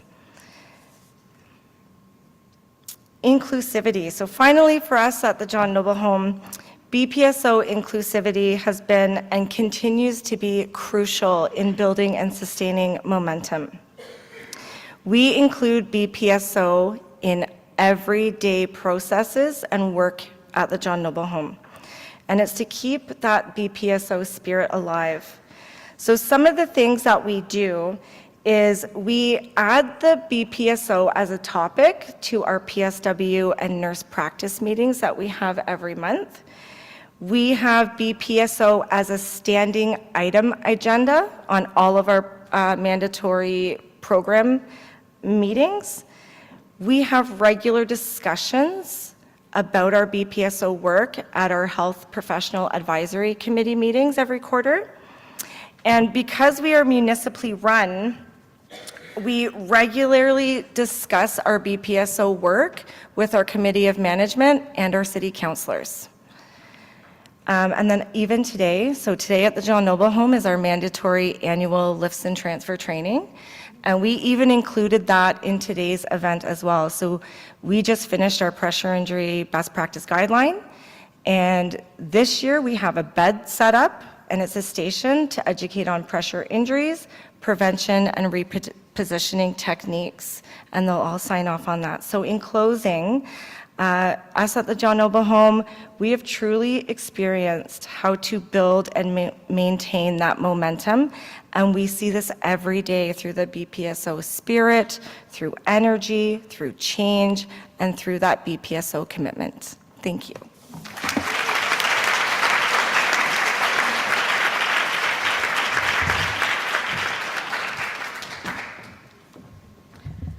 Thank you so much, Melissa. I love the 2025 year of BPSO because I truly feel like 2025 is the year of BPSO, but maybe every year should be the year of BPSO.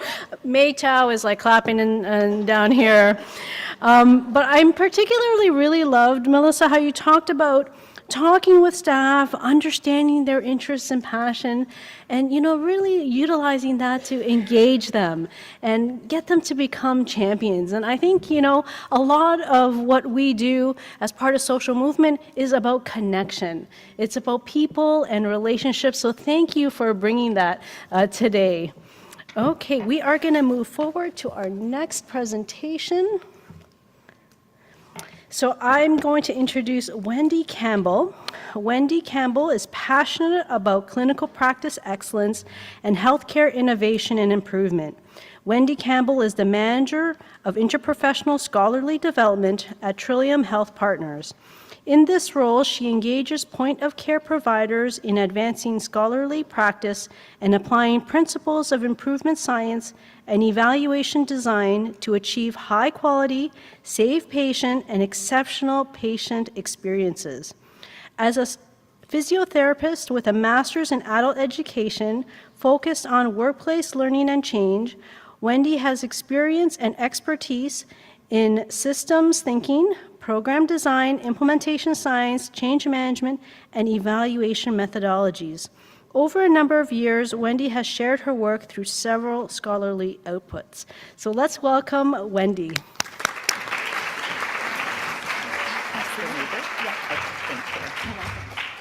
Wow, what a great conversation already. I'm really honored to be here in the same space as our amazing panelists and all of you, and really hope we have some time for conversation later about your experience with being a BPSO. And my talk today is really going to focus on the Advanced Clinical Practice Fellowship and the way we have at Trillium Health Partners used it to build a network of BPSO leaders. So a little bit about who Trillium Health Partners is. We're one of the largest community-based academic teaching hospitals within Mississauga, so neighbor to Toronto, and we deliver full range of health services from birth to end to life in one of the most diverse cities in the world. We have 12 specialized programs. We're an established academic center and have a large faculty supporting our academic mandate. Along with a team of over 17,000 strong, over 5,000 nurses, 1,450 physicians, and 3,000 learners across our 3 main sites and 7 satellite sites. So we're a big organization, and with that large footprint comes complexity, as you would imagine.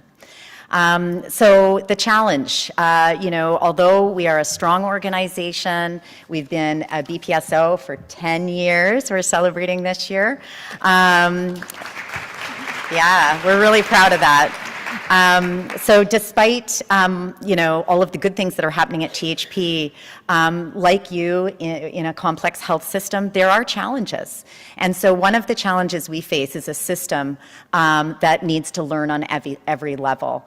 We see frontline staff frequently encountering problems that need exploration or that aren't just quick fixes. We know there's an opportunity to ask and test and learn as an organization, but because of time, lack of support, or I don't know how to do it, we're held back. And often inquiry is siloed and led by researchers or leaders outside of the practice setting. And so we at THP have really focused on the opportunity around harnessing the wisdom of point-of-care staff. And we know that in a true learning health system, it's not built from the top of the organization. It really thrives when the entire workforce, from bedside to boardroom, is really engaged in asking meaningful questions, using evidence to inform decision-making, and testing and iterating in real time. And so our focus has really been around building out a culture of shared governance to really engage point-of-care staff in decision-making, really sourcing opportunities to advance evidence-based practice for better care, more sustainable improvement, and greater professional fulfillment, advancing our academic mandate, and of course, grounding ourselves in the quintuple aim of healthcare improvement to really deliver the promise of long-term impact in innovation and equity. And so we know there's an opportunity to build a culture where every team member sees themselves in this environment as a contributor to learning and change. And so enter the RNAO Advanced Clinical Practice Fellowship. I'd just love to see a show of hands. Who is familiar with the ACPF? Show of hands. Okay. Is there anyone that's not familiar with this program that's through the RNAO? It's okay to say you're not. There's a couple people that may be a little unsure. I'm just gauging how much to get into detail around this. I will spend a few moments. So really, it provides this program, a fellowship program through the RNAO, provides nurses, RNs and NPs, the opportunity to have a focused, self-directed learning experience to really develop themselves as leaders, knowledge and skills around their area of interest. They're supported by a dedicated mentor of their choosing, and they're supported by the organization. Really, the aim is a leadership development opportunity to advance practice and advance best practice guidelines within the organization. There is eligibility criteria. Again, you need to be an RN or an NP, licensed in the province, you can work full-time or part-time on a project, a minimum of a year of experience, and be able to dedicate 450 hours to the learning experience. And so it's really a win-win-win. It's a win for the nurse who is interested in sometimes even leaving the bedside for a short period of time to advance an evidence-based practice project. It's an opportunity for the organization to actually lift maybe a BPG or other priority within their organization. And it's an opportunity for the team to see nursing leaders developing. So really is, a wonderful program all around that's supportive of all. And so I'd like to share with with you a little bit about what we've done at Trillium Health Partners to build this program out within our organization. So one of the things we did was really raise awareness internally to our over 5,000 nurses. We also raised awareness to our clinical program leadership, so our program directors within the organization and our senior executives of this wonderful program and partnership with the RNAO to really build nursing leadership. We've also provided additional support and coaching, really supported the fellows or the future fellows with really honing in on what is their project aim? Why is it important? How do you complete evidence synthesis? How do you design your work so there's methodological rigor, strong evaluation, and of course scholarly output to actually promote knowledge dissemination? Alongside the dedicated ACPF mentor. This is not replace of it, it's actually a supplement to it. We really had to develop processes within our organization for internal tracking and compliance, things like workflows around funding streams, around completion criteria, or completion requirements, to really support the nurses being successful with their fellowship. As part of this, we have required 100% scholarly output of all fellows within the organization to promote knowledge dissemination and spread and scale throughout the organization. And we do this through a number of mechanisms. We have an annual practice excellence report that we encourage fellows to submit an abstract for. We have poster presentations within our walls so that they can share their work. And I'll share with you, we've had a number of fellows present their work either through an oral or poster presentation at conferences throughout the province and even nationally. The other thing we've done within our organization is establish a community of practice. And so what we do is on a monthly basis, we bring the fellows together. So there's really a spirit of peer sharing and peer learning and peer development. We engage within those community of practice sessions with nurse leaders from across our organization. We give the fellows an opportunity to provide a status update on their project and really promote dialogue and partnership, both from professional practice as well as from the mentors or the fellows themselves. We do include the mentors in the community of practice and have had really quite good success with the mentors attending and really providing that real-time coaching support even beyond their own fellow. And then, of course, sustainability, really focusing in on engaging clinical programs so that once the fellowship is complete, we're actually translating the fellowship into an operational context. And so in the past 2 years, I'm proud to announce that we've had 8 fellows supported by the RNAO, and we're very grateful for that. 7 of those fellows have actually completed their fellowship, and we have 2 current nursing fellows. One of those fellows has actually done a back-to-back fellowship to complete the project because it was a large, complex project. And I'm thrilled to share some of the outcomes we've had. 100% of our completed fellows have had a scholarly output. 50% have presented at a conference outside of THP. And actually 100% of our fellows who have completed their fellowship have either moved into a formal leadership role, a clinical education role, or have entered into a master's program.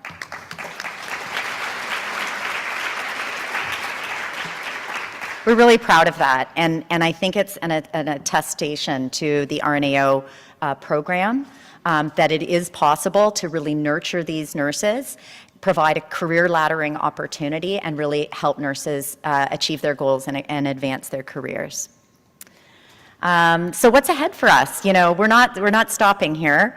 We're really hoping we'll have opportunities for fellowships in 2026. And I did notice a big poster out there with a QR code that you can all go and scan to get details. I will compliment the RNAO. The website is really, really impressive in terms of the resources that are available to fellows. And we, of course, always encourage those from THP that are applying for fellowships to really focus on the resources there as a first stop. We'll continue to build our community of practice of nurses.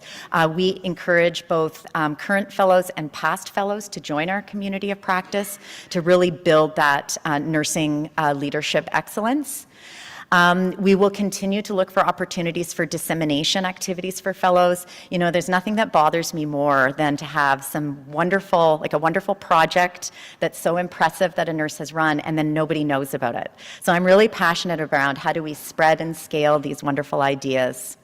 We'll continue to engage our Nursing Advisory Council. That's a photo of our 2025-2026 Nursing Advisory Council. We just started our meetings, which are monthly in September and go till June.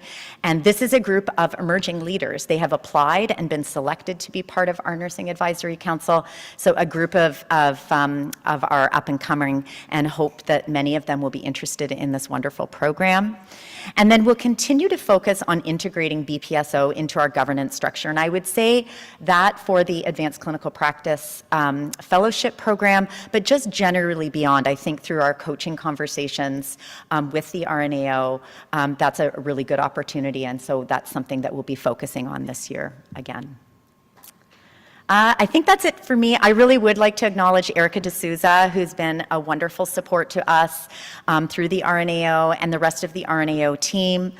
Terry Irwin, our Chief Nursing Executive and Executive Vice President Patient Care Services, who's been a very strong supporter of this. Jackie Nugent and Raman Najar, also from our professional practice team. And I'd love to have dialogue with you if you ever want to reach out about the work we're doing. My phone number's there, and of course, my email as well. Thank you, everyone.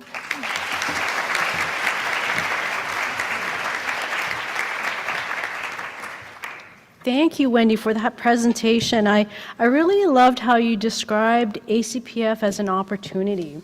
And in so many ways too, and I really liked how you described it's such a great opportunity for professional development and career laddering. And I think the outcomes of seeing your ACPFs and your fellows move to greater leadership positions is absolutely fantastic.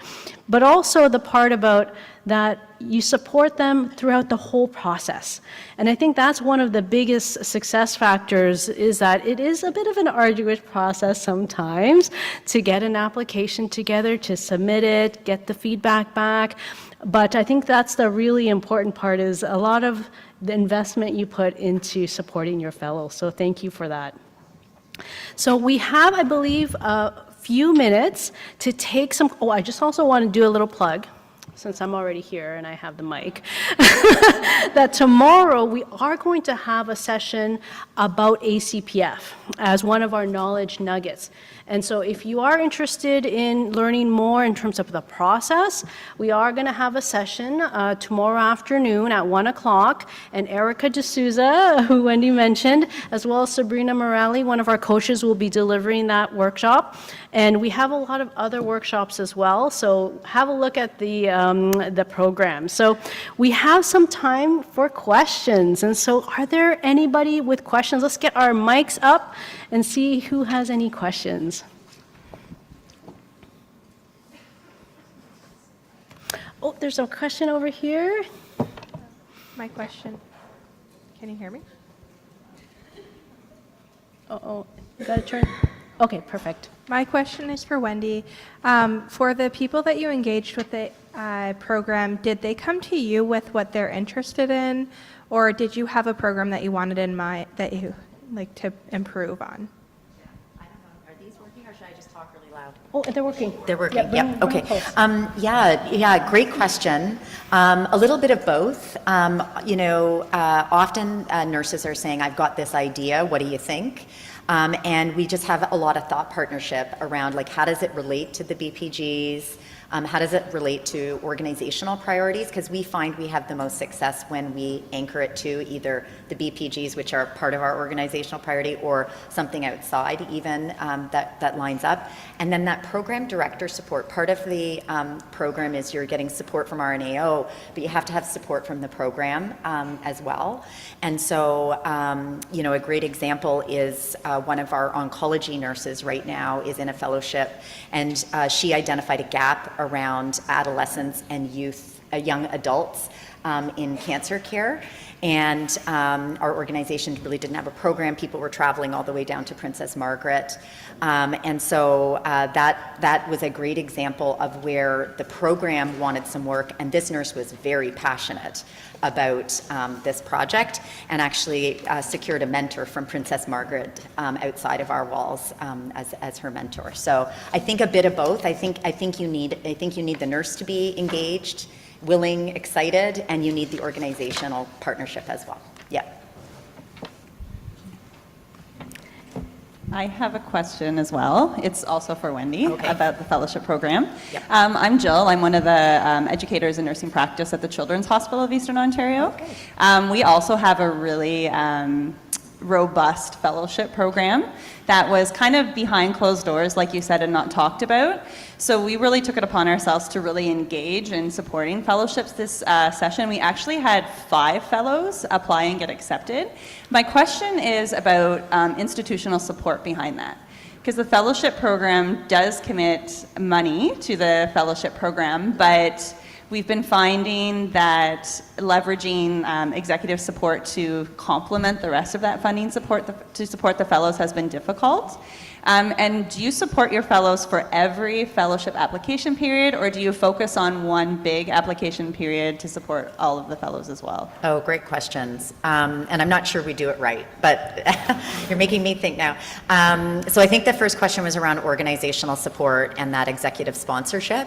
And like, as I was saying, like, that is critical. You can't do this well without having that and securing that.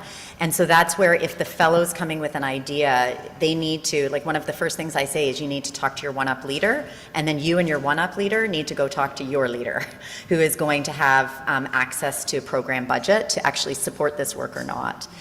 So you really need to do a lot of engagement and encourage the fellow to be able to speak to the project and what they have in mind.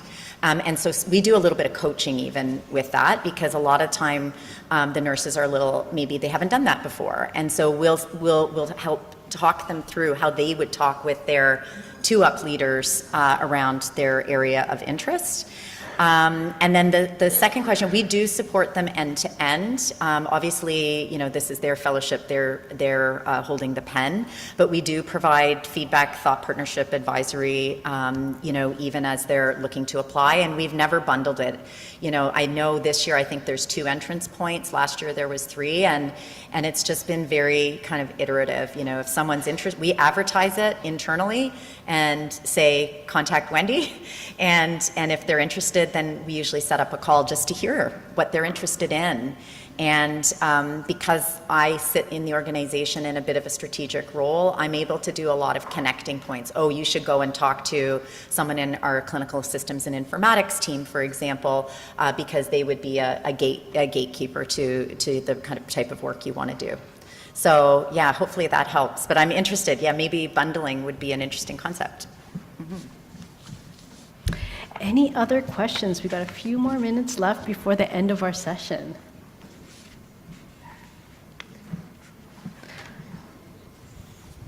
Hi, I have a question for Melissa. So it's really wonderful what you are doing at John Noble Hope, and just want to know that at any point, did you get any interest from the families or any capable residents, like what you are doing, like what is this about, what is BPSO?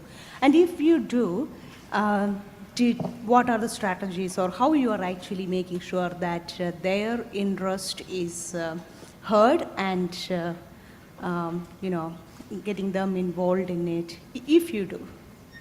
Okay, so sorry, just to clarify, you're asking if the residents and families have any questions towards BPSO?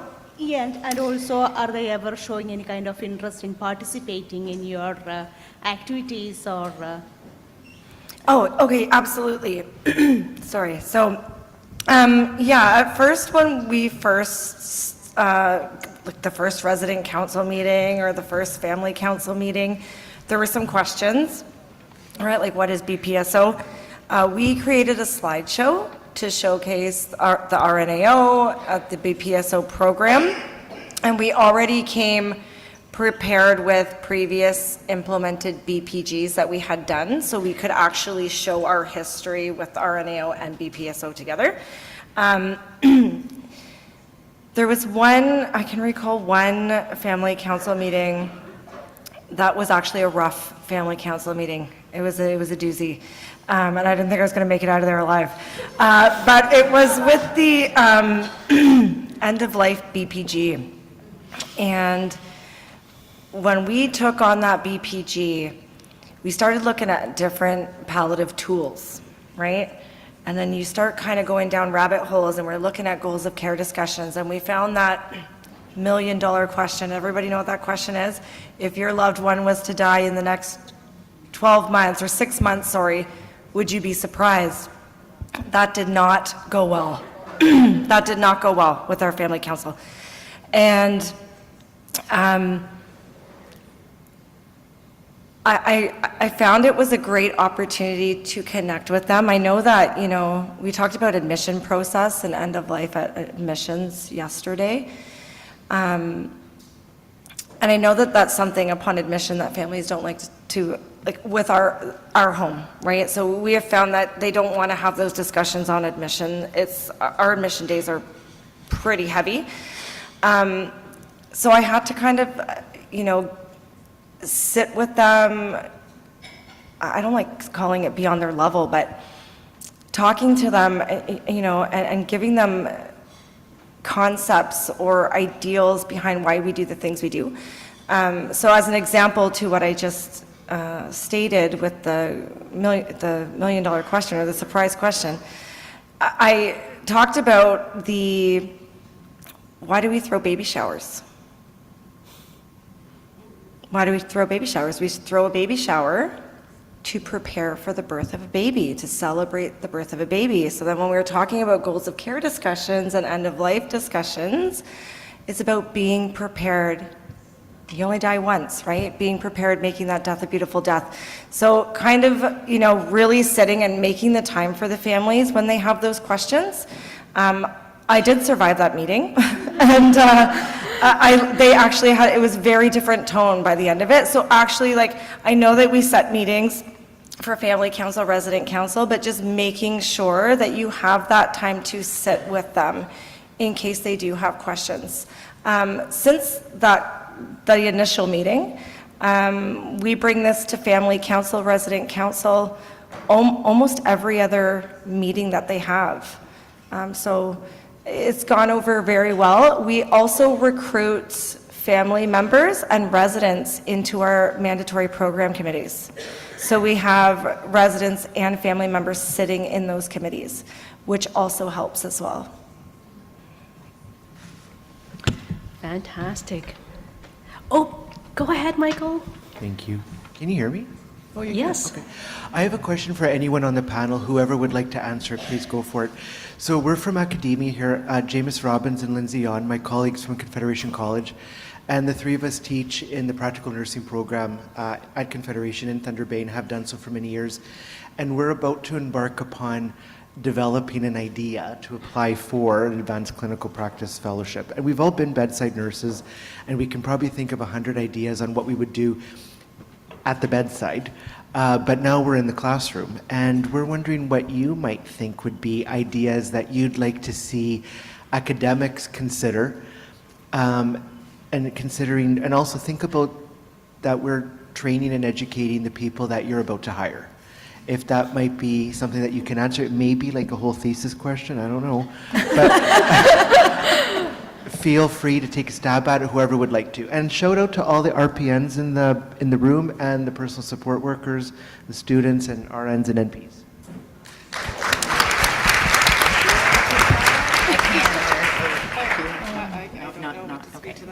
Okay. Consensus up here is I'm going to take this. I think number one, I'd want to hear a bit more. So happy to chat after. I think that you are uniquely positioned, if I'm understanding you correctly. I'm not sure if you're familiar with the Boyer model of scholarship, but I think you have an opportunity to evaluate something that you are doing as an academic team in terms of the impact that you're making. So that might be an interesting direction to go in, is actually the scholarship of teaching and learning for RPNs in this case.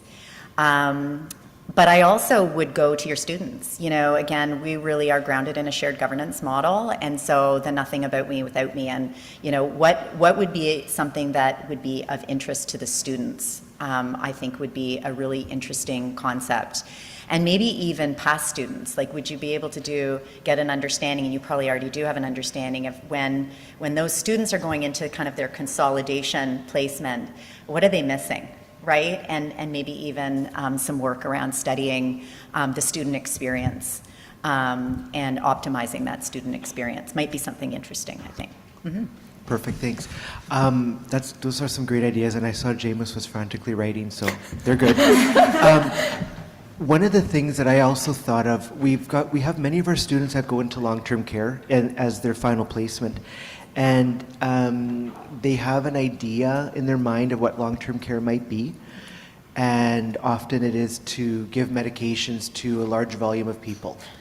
But there's so much more that we want them to have, and that they should have, and that they should be doing.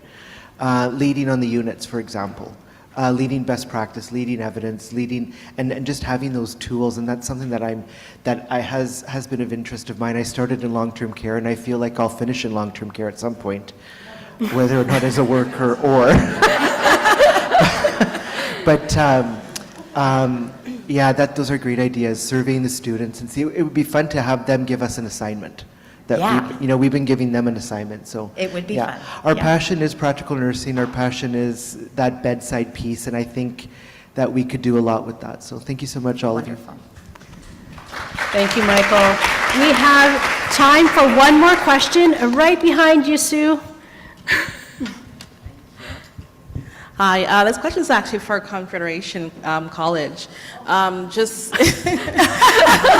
in terms of what you just requested and asked questions about, that's okay. I'll forgive you. However, looking at programs, I would say as a census throughout the homes and long-term care and so forth, there is a bit of lacking on wound care. Knowledge around it. So I guess a greater understanding involving more packing and so forth. So in nursing school years back and so forth, of course we go through that. However, I would say not so much in depth as what it's actually required now when you're in a community.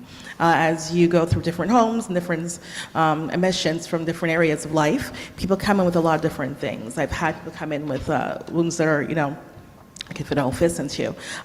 Packing wounds need vacuums and so forth. So I think more elaboration on education, pushing forward on different, I would say, techniques and on different wound stages and levels and how to treat it is ideal. And even we were speaking earlier today on foot care as a whole, and trying to collaborate with different disciplines on getting that within long-term care home, and I guess seeing what it could be and identifying certain types of lesions, highlight that it could be a cancer lesion to get it treated faster rather than later on when it actually starts to open up and spread.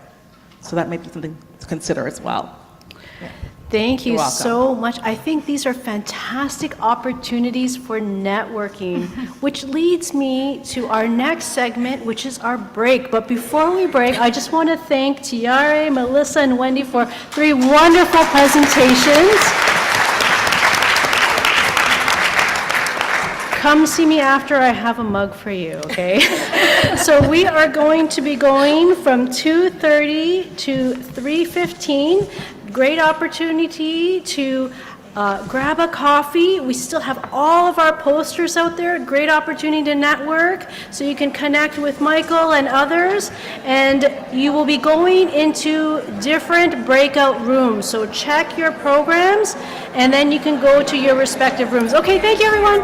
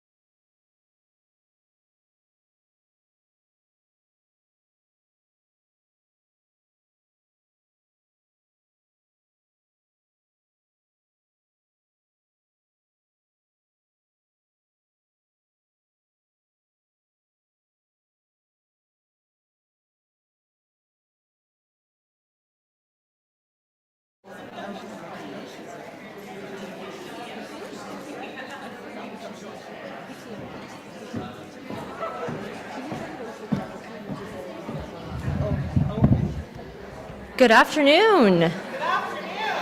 Good afternoon. Oh, I love that. Welcome back, everybody. It's my honor and privilege to be with you all this afternoon. This is our last session of the day.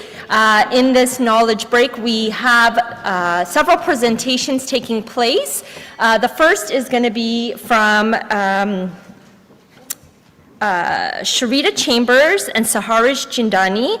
And their presentation is titled Revitalizing Evidence-Based Practice with Frontline Champions, CAMH's Journey as a BPSO Aligned with Strategic Vision. So I welcome the two ladies to the stage. They'll do their presentation and then I'll open it up for questions. Thank you. Yeah, you're welcome. So you'll advance this way. Yes. Okay. Hello, everyone.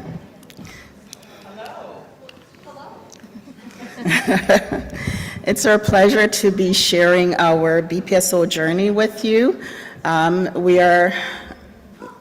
Sharita Chambers, the Director of Nursing Practice, and this is Saharish. Saharish is an advanced practice nurse who leads BPSO implementation, and she does a fantastic work. Couldn't do this work without her. So just for context and just to scaffold our presentation, we'll be talking a little bit about our background as an organization, how we've aligned RNAO, best practice guideline implementation with the CAMH strategic plan. Saharish will be talking about our champion engagement journey and some of the outcomes that we derive from our implementation. And we'll share a little bit about our success stories and lessons learned.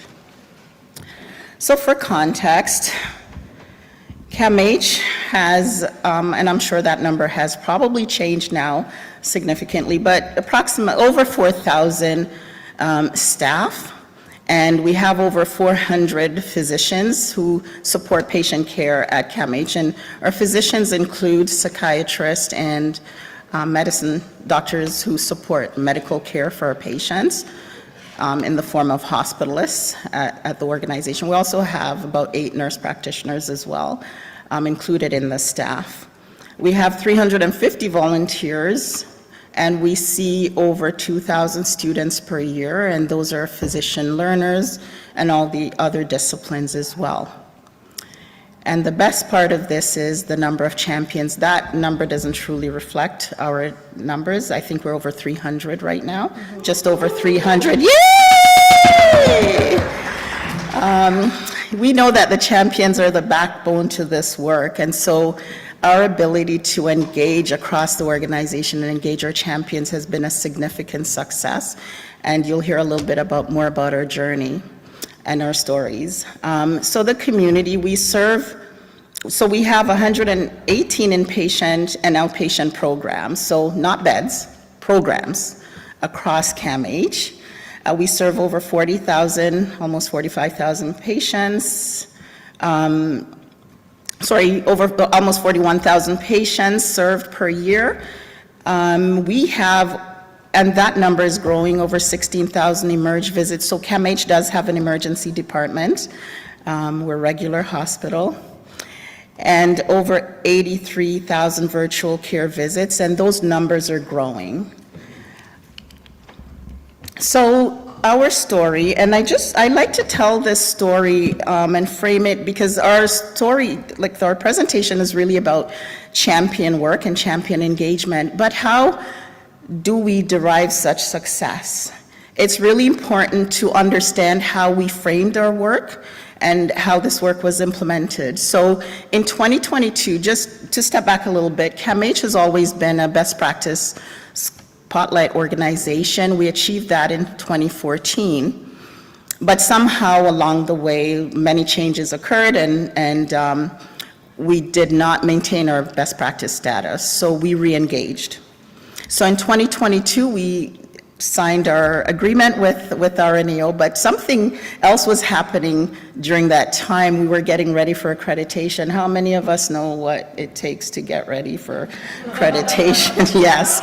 So that was the priority that year, and so we didn't exactly pause, we didn't move towards implementation, but what we did in the background, we engaged champions, we engaged best practice leads, and we designed sort of a rollout plan, which was revised eventually after we achieved a successful accreditation. All of the work and energies went into that. So we really didn't start the implementation work until 2023. And just to give you a picture of how far we've come, next spring, we will be a BPSO. So I'm going to run through this really quickly. So what we did was, at the same time that it was accreditation, we were also, we had a new CEO started, we're looking at our strategic priorities, so we were really formulating our new strategic goals at CAMH. And so one of the, if you can see the presentation, the slide, like we had 3 priorities, just to jump really quickly. One was advancing care, the other was getting upstream, and the third was lifting societal health. And we chose guidelines that we thought would have synergistic, sort of synergy with our strategic goals, as well as our quality improvement plan. So in terms of advancing care, this is how we aligned and developed our work plan for our guidelines. I'm not going to go through line by line, but we chose 5 guidelines for implementation, promoting safety alternative to the use of restraints, transitions in care and services, people-centered care, dementia, delirium and depression, and engaging clients who use substance. And so we were able to align each guideline that we planned on implementing with with all 3 pillars of priority. So next slide. Getting upstream, again, we were able to pick the priorities to support all of these goals. Next slide. The third. Yeah. So just to tell you about our approach. So when we signed our agreement, we developed an advisory council, and the advisory council sit at the highest level of the organization, and this involved leaders who influence or led programs that could support BPG implementation. So our education department, our quality, patient safety, patient experience department, our HR, organizational development department, our leaders of informatics, because all of this work and all of these programs support BPG implementation. So they sat on the advisory. So when work or priorities for implementation were defined, we wanted them to understand the supports that we needed. So if there would be changes to our iCare or documentation system, for example, informatics was there, IT supports were there. With our patient and family-centered care, we're embedding that into our leadership development, so developing curriculum to support leadership. And with education, we're developing curriculum to support our frontline staff in embedding patient-centered care, for example.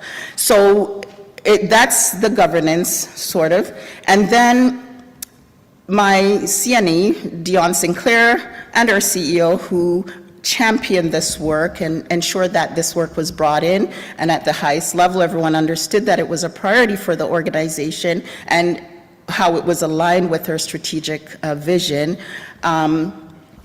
They support every bit of work that we're doing, so our work is prioritized. So programs and services, directors, managers, leaders, understand the need to release staff for the training, for the champion engagement initiatives that Saharish will share some of these initiatives that we've undertaken. But we were able to align all these implementations with our QUIP, with our strategic goals, and so it really made sense for the organization. And one of the things that we ensured as well is that we weren't creating new pathways or new initiatives. We weren't layering new documentation standards within what exists, because nurses already complain about the workload and the documentation load or overload. So we aligned every implementation and changes that we wanted to make with existing documentation standards. I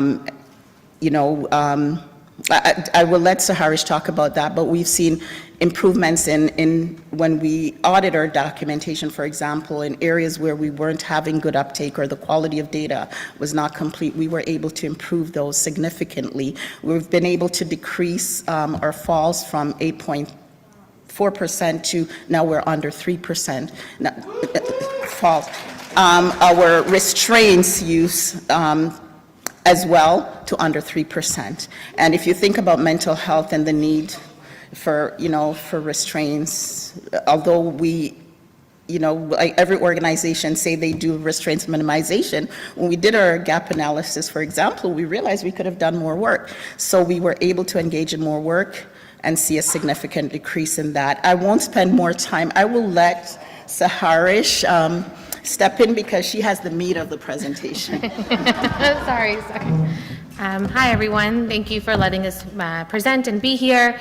So just wanted to add to what Sharita was saying, that because we had these advisory councils who are our directors, either clinical or directors in other departments within the organization, there was a lot of collaboration that we were able to do with the project. So with our different guidelines, changing processes, changing documentation, changing timeline, and getting things to be getting people to be on board with also what we wanted.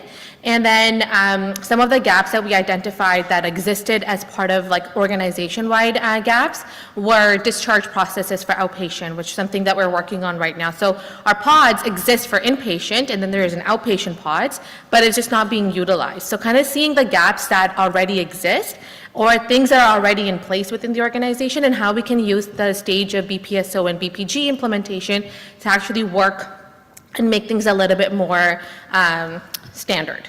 And also we're thinking of doing a organization-wide education module for people-centered care, and then we're actually having a presentation right now on the delirium pathway that our geriatrics team did. So just quickly in terms of engagement journey is that we implemented different guidelines at different times, and we engaged our champions to come to these events and to actually be part of our gap analysis with us. And because CAMH has so many different layers in terms of the different population that we see, we realized that it's not a one-size-fit approach. So we let the champions know that, hey, if you're coming from forensics or if you're coming from acute, these are the gaps that we've identified, but how do you implement the solutions, or how do you implement what we want to actually do and make things better? It's going to be based on your role and your understanding of your clinical area. So in forensics, if everyone, there's a lot of different roles and professionals. If everyone is going to work together, that's your mandate. Acute is going to look a little bit different. Long-term, so our psychosis and recovery units are going to look a little different. So even though we had one universal goal, our strategies to implement these goals looked a little different depending on where the staff was coming from. So again, just a quick, for this year, we implemented 2 guidelines, and then we're actually in works of doing our very last guideline, which is on engaging clients who use substances. And we talked about this yesterday too, is that, instead of going organization-wide, we're going very specific to a clinical area. And that's our area of medical withdrawal services, kind of understanding what their gaps are. Even though they're so well-versed in engaging patients who use substances, there are still gaps. So identifying what those gaps are, asking them to pick the gaps, and then us working on a strategy to actually make sure that those gaps are overcome. And then part of this journey is also attending conferences like today. So we had 4 presentations that we actually were doing for the yesterday and today combined. And they were all led by champions. So it was great that, RNO allowed our champions to come, to be part of this event, and it just gave them an opportunity to speak about the work that they do, answer the questions, because if they'd asked me, I wouldn't have known how to answer, but at least it makes them feel like they're part of the process. And then getting Doris to actually come and to listen to our champions and to be part of our events with us. We've done a bottom-up approach where it's been a grassroots approach as well as a top-down approach. So it's a collaboration with the front line, getting them to sit on the table, make decisions, identify the gaps, come up with goals that they want to implement. And then also, as Sharita mentioned, engaging our executive leadership, because they need to know what's happening in order to support the champions on the ground. These are just some of our outcomes. So again, these are very different depending on the different guideline, depending on the different roles. One of the things that we did for people-centered care is we saw that we're good in the way that we approach our patients and our families, but we kind of took a way of sharing successes. So we looked at different programming, clinical and non-clinical, and we do features on them. So others know that, hey, environmental services or dietary services, how do they support patients? These are also our social workers who support with culturally informed interviews, and these are specific in forensics. So they talked about their role and the very unique practice that they have. These are, again, some BPSO outcomes. So again, communication, awareness, getting all the champions to come together, letting them speak about what they do, how they do it, and why they're so passionate about their role. And then these are some of the lessons learned, is that it's important that if one area is doing a project, or doing a goal, is to share their unique ideas with the rest of the organization. So not keeping it siloed, but kind of sharing it vastly amongst the organization. And then what we did was our implementation of the guidelines was staggered, but our champion engagement was all at once. So perhaps, what we could do or what organizations could think of is engaging champions for specific guidelines as the guidelines are coming on board. Engaging staff at orientation, so we do that. We engage our clinical externs or NGGs and our new staff, but perhaps doing it a little bit earlier, engaging managers engaging managers a little bit more. And more opportunities for intentional knowledge exchange. So I think one of our ideas for next year when we get the designation is to have a champion symposium. So getting the champions to talk about their projects, doing a poster, and encouraging them and providing them guidance on how to actually submit abstracts. Because, we can do so much for them, but if we give them the tools, then it allows for sustainability. And then better engagement of leaders so that their champions can participate, but they can also come and listen to what their champions are doing. And that's it. Thank you.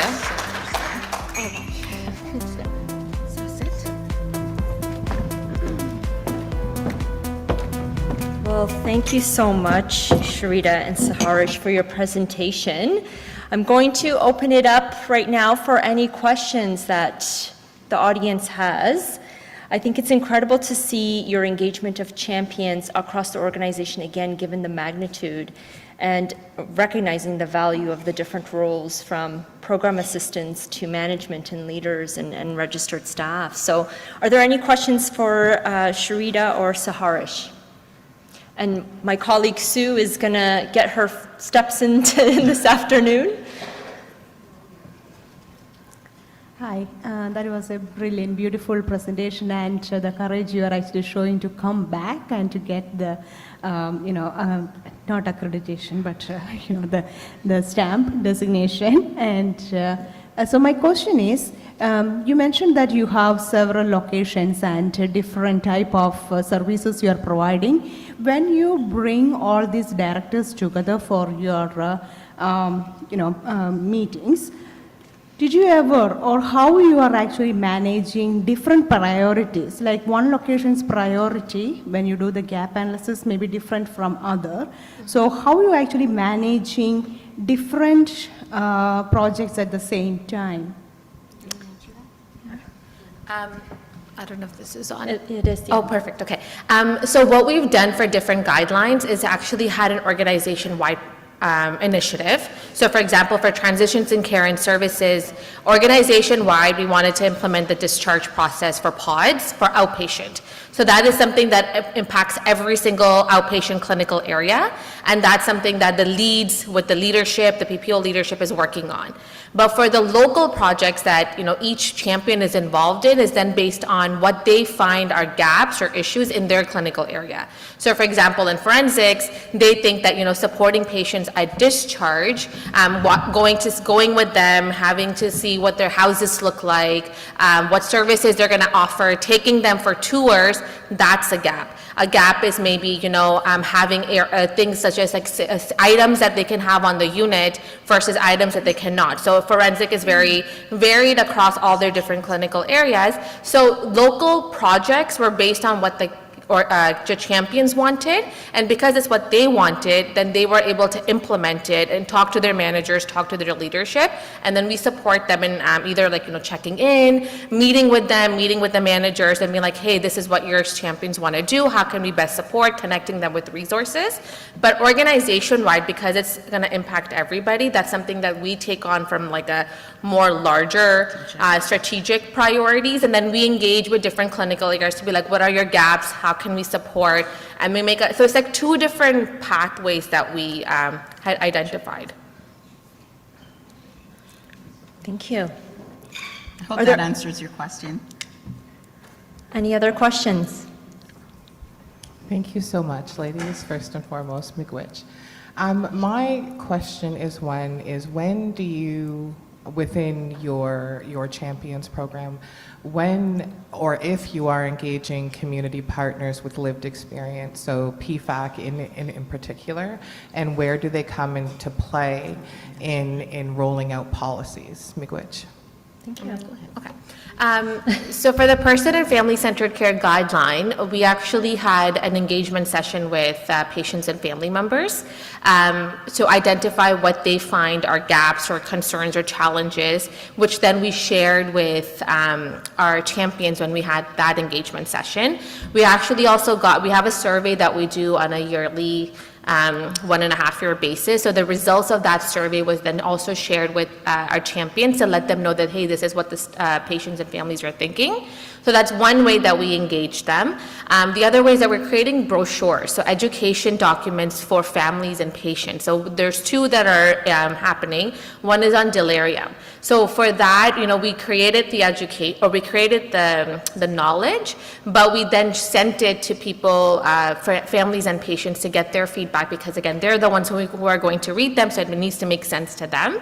And then we're creating a restraints education pamphlet, because though we, as a mental health organization, restraints are unfortunately a part of our daily practice, but we don't have education documents. So if families want to know, how to best support their loved ones, we don't have that material. So we're creating that, but we engaged families and patients in interviews to understand what they want as an education, but also staff to then kind of put two pieces together. We'll take one more question. Yeah. Can I ask a follow-up question? Okay, so there's two more questions. Yeah, go ahead. So do you have PFAC sitting on any of your advisory tables on an ongoing basis to ensure that community members' voices are being heard from the highest administration level as opposed from the bottom up, where they may be afraid of reprisal for speaking up? Miigwech. So our patient and family advisory, they sit on every level, and I'm speaking, CAMH is a huge academic teaching research organization, and they sit at every level, including in research, as we're prioritizing research. Education, they sit on our education councils, they sit on our program development councils, and we engage at the level of implementation as well. So we have a really robust framework for engaging patients, families, people with lived experience. You could be at a conference like this and you wouldn't realize that someone who's presenting is someone with experience. So we have a really robust program, just to answer your question. I think there was one more question. Yeah, excellent. Yeah, one more. Thank you for being that example. Thank you. Hi there. My name is Marianne. I think my question is really revolved around lived experience. So just kind of bouncing off Brooke's question to you, just in respects to people with lived experience, when you're creating the pamphlets, so people with lived experience are providing input. Are they sitting at the tables and giving the input and engaged in those conversations? Yeah. Okay. Yeah, so the development of the pamphlet for restraints minimization, for example, for education, like this was a whole quality improvement initiative. So, I mean, it went through a whole research ethics and review, and so part of that is to answer the question, how do you engage patients and families? So they're engaged quite early, not only, so we asked them what they needed through engagement, but as we develop the pamphlet or any materials, they are part of the review process as well. So what they've told us, is this reflected in the pamphlet? And as it's finalized, they will still get another layer. There's another layer of review. Okay, well, thank you so much. I think what I'm hearing is that there is meaningful, intentional engagement from the very beginning versus this tokenistic participation, which sometimes, unfortunately, does occur, so we have to be very intentional. So I wanted to thank Sharita and Saharish for their presentation this afternoon. As a token of thank you, we have mugs from RNAO, so there you go. So thank you so much. Thank you so much. Yeah, you're most welcome. You guys can have a seat in the audience. Yeah. So we'll move along to our next presenter. So our next presenter is Ms. Jill Farouk, who is the nurse educator nursing practice at the Children's Hospital of Eastern Ontario. And her presentation is titled Amplifying Impact and Engagement, Leveraging Social Media and Creative Strategies to Elevate BPSO Visibility and Engage RNAO Best Practice Champions. So welcome. Thank you. So is this to make Yeah. Perfect. Thank you. All right, as I was introduced, my name is Jill, and I am the current Best Practice Spotlight organization for CHIO, which is a pediatric acute care facility based out of Ottawa. I am super thrilled to be here to talk to you guys about all of the work that we've done to really engage and motivate and mobilize our best practice champions at CHIO, particularly our frontline champions. I get really fired up about this, so I'm keeping a close eye on my time monitor. To begin with, and to begin our process of engaging our champions, it was really important that we took a pulse of BPSO knowledge within CHIO. What we identified at that time was there was a real gap in knowledge about what CHIO's role was as a best practice spotlight organization, and a real lack of clarity around the role of the CHIO champion. So in order to close this gap, we hosted a BPSO open house where I always forget that I have to change my own slides, where attendees were able to learn more about the RNAO BPSO program and really gave an opportunity for staff and current champions to have open dialogue and really identify some key elements that impeded their engagement and mobilization within CHIO. Through this open conversation and participation in really targeted survey questions, we identified 3 real reoccurring themes that our champions were vocalizing. What they really wanted was clear role definitions of what a champion was, more visibility and communication about best practice guideline initiatives within CHIO, and access and knowledge of resources and protected time for education and professional development to implement best practice guideline work in their clinical areas. Whoopsie. So, armed with this knowledge, we developed a plan that was both clear and effective. We identified 4 strategic buckets that you can say up here that we hoped would really target those barriers that our champions were identifying really impeded their ability to be engaged and impactful. Our first bucket, increasing visibility, was a crucial first step. Really important to ensure that the work of CHIO champions and the importance of best practice guidelines was known and visible throughout CHIO. The second bucket really clarified and formalized the role of CHIO champions. It helped to reduce ambiguity and ensure that everyone knew what was expected of them. A clearly defined role makes it easier for champions to champion their best practice guidelines on the front line. It also provides leaders with clarity on how they can support these champions.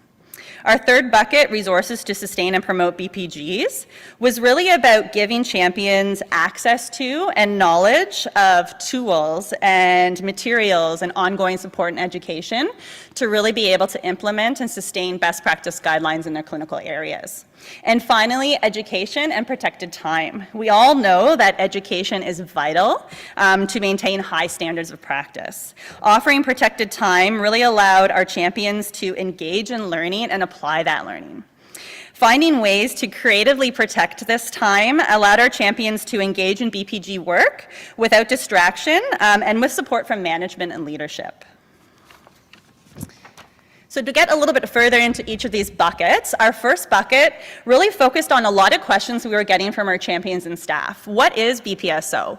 What do I do as a CHIO champion? How do I find access to resources to become a champion and to do PPG work? So what we did to address this is we really implemented multimodal communication strategies.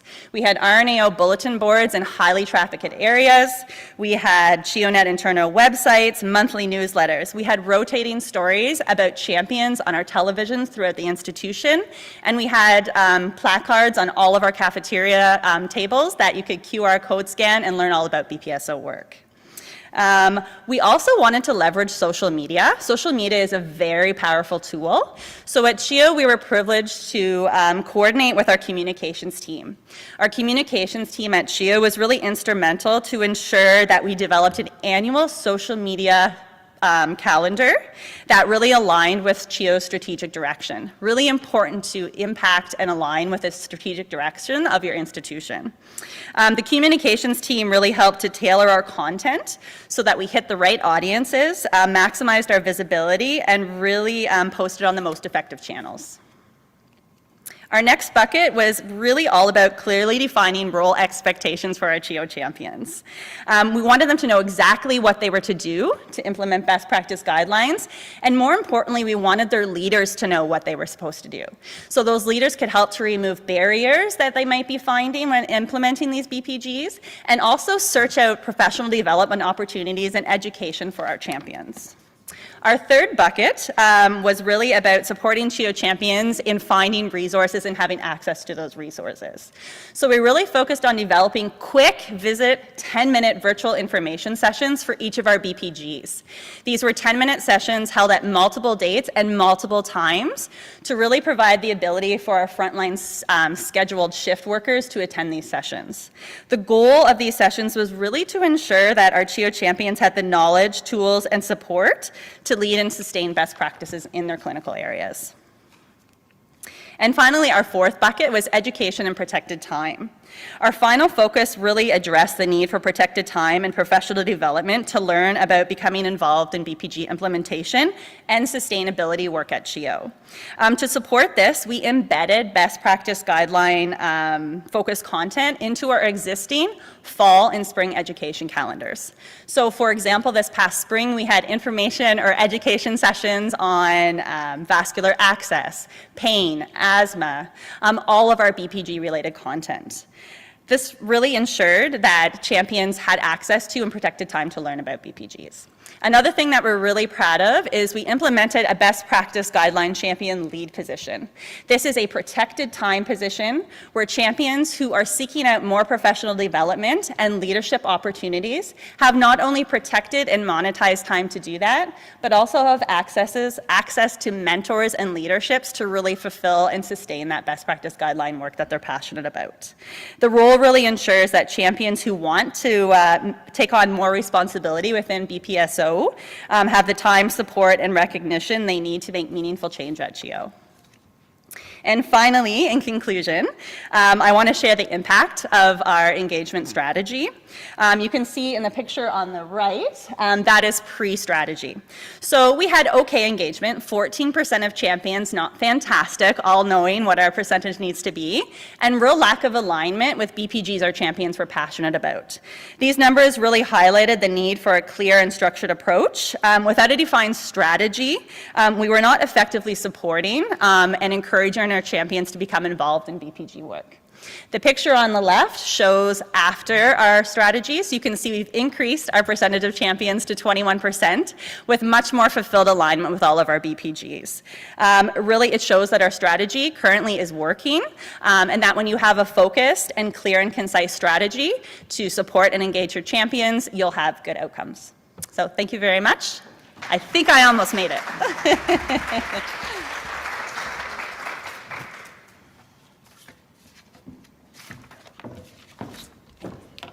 Jill, thank you so much for your presentation. Don't run away. We have maybe a question or two in the audience. I do want to say that this slide, though, that you had previous is very impactful, like the procession of the arrows in terms of, what you can do with strategy and with intention. So thank you so much for your presentation. Is there any questions for Jill? Yes, right ahead.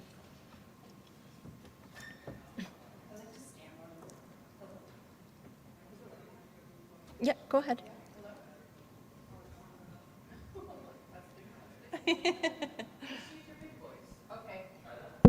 Oh, yeah. Hello? Yes, there we go. Okay, awesome.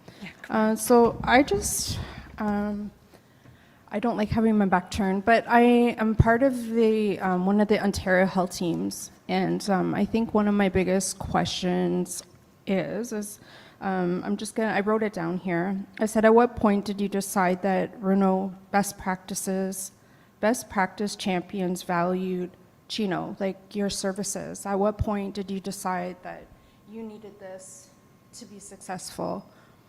This engagement strategy? Yeah. I think if somebody else spoke to it earlier in presentations, that CHIO has had a very stop-start relationship with BPSO, as I'm sure many of you have had.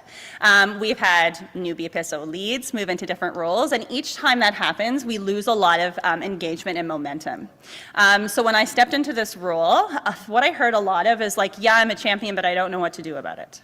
So CHIO had really worked hard to gain champion representation as part of a deliverable for our contracts, but that's kind of where it ended. So I know, grassroots-wise, that champions are the driving force behind BPG work within our acute care facility. So how do we make those champions who were initially really excited to become part of this program know clearly and concisely how to champion best practice guideline work in their clinical areas? How can we support them to do that work and remove barriers? And how can we protect their time as acute care nurses who have patient loads? How can we protect their time and compensate them for that time? So that's how I knew that we needed to find an engagement strategy that was effective to identify what I was hearing recurringly from our champions, what they needed. Thank you. Yeah, I guess the reason why I was asking that is because I know within the OHT that I'm a part of, they don't use these best practices, and I'm just curious on how to become a champion to kind of intertwine these practices inside of the OHT. That's great. Great question. Thank you, Jill. So on behalf of RNAO and everyone, here's a mug. Thank you so much for your presentation. I think I've had like 16 cups of coffee today. So. This will be your 17th cup. Okay, next I would like to invite Ms. Denise McCormick, who is the Assistant Director of Nursing and Quality Improvement and Training Coordinator at Hastings Centennial Manor in Hastings County.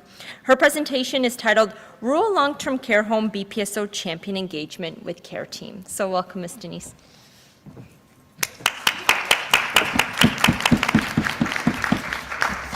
You can use that slide to advance.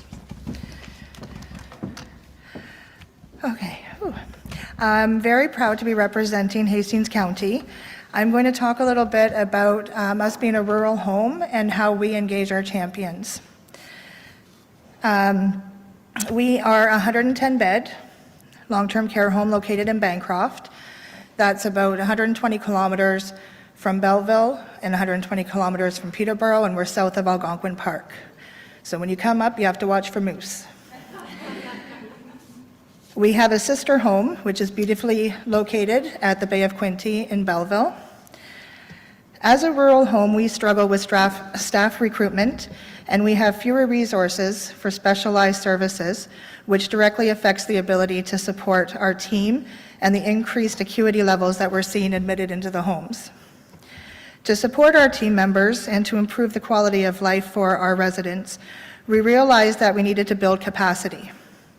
To build capacity, we needed to focus on education, communication, roles, and creating a positive and supportive work environment. Implementing evidence-based practices would promote the collaboration within the team to ensure the team members would feel empowered and, most importantly, that they were valued. This led us to our BPSO journey. Change is often a challenge in long-term care for team members. There's the fear of the unknown and the reluctance to accept new ways to do things. Heavy workloads, along with the struggle of staffing shortages, heighten these challenges. So how are we going to initiate and sustain the changes that would come with our journey to become a best practice spotlight organization? Using the social movement action framework, we started at our BPSO launch party by discussing why change is valued and necessary. Since we are a county home, the long-term care chair and mayor at the time of Bancroft, the warden of Hastings County, the CAO of Hastings County, and the director of long-term care provided support. After the presentations, our BPSO team was ready to share with the team members, residents, and care partners about BPSO. The big question was, how are we going to get the team members to take the time to listen to us? They're often busy and don't think that they have the time to stop. Well, we offer them free food and we offer them gifts. And I think that was mentioned earlier by someone else, and it works. So we provided tape measures, and we have a logo that we created. It's two people shaking hands to show our collaboration with our NAO, Band-Aid holders, which seemed very popular, and cooling scarves. And then we had cupcakes and cake.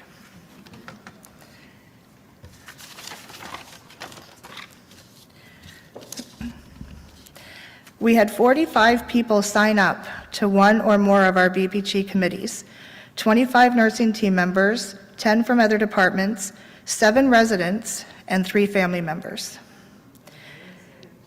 We started to use daily huddles to talk about culture change. We were hearing, well, this won't work. This won't be sustainable. So what we did was we used an example. So about 8 years ago, our home was the highest in our Southeast Lynn for the use of restraints. And we got that number down to 0% and have sustained that over 5 years.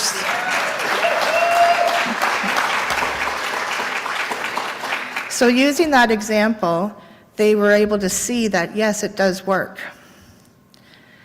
They realized that evidence-based practices can create positive changes and they can be sustained.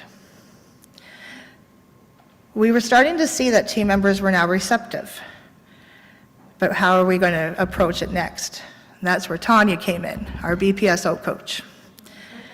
Having Tanya come in and provide champion training, education had a big impact on the team. In our first year, we had over 50% of our nursing team as change champions. Our goal was 8.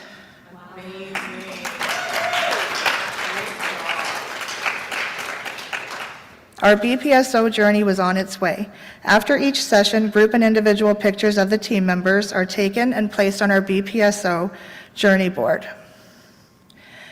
As we were developing our first BPG, which is preventing falls and reducing injury from falls, we were also growing within our home. We started our restorative nursing team, and again, that's a new change.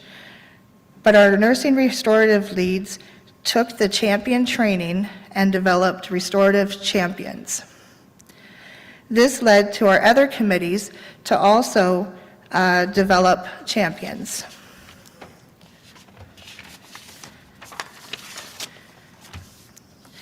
We have resident safety fall prevention champions, restorative care, resident safety sling champions, BSO, IPAC, continence and bowel management, and palliative end of life care. The champions are identified with a badge underneath their name tag, and this helps the newer team members know that that's someone that they could go to for mentorship or support if they have questions. They are also recognized in a special part of our board on our BPSO journey wall. So within the first year, now we have 70% of our champions are champions in a specialized field.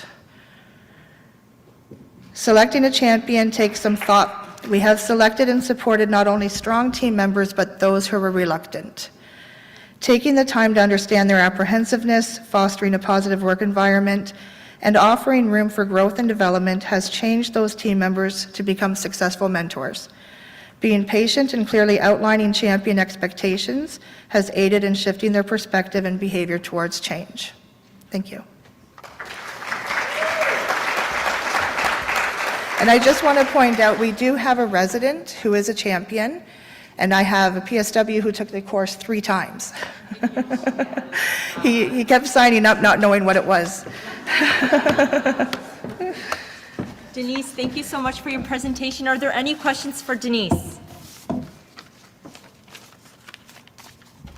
You covered it all. Beautiful, well done. Thank you so much. Congratulations. And thank you on behalf of RNAO. So please join me in a big round of applause to thank Ms. Sharita, Shaharish, Jill, and Denise for their presentations this afternoon on how to engage champions. Very impactful presentations, and recognizing it's one thing to create a champion, but again, to meaningfully engage them in the different components of the program, different layers within the organization is very important. So thank you very much for participating this afternoon. This is our last session for today. So I do wish you safe travels home, or if you're staying overnight, that's great as well. We will reconvene tomorrow morning in the same room at 8:30, so I do welcome you back. We'll have breakfast as we had and opening remarks.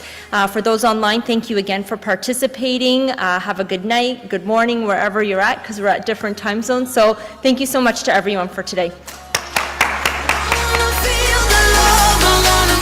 Into